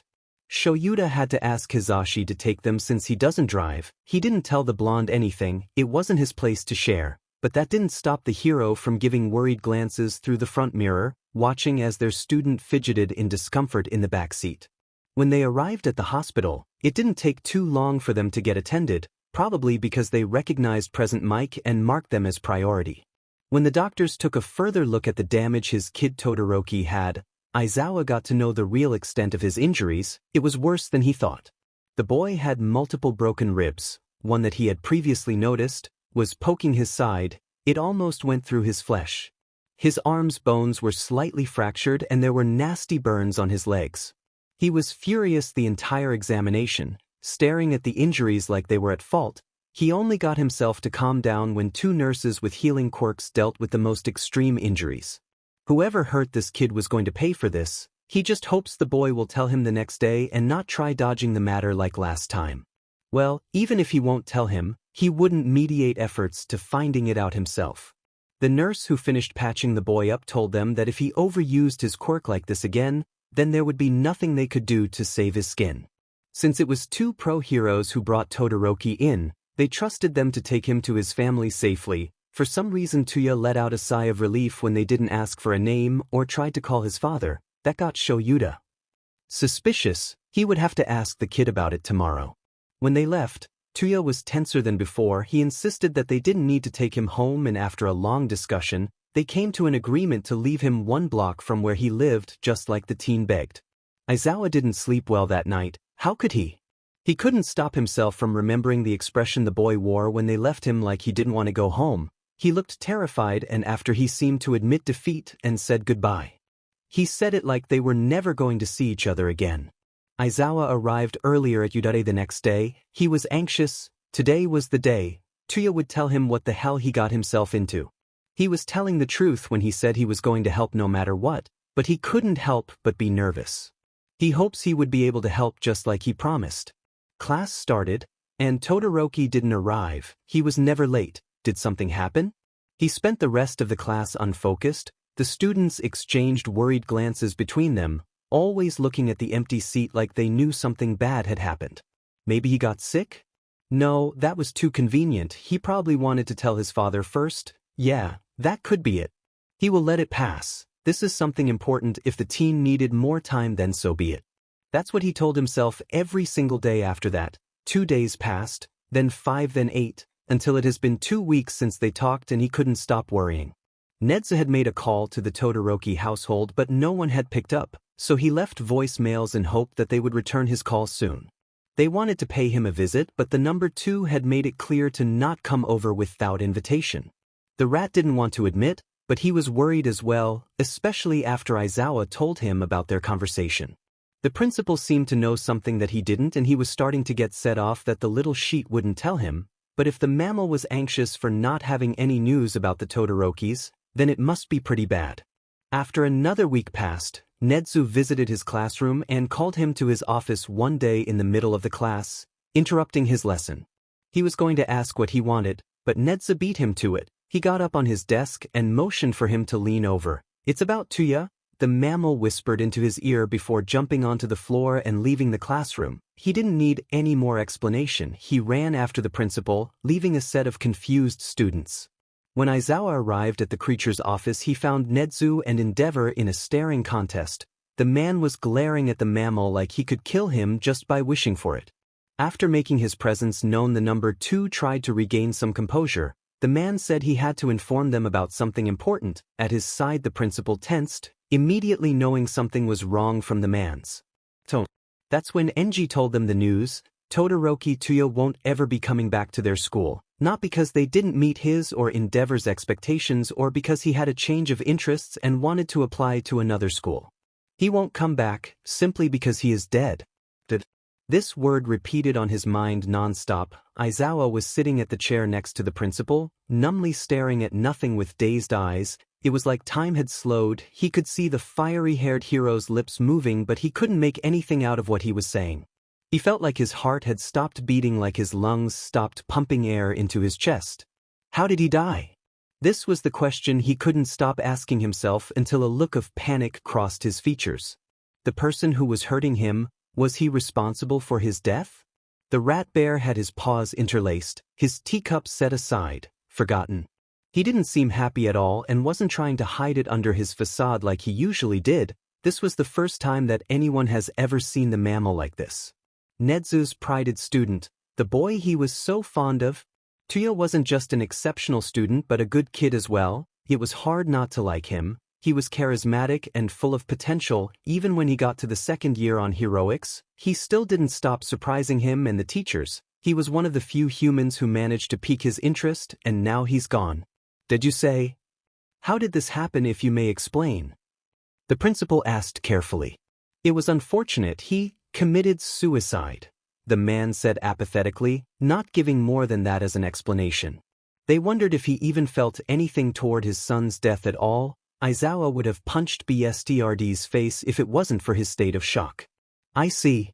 I apologize in my and the rest of the staff's behalf for failing in noticing his illness and getting him the treatment and attention he deserved, said Nedzu solemnly. Aizawa felt a knot in his throat. It was like this wasn't real. It couldn't be real. He must be trapped in a terrible nightmare. There is no way Tuya would commit suicide. There was no reason for him to do that.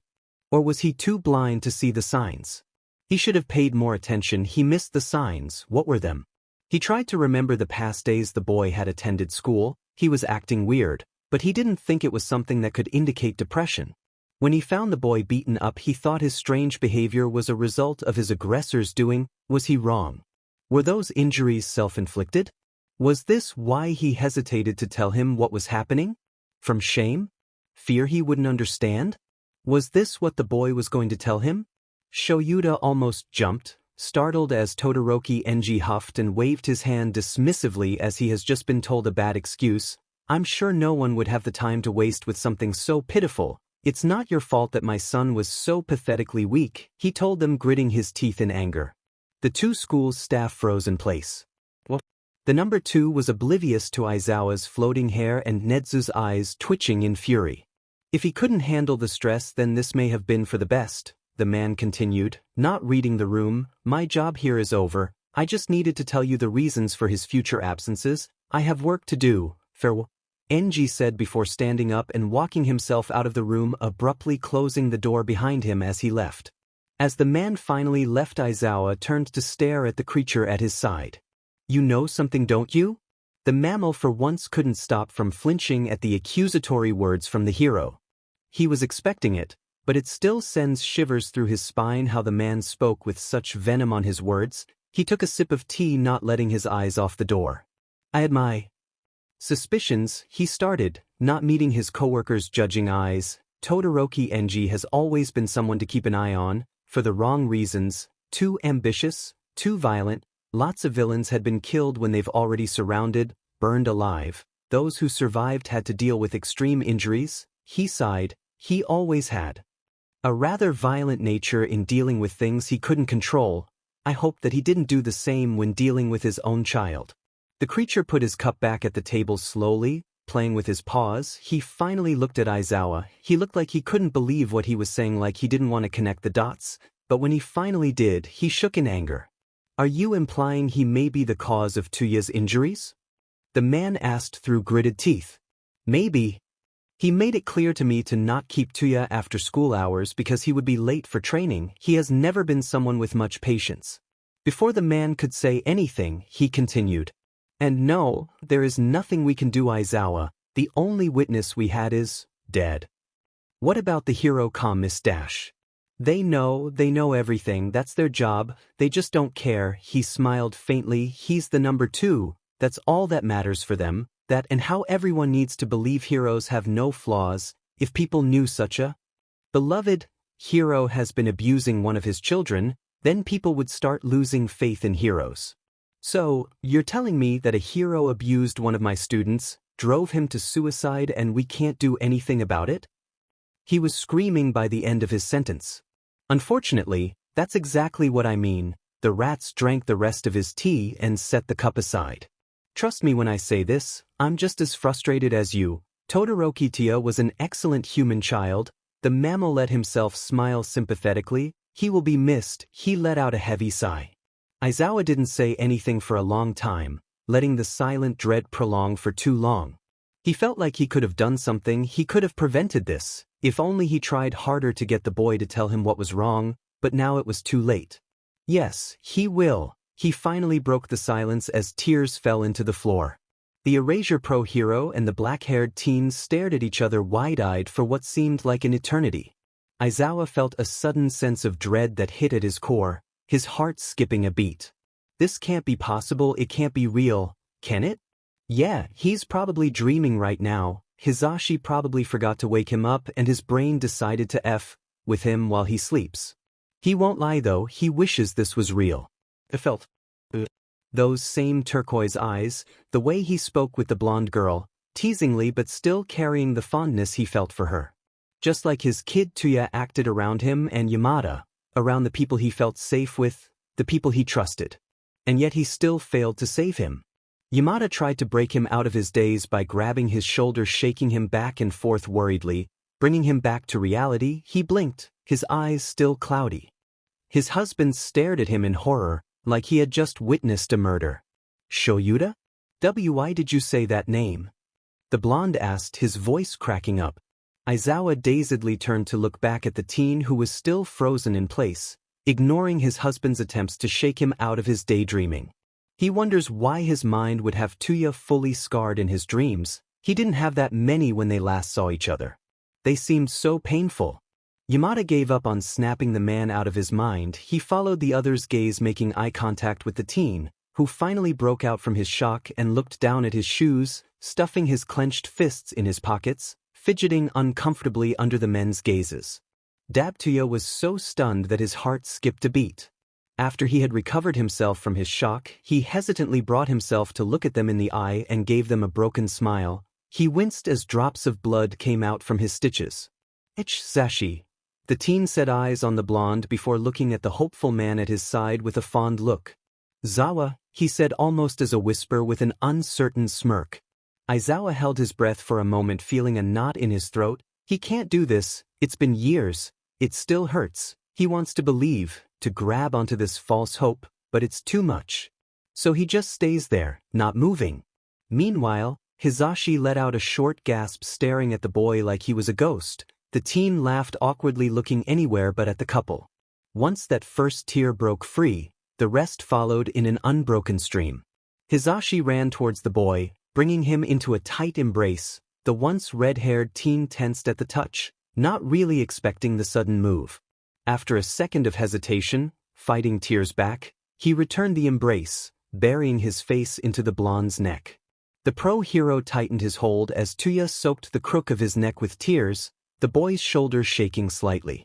He squeezed him in his hold repeatedly, like he was making sure he was actually there and wouldn't disappear on him.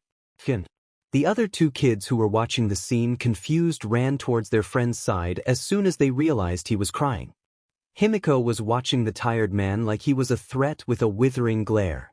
She had grabbed a piece of sharp metal on her way and brushed her thumb on the tip, the object fidgeting in her hand.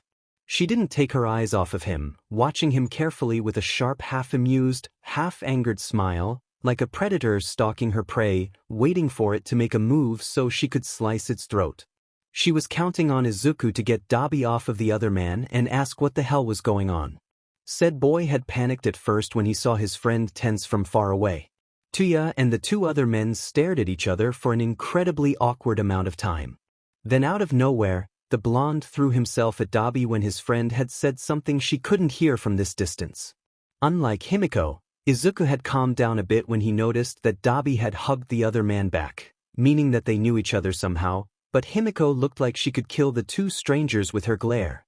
So while she stared at the man like a wild animal, the greenette shyly tapped the blonde man on the shoulder, frowning when he noticed the tears falling on the man's cheeks, He felt like he was intruding on an important matter. The man opened his eyes slowly, blinking off tears. He looked at Izuku and gave him a small, strained smile, still holding his friend in a tight embrace. Midoriya's eyes widened as he got a better look at the blonde. He gasped loudly, catching the girl's attention. He looked at the other black-haired man and back to the blonde guy several times until he recovered from his internal fanboy screaming and signed to Himiko. "It's Present Mike and Eraserhead." "What? No way." The girl let out an excited screech, dropping the sharp object into the sand. She now looked at them in awe. The dark-haired man looked at her wide-eyed in shock, like he couldn't believe she was now fangirling over them when half a second ago she looked like she was ready to commit murder. Yamada leaned away from Tuya, squeezing the boy's shoulder in comfort as the other aggressively wiped away his tears. The pro-hero let out a wet laugh. This was really Tuya. This kid has so much to explain. Hizashi turned to look at the two kids who recognized him. They were torn between staring at him in awe and looking worried since their friend was still crying.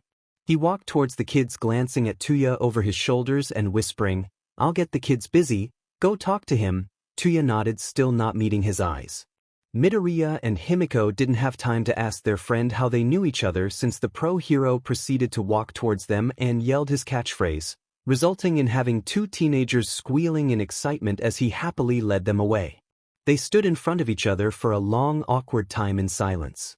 Neither of them knew how to proceed, a heavy tension filling the air. Tuya couldn't bring himself to look at the man. He felt ashamed for running away like the coward he is. Just the thought of his once teacher being disappointed at him made him want to disappear. God, he must look so pathetic right now. Sighing, he rubbed his temples. He hasn't said anything yet and he already feels a headache incoming. He just wants to get over with this as soon as possible. After some more minutes of silence, he gathered the courage to confront the man. As soon as he looked up, his eyes widened slightly. His former teacher was just standing there, staring at him with cloudy eyes, like he was still trying to comprehend what was going on.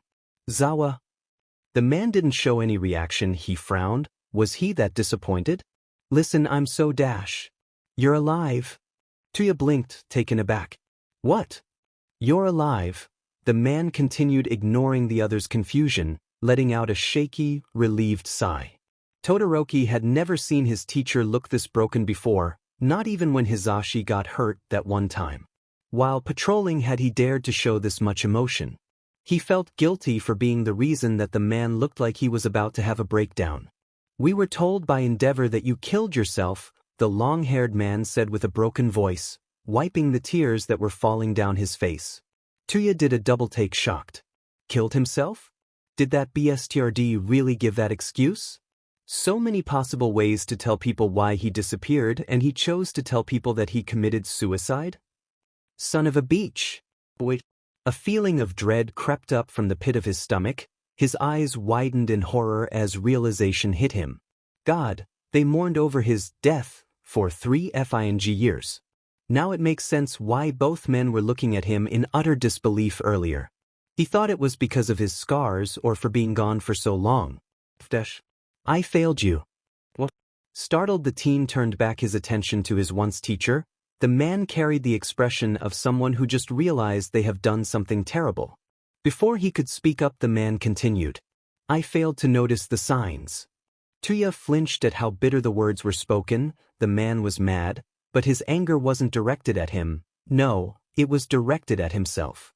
Aizawa shook his head, looking down at the sand like it had personally offended him. "I could have gotten you out of that place. I shouldn't have taken you home that day if only I had paid more attention." His eyes narrowed. He shouldn't feel responsible about what happened to him. Aizawa had done nothing but show support when he needed it most.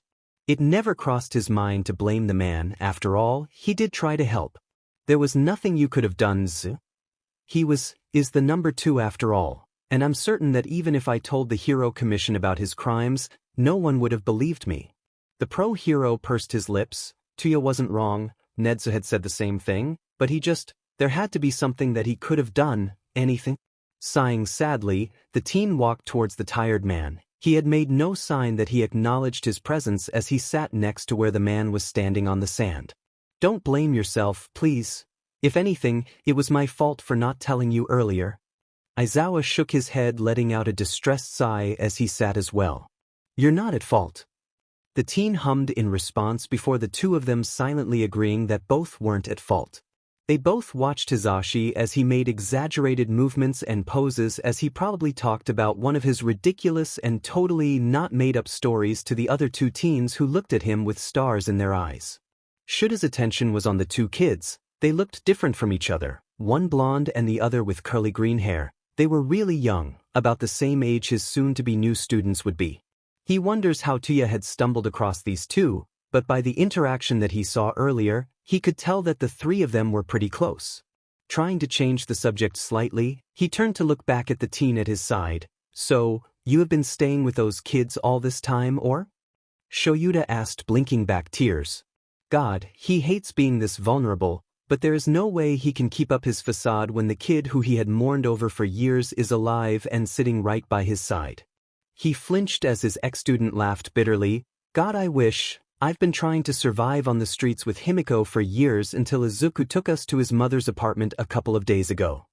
Shoyuta furrowed his brows into a scowl as his mind was engulfed with negative thoughts about how thought it must have been for those two, having to live like that. Why didn't you come to me? To Nedzu? We could have helped, he asked a bit hurt. Didn't the kid trust him enough? Tuya felt a twinge of guilt. I know you would, he said softly, almost as a whisper. But I didn't have much of a choice. I wanted more than anything to tell someone, to tell you. He looked back at the trio who were chatting nonstop, but then things escalated so quickly that night.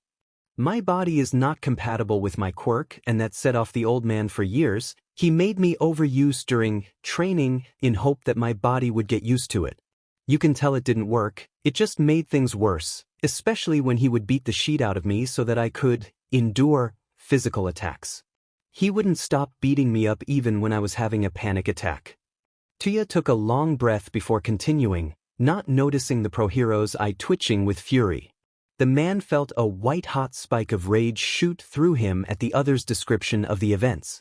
I lost control in our last training session. He caressed his scars. I was just so tired that day, I couldn't even dodge his attacks. Pathetic, right? He chuckled humorlessly. Aizawa frowned worriedly, getting closer to him and placing a hand on his shoulder. Tuya relaxed a bit at the touch. That bastard wouldn't shut the hell up about how weak I've become, that you had me slacking off, that I should use my fire more, pushing my limits every single FNG day. The teen looked at him, turquoise eyes clouded, tears gathering at the edges of his eyes. I just wanted to get away. I was just so unhired, Vazua, said the teen with a tremulous voice. Shoyuta felt his heart shatter at how broken his one student's voice sounded, as much as he wanted to embrace the teen into a tight hug and offer any words of comfort, but he had to hold himself from doing it since he knew the other wasn't done talking. He didn't even take me to a hospital. I think it was so no one would know what happened to me. I don't think my siblings know I'm alive as well since he told you that I killed myself. He huffed. I'm not surprised he used that excuse, to be honest. When I was stable enough to move, he told me that he was disappointed in me, that I was a failure, and since I was pretty much worthless to him for not being able to use my fire without hurting myself, there was no reason for him to keep me under his roof. He didn't want people to know that he had such a pathetic, weak son, he sighed in frustration. He warned me to never talk about what happened or my siblings, and my mother would suffer the consequences for it. He is the one paying for my mother's treatment, and my siblings had nowhere to go, but to be honest, I had a feeling that he wasn't talking about that. Deep down I knew that was threatening to kill them minus Shudo, if I ever opened my mouth. Shoyuta didn't even try to hide his shock. Would Endeavor go that far? He thought about it, looking at the scarred teen at his side who was anxiously burying his fingers in his arms. Yes, he would. He would kill his own family if that meant keeping his dirty little secrets behind doors. He didn't blame the teen for not getting help after that. He just wished he could have at least come to him to have a place to stay and not have to sleep in the streets for 3 years. Tuya took a long breath. He looked down, bracing himself to calm himself. Aizawa got closer, rubbing small circles on his back, encouraging him to continue. After he seemed pleased with all the threats and making sure that I wouldn't say a word to anyone, I ran to my room and got a couple of clothes and my phone. He dragged me out of the house before I could have the chance to gather some food or money. I had to steal food for months so I wouldn't starve to death. That kid saved my life, Zoa, the other said with a fond expression before his eyes darkened. I'm not sure what would have happened if he hadn't found us that day. I was beginning to lose hope, Himiko as well.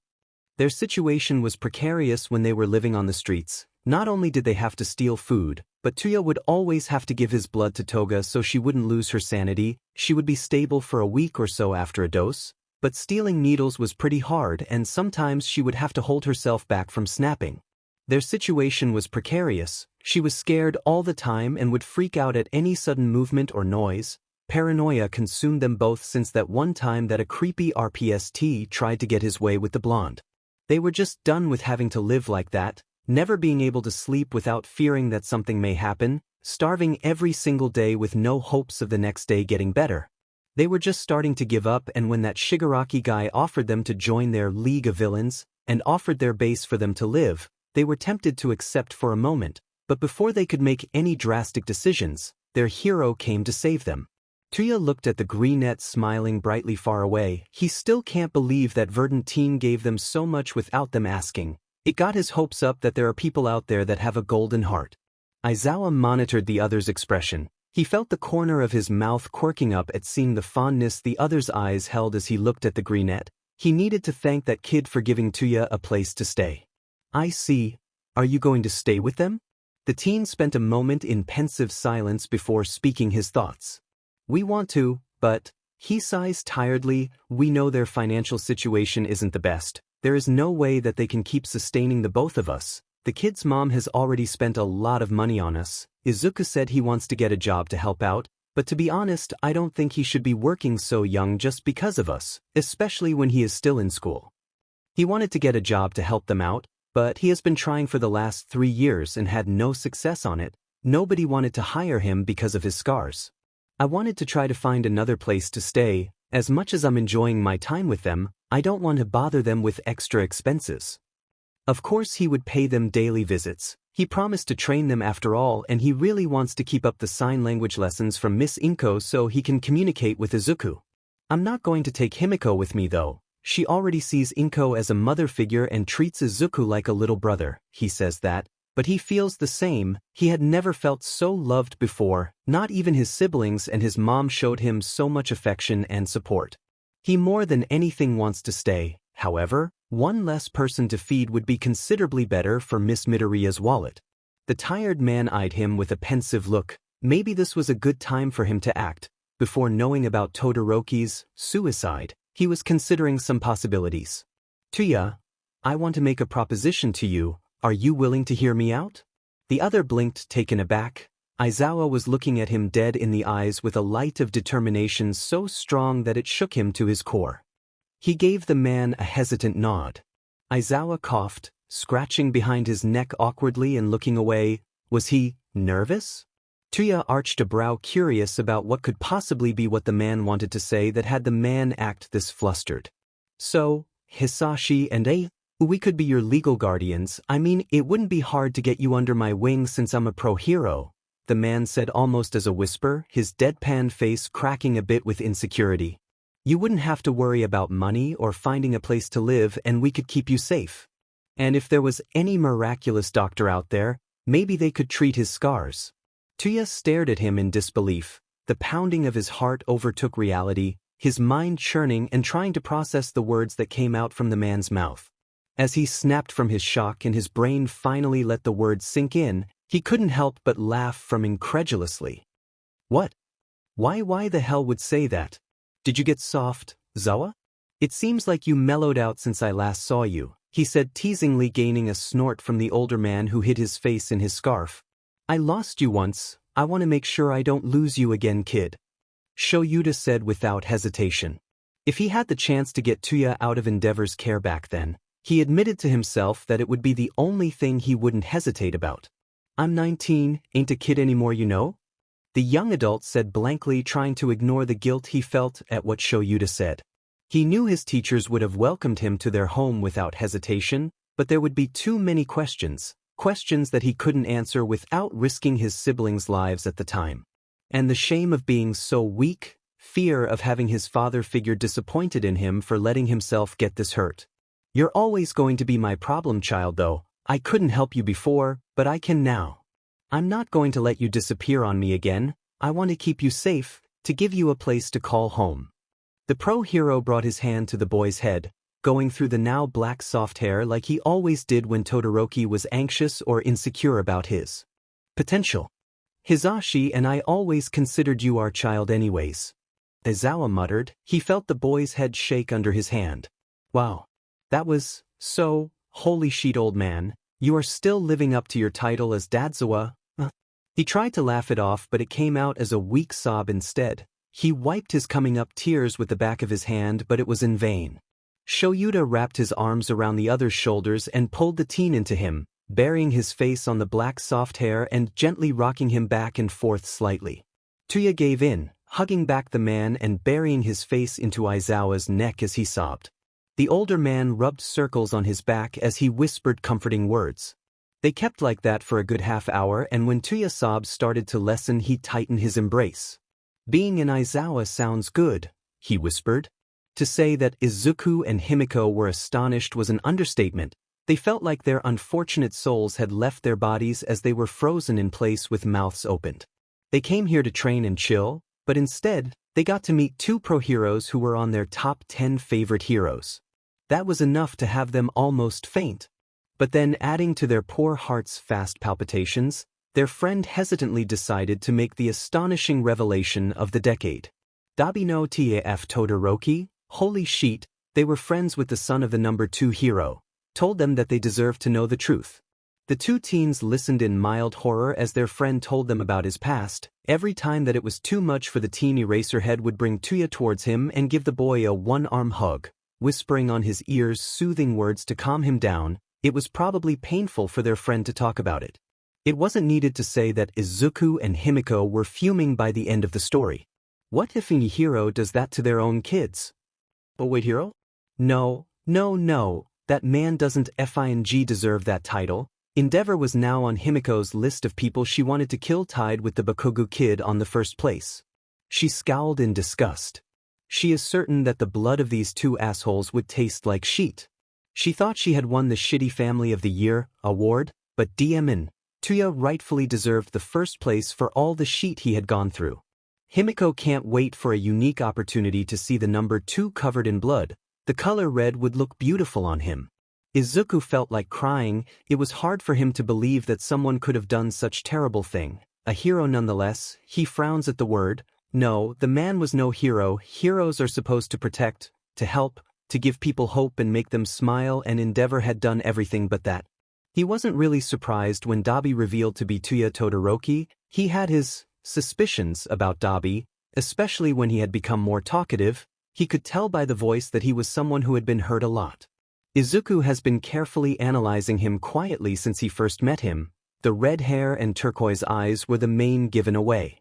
Those disfiguring scars were obviously from his own fire since the burns were on precise spots, especially the ones from his face. It had the same pattern from Endeavor's face fire that the man insisted on having 24/7 on to show off his power. He also noticed Tuya looking in disgust at his one and only Endeavor poster left in the corner of the room. He had stupidly forgotten to set that one on fire with the others. Besides, knowing how Endeavor was, it wasn't too difficult to connect the dots. Now, Izuku admits that they had become very close in a short period of time, but his friends have yet to know him better. They didn't know everything about him yet. His analyses? They were far deeper than just analyzing quirks. He critically analyzed the person behind the hero persona, how their distinct personalities are, how they work with other heroes, if they were heroes for the fame, for the money, or because they genuinely wanted to help people. And his thoughts on Endeavor haven't been very good since the beginning. He never liked the man. He always felt that something was off every time he saw him on the news or interviews, and it wasn't because of his infamous aggressive personality, not at all. It was like looking at a grown-up Casey Bakugo, someone who proudly walked freely, knowing that he did something terrible and had gotten away with it, because his victim was too afraid to say anything to anyone. After all, he was just a quirkless kid who would have believed in him anyways. And those who did would do nothing about it because they thought he deserved it for being so weak and saw Bakugo's extraordinary potential to be a good hero. The number two's burning ambition with surpassing all might was horrifyingly similar to what Bakugo has been trying to do since he got his quirk. It took him a lot of time to understand why the blonde had done all those terrible things to him. The explosive teen saw him as a threat. He thought of Izuku as someone that he needed to surpass just because he still wanted to be a hero when he didn't develop a quirk. He was afraid that someone weaker than him could be as good as him at being a hero. Because he wanted to be the only one to be good, the only one to get in, the one to get to the top. Years of people radically increasing his ego shaped his old friend's current process of thought. He sighed hopelessly. Something must be done about Bakugo's aggressive behavior. The thought of having another possible endeavor as a hero terrified him. Putting that aside, he was thinking really hard on opening that one file that he had on his computer full of small analyses on mysterious deaths of civilians, villains, and catastrophic huge damages done to several buildings when Endeavor was passing by. He had stopped working on that case a year ago. He was feeling too down to have the pleasure of gathering convincing evidence against the number 2 hero. A corner of his mouth lifted. Well, now that he was feeling better, nothing and no one could stop him from obsessively pursuing the boundless possibilities to F with the career of that walking flammable can of trash.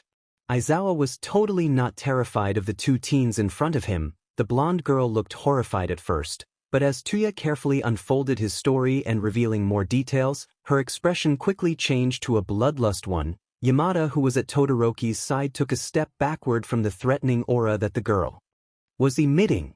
Sheet, if Endeavor wants to keep living, he better never comes across this girl. The green-haired boy, on the other hand, looked like he was close to tears, but Shoyuta couldn't help but instantly notice that unlike the girl, the boy didn't seem surprised at these revelations. If anything, he looked like it's been a while that he has been expecting his friend to talk about this. The freckled boy zoomed out at some point and seemed to get lost on his own thoughts, his expressions radically changing several times like he was debating with himself about something. Shoyuta shivered when the greenette seemed to come to a conclusion and had that mischievous glint in his eyes. Tuya had made friends with 2 problem children, 2 kids who were out for the number 2 hero's blood. Perfect. Now he had enough backup to brutally murder the flame hero in the middle of the peaceful night. After all of that explanation, they all left to go home. The pro-heroes came with them so they could explain the situation to Midoriya Izuku. "Sue, you're leaving?" Himiko asked, not meeting Dabtia's eyes. She was smiling, but anyone could see the sadness behind it. "Yeah," the boy looked down thoughtfully. "He has been quiet since they left the beach." The 2 pro-heroes that were a couple of feet behind looked at each other with worry.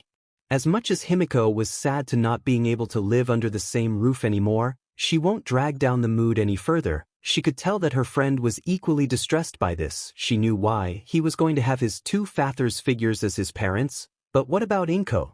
He may not show much how he feels about others, but the blonde could see how much he genuinely enjoyed the motherly love Inko showed to him.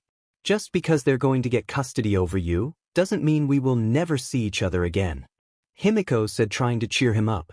Izuku nodded at his side. "White Hois, visit us," the greenette said with a shy smile.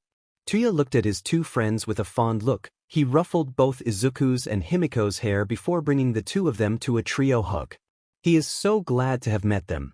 He will miss waking up with their presence beside him every morning. The other 2 teens returned the hug with an equal amount of ardent affection. Himiko nuzzled into the older teen's neck as the freckled boy snuggled into his chest. As they returned to make their way to the greenette's apartment, Izuku stopped on his track for a moment. The rest did the same, looking at the boy questioning about what happened. The boy simply gave them a smile and signed. "I don't think we will need to worry about not being together anymore." "What you mean?" the black-haired teen asked in apparent confusion. "You'll see," the greenette signed smugly before returning to walk in front of them. The group merely exchanged a confused look before following the teen. Inko blinked slowly, face blank. She was trying to properly process the sudden turn of events. There were 2 pro-heroes in her house, sitting on her couch. How did a simple walk-to-plan strategies ended like this? Also, why was there sand on her kid's hair? She got home from work not too long before the kids got back. She was worried when they weren't home and was surprised when they got home with two kind strangers. They were Eraserhead and present Mike or Aizawa Shoyuta and Yamada Hisashi, as her beloved son explained to her. Dabino Tuya was sitting between the two men, each one comforting the teen in their own way, the long-haired one rubbing circles on his back while the blonde one ruffled the boy's hair and whispered softly into his ears. After a couple of minutes and a reassuring smile from both her son and Himiko, the teen gathered the courage to speak. She was not one bit pleased with hearing the things he had to say. The woman got so angry at some point that everyone in the room flinched as her killing intent aura grew stronger. She was trembling uncontrollably from so much rage, but she kept smiling, which made her look even more threatening. If Endeavor ever had the misfortune of walking across her, she was going to annihilate that man from existence. But that is a quest for another day. Right now, she had to worry about another thing. She looked at the couple with caution's eyes. "You want to adopt Tuya?" she said blankly. It wasn't a question, but Aizawa nodded anyways. Inko frowned. She should be happy that the teen was going to get adopted, that he could finally have one, well, in this case, two decent father figures in his life. She couldn't help but feel sad at the news. She may just know Tuya for a couple of days, but she grew attached to him like he was her son. She knows that it is selfish of her for feeling this way, but she felt disappointed and a bit jealous that she wasn't the one adopting the scarred boy. She wanted to protect him, give him the maternal love that his mother negligently failed to give him because she couldn't look at him without seeing that cruel monster. Maybe she still could. The two heroes were fidgeting under her gaze. She had zoomed out while staring deep into their souls. She let out a distressed sigh before composing herself. "I want shared custody over Todoroki Tuya," she said with fierce determination. She gave a look at the two shocked men that said that she wasn't going to get out of this without what she wanted. She heard her son giggle at her side and Himiko cackling at the astonished look plastered on Tuya's face. The teen was looking at the woman with a mix of shock and relief. Happiness? Her anxious expression softened as she noticed the tears gathering at the edge of his eyes. While she gave him a motherly smile, the two heroes were glancing approvingly at each other, undoubtedly having a silent conversation between them. It was obvious that by Tuya's reaction to the woman's request, that he wouldn't be against the idea. They couldn't deny their kid of having a mother figure, especially when under Endeavor's care. His blood mother was the only thing keeping him from breaking down, even with him knowing that she didn't love him and avoided looking at him. He genuinely needed another mother figure in his life as well, and if Miss Midoriya was eagerly offering to fill that role, who are them to stop her from doing so? Besides, they saw how he was acting when they were making their way to the modest Midoriya's apartment. He wouldn't be fully happy without the other three. Coming to an agreement, they both turned to look at the green-haired woman, Aizawa being the one to instantly catch her attention. If both parties are okay with it, then I don't see why not. The lovely woman let out a sigh of relief, her smile full of heartfelt gratitude. "But Yamada said dramatically. Both Inko and Tuya tensed at that. Aizawa gave a harsh nudge on the blonde's ribs, who didn't even flinch at the jab. "I think it would be beneficial to everyone if we all lived together," the man properly finished saying with a generous smile. The three teens and Inko looked wide-eyed at the hero couple in surprise. I wouldn't want to impose," the woman said in shock. "How can they make such an offer like it was nothing?" Hisashi gently waved his hand dismissively. "We were going to move to a more spacious place because of Tuya anyway, and you will need more room assuming you're going to adopt the other little listener." He pointed to the vampiric girl who beamed at the mention. The man smiled tenderly at seeing the green-haired woman nodding eagerly with fervor. "I think it would be for the best. Tuya gets to stay with his friends and his mother figure, and you get to spend time with him. It's a win-win situation." The woman wasn't expecting such a proposal. She couldn't let such a chance pass. There were no cons, just pros, so she nodded, agreeing with the idea. The voice hero screamed hysterically aloud, "Hell yeah," which got the kids to chuckle a bit. Oh, talking about moving in and adoption, Inko turned to look at Himiko, who was with her son beaming at Tuya, excited and happy with the new sudden development. The girl felt her eyes on her and instantly turned to look back to the woman. Having her attention, Inko continued eagerly. "I talked with my friend's lawyer today and well, you're officially my daughter now." For a moment the blonde just stared at her like she couldn't believe what she had just heard, but it didn't take long until the girl broke into tears and tackled the short woman into a tight bear hug. "Are you for our real?" the girl asked. She receives a soft smile from the greenette in response. But it was so fast, shouldn't it Hitch? How did Izuku at her side brought up a hand and laid it on her shoulder to get her attention, giving her a soft smile that got her to calm down. As she got calmer, Inko, who understood her confusion, went to explain. "Well, usually, it would have taken longer for the lawyers to be able to prove what the Toga family has done since they have a good image, but the kid they adopted and another child in their care were more than willing to go against them on the upcoming court." Himiko blinked slowly. Was the kid they adopted being unjustly treated like she was? Her brows furrowed as worry made her anxious heart skip a beat. And who was the other kid? Did they adopt another one? Inko nervously coughed, getting everyone's attention. "Well, since they are also victims and they have no other relatives or somewhere to go," she looked up to the stairs, motioning to two figures to make their way down. She had noticed them by the side of her eyes. It's been a couple of minutes already. The two kids flinched, noticing they weren't doing a good job at hiding, but made their way to the living room regardless. When both of them were side by side in the living room, the woman presented them to the rest. "This is Toga Mikumo," she said, pointing to the 10-year-old black-haired. The boy had red eyes and a cut on his right cheek. He didn't meet their eyes. He seemed to be the quiet type. Inko pointed to the other, who had ugly bruises on both of his arms and a dark black eye. "And this is Toga Nito, both previously known as Akatani Mikumo and Minoma Nito." "Nito?" Himiko screamed at seeing the blonde. She tackled him into a tight hug. He returned the embrace tiredly, but still happy to see her. When she leaned back, the boy gave her a sheepish smile. "Why were you with him? How? What happened to Uncle Kito? Wait, why are you both here anyway?" The girl was so confused. The green-haired woman scratched behind her neck, a bit embarrassed. "I can explain that. A couple of hours earlier, Inko was on a huge office. A long black-haired woman sat in front of her. The lawyer adjusted her tie and gave the other a smile. "I have good news, Midoriya-san," the woman said politely. She waved her hand dismissively. "Call me Inko, Miss Tsukaushi." The woman chuckled delightedly. "All right, Inko-san, feel free to call me Makoto then.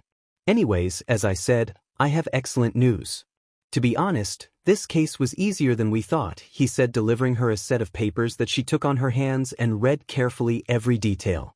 "You told me the girl said she saw boy toys in her old room, right?" She nodded, focused on the papers but listening regardless. She remembers how upset Himiko sounded when she told her about it. "Well, the kid they adopted, previously known as Akatani Mikumo, was 7 years old at the time. He had just manifested his quirk when they strangely decided to adopt him. He was a late bloomer, apparently. He has an empathy quirk that allows him to feel and manipulate emotions of those around him. He seemed to have been treated well by the Toga family, being spoiled and being shown off to everyone like he was a precious prize, but..." Tsukaushi let out a distressed sigh, gently massaging her temples before continuing. "It's only that way in front of the public. Behind doors, things are complicated. We discovered the parents have been using the kid to manipulate high-up politicians and any person who works dealing with hero information to leak these pieces of information to villains to get a lot of money." She shook her head in evident disappointment. The Toga family was one of the known wealthiest family in Japan. Everyone wondered how they got so much money by just working as administrators in the Hero Commission. Another thing we found out is that they have become the legal guardian of one particular child as well. Apparently the father of the child was Minoma Kito, older brother of Himiko's mother Toga Hiro. From what we got to know, he had committed suicide at the beginning of this year after suffering for years from the loss of his wife who died at giving birth, she said. Inko's brow furrowed into a frown. She had a feeling that she knew where this is going. Inko looked away from the papers, giving the woman her full attention. She motioned to the lawyer to continue. "I'm having Chief Detective Tsukaushi Naomosa aid me with your case. We did some digging and it seems that they have been mentally and physically abusing Minoma Nito. They blame him for the death of his parents. Apparently, he had told the teacher's school about his legal guardian's abuse several times, but the Toga family has a great reputation around the city, so they found it hard to believe in him and didn't report it to the local authorities, Thinking the kid just wanted attention, Makoto said subtly, trying her best to hide her profound disgust. Inko scoffed. It seems like teachers' new trend is to let their students be abused nowadays. Pathetic. Leaving that thought aside, she was saddened in having her assumptions being right. The Togas shouldn't be allowed to have a child at all. We got the teachers to tell us what the kid had told them. His parents had been hitting him and locking him out of the house.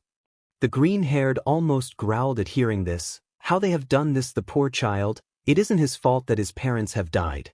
We got the kids under the police custody. For now, there is no way that we will leave them with those two while they're being investigated. They're pretty much fed up already, but the kids will give their testimony in a couple of days. Aside from that, Toga Himiko's custody has been officially transferred to you. The woman gave Inko a couple of documents proving that Himiko was now a Midoriya.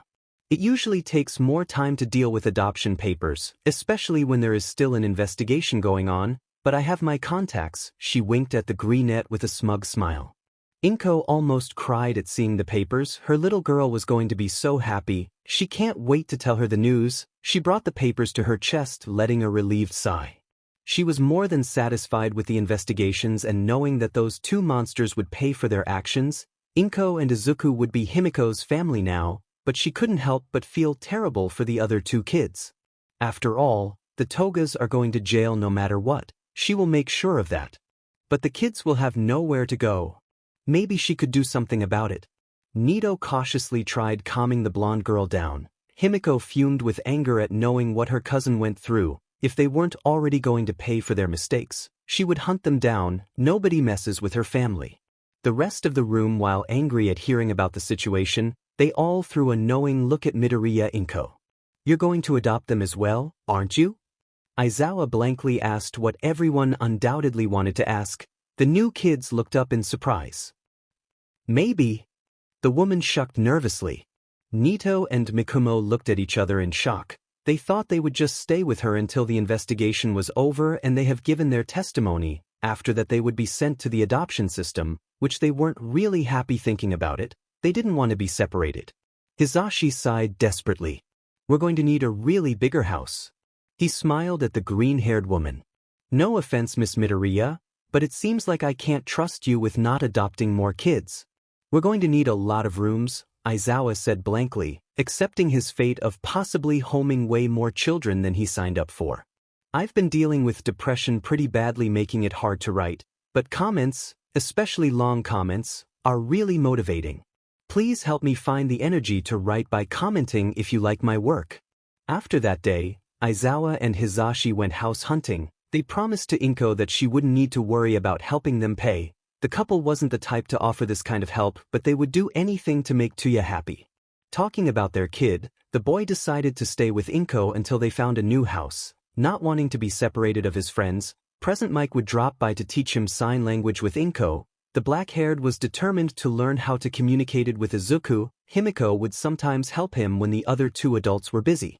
The blonde girl was even happier after Midoriya Inko brought her cousin Monoma to live with them, even though her lawyer was still dealing with the adoption paper. Nito was wary at first. Being abused by his aunt and uncle had made him feel like that. It took some time for him to open up to the others. He was very protective of Mikumo, who was really quiet. The kid didn't want to talk, so Himiko offered to teach him sign language. It was the first time they saw him smile. After learning the basics, he started to communicate with Izuku. If they already didn't know both of them, they would think they were twins, even though the age gap. While they waited for the paperwork to be finished and for the hero duo to find a proper house, they spent their time getting to know each other. Izuku was excited to talk about Nito's quirk and was having a great time signing with Mikumo. They were getting comfortable around each other, enough to go out together. Mom! Himiko exclaimed with joy. She always felt warm calling Inko that. It felt right. Yes, darling? Inko asked while focusing on her cooking. She had a soft smile on her face. It never ceased to make her happy when her daughter would call her mom. Can we go to the amusement park? Uncle Hisashi and Aizawa sent Tuya a message this morning, she said cheerfully. Her soon-to-be brother Nito was looking at her fondly at her side. Izuku came down the stairs with a big smile. Tio penned it yesterday, he said. It was hard, but he was beginning to get less shy of talking now. Oh. She turned the oven's temperature down. turning to look at her children. That's great. You kids could use a bit of fun, she chuckled. Get my purse in my room, Izuku. My dear, there is enough money there to pay for the tickets and the snacks, the woman said while signing. Doing as she said, she watched amusedly all the kids get ready to go out. They would be meeting with Aizawa and Yamada at the park. As the kids closed the door behind, Inko's smile faltered a little. She has been avoiding this as much as she could, but she had to talk to Hisashi. Taking her phone, she dialed the number that she swore to never call ever again. It rang for a solid minute until the person on the other side of the line finally picked up the phone. Who's this? A man's voice asked warily. Inko had to stop herself from giggling. Oboro pretending to be the serious villain was so amusing somehow. Kurogiri, it's me. The line went quiet. She could hear desperate steps and a portal being opened. Miss Inko? Is everything okay? Is little Izuku all right? The mist man's voice was full of concern as he fired questions at her. She chuckled softly, which resulted in the other to let out a sigh of relief. He is fine, Oboro. It's just that so much happened this last week and I needed to warn Hisashi about it in case he finds out about it from another source. Of course. They are good news, I assume? The man asked, now openly expressing happiness as hearing her voice. Yes, they are. Deliver the message to him for me, won't you be a dear? Of course, Miss Inko. I teleported to somewhere safe. All for one won't hear us here. Good, she didn't need that BSTRD to know about her kids. Just tell him that I have adopted a sweet girl and I have shared custody of a young man. Soon I'll have the papers of adoption of another 2 boys finished. I'll be moving in with the pro heroes present Mike and Eraserhead. They are good people and I'm sure they can protect us so he won't have to worry so much about our safety anymore. Oh, that's great news. I'll tell Hisashi as soon as possible. All for one has been keeping him closer lately. Tenko and I are trying to keep pretending that we are still brainwashed. He doesn't seem to have noticed anything wrong until now, the man said seriously. Inko sighed. All for one. The man who tortured her husband, his own child. It was the most painful day when Hisashi had to leave her and Izuku. He didn't want his father to find them. Fortunately, he had Shimura Tenko and Shirakumo Oboro's support. The advantage of being the villain's son was that he inherited the same quirk. Taking a quirk that allowed him to mess with people's memories, he managed to unlock their memories that AFO had locked deep inside their heads, but they couldn't leave without AFO hunting them down, so Tenko pretended to still be Shigaraki Tamura and Oboro to be Kurogiri. Unfortunately, there is only so long someone can lie. All for one must have his suspicions but decided to let them off the hook for now. She just wishes they could leave. Oboro, take care of them for me please, she asked with a wavering voice. I'll do my best, Inko. The mist man answered with sadness in his voice. That's the best she was going to get. I'm thinking of coming back to you. Do you think Nedzu would let me in? Tuya asks while still watching Izuku and Himiko pointing to a huge but bare and begging Yamada to win it for them while Monoma and Mikumo were a bit far away buying cotton candy. Aizawa was surprised by the sudden question but couldn't help but smile a little. When I tell Nedzu you're alive, I think he will personally teach you, he huffed. Tuya had caught the rat's attention before he disappeared. The creature intended to trade his English lessons for particular lessons with him. He chuckled silently as the boy at his side shivered. Ugh, I don't want his attention, thanks. As much as he respected and admired the principal, he didn't want to deal with the genius rat. But I'm sure he would love Izuku though. He was sure the creature would have the green bean into a scheme on how to take over the world as soon as the two of them traded a couple of words. To be honest, the kid would have the world in his hand by the end of his graduation just by being the sweetest kind person that he is. His once teacher arched a brow in curiosity. How so?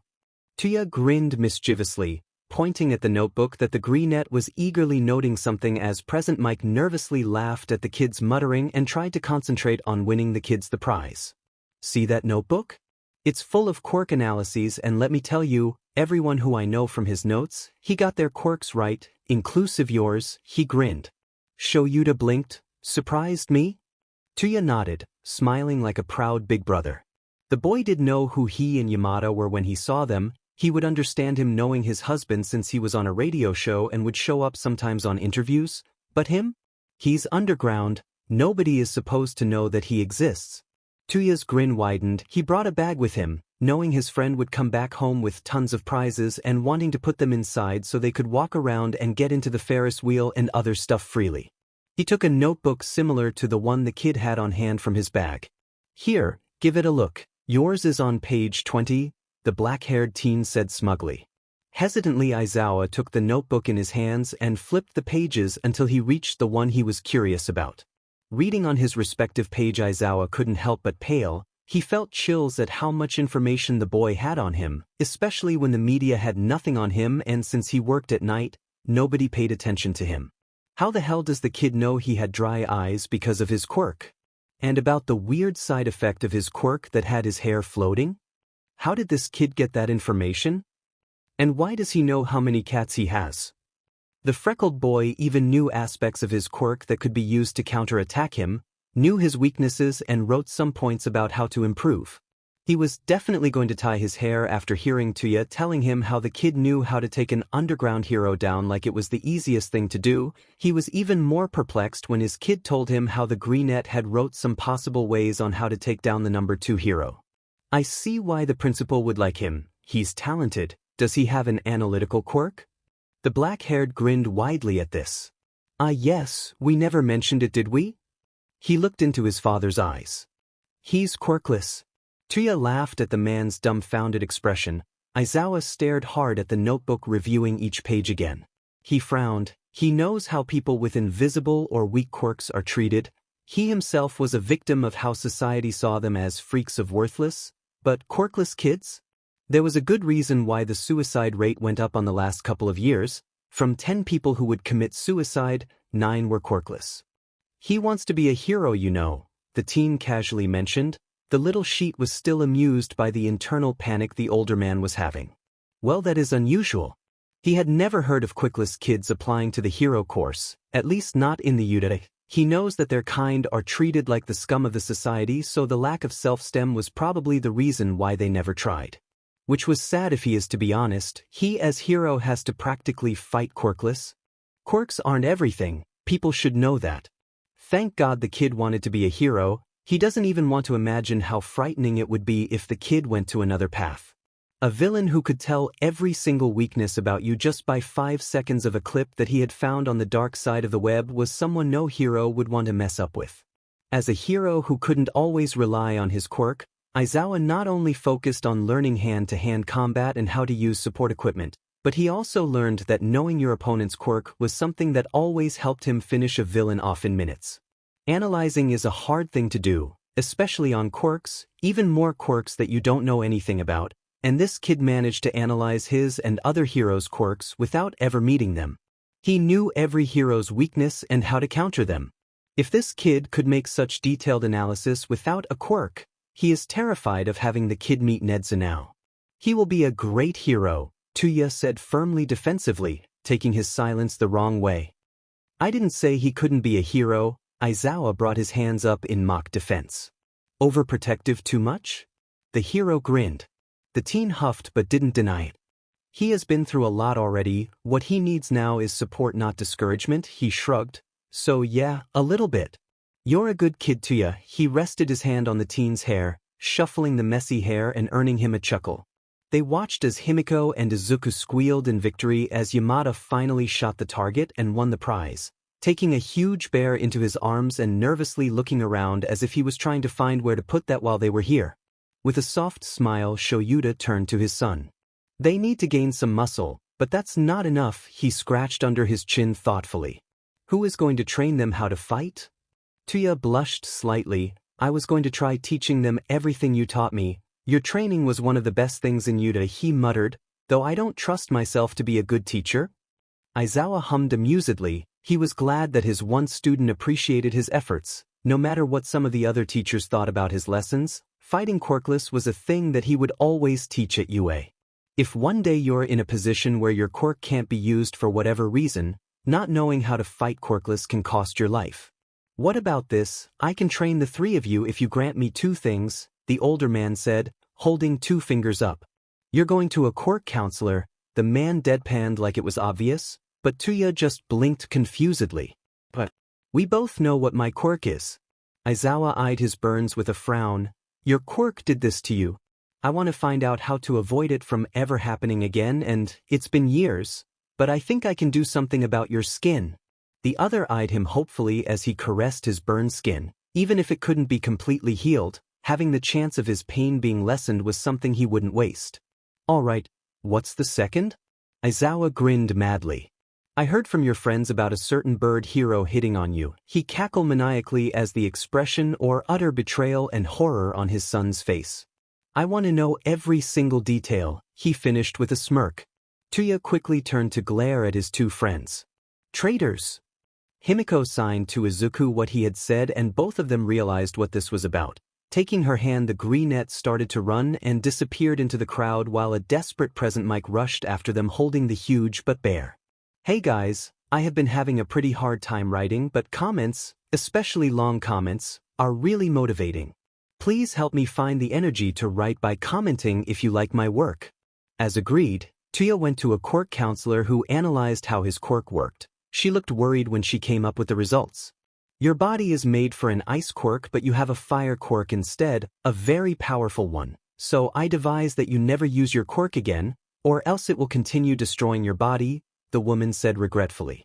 Tuya knew that there was no way he could keep his quirk if he wanted to stay alive. Still, it made him feel useless without being able to use his quirk. Now, about your skin, we have someone with a healing quirk that will start treating your scars. It will take months of treatment, but your skin will be healed in time, she informed happily.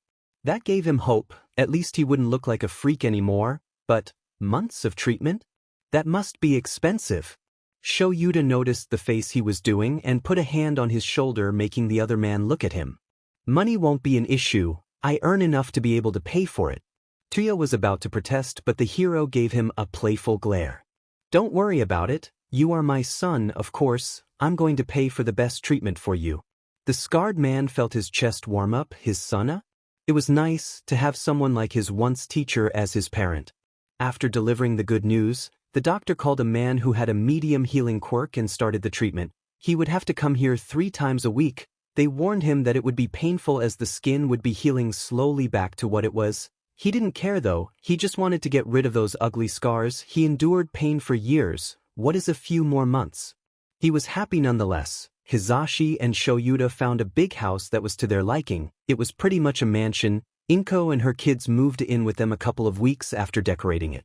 Inko had finally gotten the adoption papers sorted out. Mikumo and Nito were now her sons, and Himiko was happy to have Nito as her brother, even more, to know her parent were going to jail. Mikumo was still young, so he was going to be homeschooled along Izuku since he preferred it to going to school. Nito wanted to be a hero just like Himiko, Izuku, and Tuya, so Eraserhead and Present Mike trained the 4 of them for the remaining few months until the exam entrance. It was tough, but they were getting the hang of it. Izuku used his flexibility and his small stature to be stealthy. He even managed to get Eraserhead out of guard one day, earning praises from him and everyone else, which had the teen blushing from all the attention. Himiko was good at stealth too. She used wood knives to attack from the shadows. Her attacks were more vicious and aimed to hurt or even kill. Aizawa had to teach her to stop that since she was going to be a hero, not a killer, even though sometimes in rare situation killing would be the only choice. They had to learn to deal with villain without any casualty. Nito was trained on how to expand how long he could hold a copy of someone's quirk. It was 3 minutes before, but after months he successfully extended it to 10 minutes. Tuya didn't need to learn as much since he still remembered his lessons with Endeavor and Eraserhead. All of them were taught how to fight quirkless as well as with their quirks, minus Tuya and Izuku. Everything was going great for them. God, Tuya and Himiko were lucky they have met their friend Izuku. They wonder what would have happened if they didn't. Why? He has changed clothes 5 times already. Nothing seemed right on him. In the Ned he said it and put on jeans and a hoodie with this PPB popping written in English on it. He was that much of not giving AF dash. Tunai is going on a date.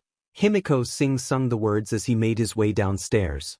Izuku smirked from the sofa, giving his friend a thumbs up, then did a double take when he read what was on his hoodie and gave him a disappointed look, then though the corner of his mouth twitched a little. Nito just rolled his eyes playfully while Mikumo seemed interested, peeking from behind the couch. Oh my god, stop. Tuya groaned. It's not a date. It's just a meeting between two guys. Nito arched a brow unimpressed. A meeting that ends with said two guys kissing senseless.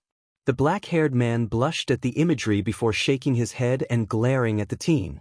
We aren't going to kiss. Of course not. Himiko agreed, making Tuya give everyone a look of victory. You are just going to get very near each other and press your lips together. She battled her eyelashes at him. She just gave him a betrayed look while the others laughed. Well, the other laughed. Nito sounded like a dying goose. Shoyuta and Hizashi chose this moment to make their presence known. They both stared at his hoodie in several degrees of shock. When did you buy that one? Aizawa asked, exasperated. Yamada just looked like he was about to faint from holding back his laughter before he recomposed himself. Come on now, Tia, you're not going to a date wearing that, are you? For the last time, it's not a date? His parents gave him a knowing look but let it go. Well, have fun, son, the blonde said cheerfully. Remember, if you say no and he keeps going, you are allowed to beat some sense into him, Aizawa said seriously. Tuya went red in the face from embarrassment. Oh God. Alright, this is it, I'm leaving. He practically flew out of the house as he could hear laughter behind him. For real? Ugh, is it really a date? Maybe Hawks just wanted to discuss something or go out with a friend. They have been exchanging texts since they first met at the Pride Parade. There is no way the FING number 3 hero was interested in him. He had scars all over his face and body and a terrible personality. He is sure the man has lots of people out there more interesting and beautiful lusting for him. He had a lot of options, so there was no way he would ever choose Tuya. Ugh, now he felt depressed about the matter. They were to meet at night, so he didn't bother waking up early today. He slept until now. It was around 10 p.m. Tuya was wearing a mask to hide his facial scars. He waited in front of the restaurant that Hawks wanted to go with him. Half an hour had passed before the hero arrived. He came walking, his wings were hidden, probably sending his feathers somewhere else. He smiled at seeing Tuya and sprinted towards him. Hey there, Dabi. The man greeted him excitedly. Hey there, Hatsura, he with faker cheerfulness. The man flinched, scratching behind his neck awkwardly. Yeah, listen, I just didn't want people knowing it was me. To be fair, you didn't tell me your real name either? Nobody would be cruel enough to name their son Cremation. Rolling his eyes, Tuya entered the restaurant, hero hot on his heels. A waiter led them to a table, eyeing him curiously. The two of them made their requests and sat. So, I love your hoodie, Hawks said awkwardly. Tuya had a feeling that the bird brain either didn't read what was on it, didn't know English, or was making fun of him. Name's Yamazawa, he said, knowing the man was curious. Oh, Yamazawa? That sounds familiar somehow. Anyway, my name is Takami Kigo. My dads are Present Mike and Eraserhead, so that's why it sounds familiar, he said like it was nothing. The man froze, gaping at him in horror. Eraserhead is your dad? He asked desperately. He is going to kill me for dating his son. Tuya choked on his drink, the hero patting him on his back worried. Dating? Yeah. I mean, we are dating, aren't we? The blonde asked nervously. She knew I was forgetting something. Listen, I never dated before. Did I miss a step or something? Tuya stared wide-eyed at the winged hero in disbelief. Usually both people know about it? And we barely know each other. I mean, we have been texting these few months, but that is it. Oh, Kigo sounded like a kicked puppy. So, we are not dating? No? And wait, why would you date me? Takami blinked slowly like an owl. Why wouldn't I? I mean, you are very hot and cute. Tuya was on into fire. And you are so nice? Like, I know we just text each other, but you're so chill. You listened to me bitching about the hero commission and gave me support when I said I wanted to leave them. I dunno, I just like you. Okay, there are so many wrong things about me you just said. First, I look like I've been burned alive, which technically it's true. Kigo went pale at that, then he felt himself heat up in anger. Who hurt Tuya like that? He would avenge him. Second, cute? I look ugly as hell. Third, I'm an a-hole most of the time. That was just me being a person with common sense and treating you like a person? Kigo was giving him a determined look. In my humble opinion, you are very hot and cute. Before Tuya could protest, he put a finger on the man's lip that shut him up. For real, I'm not lying. I just think you are very handsome, okay? And by the few times we talked face to face, I don't think you are an a-hole? At least not the type I can't handle. You have been pretty sweet so far, and I never had people support me before. Tuya didn't know how to take those compliments. Did the man really find him handsome? What the hell, he has shitty taste if so. Listen, I know a f'd this up, but would you be okay if we started to date then? The bird brain asked hopeful. He looked into those yellow beautiful eyes and melted. Fine, you're not so bad yourself, bird brain. The brightens up like a Christmas tree. Okay, so we can get to know each other better. We need to go on more dates. He says the last word like it pains him. Deal. Can I give you gifts? The blonde asks with puppy eyes. Tuya blushes. Yes? I'm not good at giving gifts though. Oh, don't worry about that. I can have anything I want, but I want to shower you in gifts. The man purrs. They talk a lot after that, getting to know each other better. Tuya doesn't tell him about his past. He knew the man was an Endeavor fan, and as much he hates his father, he didn't to make Kigo feel like shit for not knowing the truth about his idol. When they leave the restaurant, they, unfortunately, are spotted by an army of fans from far away. Seems like they have recognized Hawks on his way here but lost him at the restaurant. Seems like your fans found you, Tuya pointed out unimpressed. Hawks groaned annoyedly, then looked at his date with a pleading look. I could fly us out of here? Hawks, he warned. Tuya. The other purred, wiggling his eyebrows at the scarred man. You are not taking me to fly, the black-haired said firmly. The winged hero pouted. Come on, it will be fun. Besides, it's not like I'm going to drop you. Tuya looked back to where the army of fans were coming from and sighed. Fine. If you drop me, I will burn you alive. Promises, promises, the other joked, earning a glare from him. Tuya's heart almost flew out of his body when the man hugged him and started to fly. He didn't look down or else he would throw up. He was lucky that Hawks didn't take a long route to wherever he was going. The blonde gently placed the black-haired on the floor. That was terrible, he said between heavy breaths. Takami had the decency of looking ashamed. Sorry, it was the only way to avoid them. He waved his hand dismissively. Yeah, Tuya took a couple of minutes to recompose himself, but he realized where they were. They were at the top of the tallest building in Japan, and they had a great view of the stars. His eyes sparkling as he looked up, Keijo shyly linked their pinkies together as he watched his date looking at the stars in awe. It's beautiful, Tuya whispered. Not taking his eyes from the scarred man, Kigo smiled softly. Yes, it is. Bonus. So, how was your not date? Nito asked with a smirk. Tuya glared at the little sheet. We didn't kiss senseless if that's what you are asking. The blonde has a mock offended expression. Me? I would never. But, dickhead. Beach. Fucktard. Assholic bitch. Boys. Inko said from her seat on the couch with a scolding look. Stop with that. The two of them apologized to the woman quietly. Now, how was your date, Tuya? She asks excitedly. Thought it was nice, he says blushingly slightly. So you admit it then? You went on a date. Himiko said, appearing out of thin air. I hate you all. We love you too, Tuya. He turned away from them, hiding a small smile forming on his lips.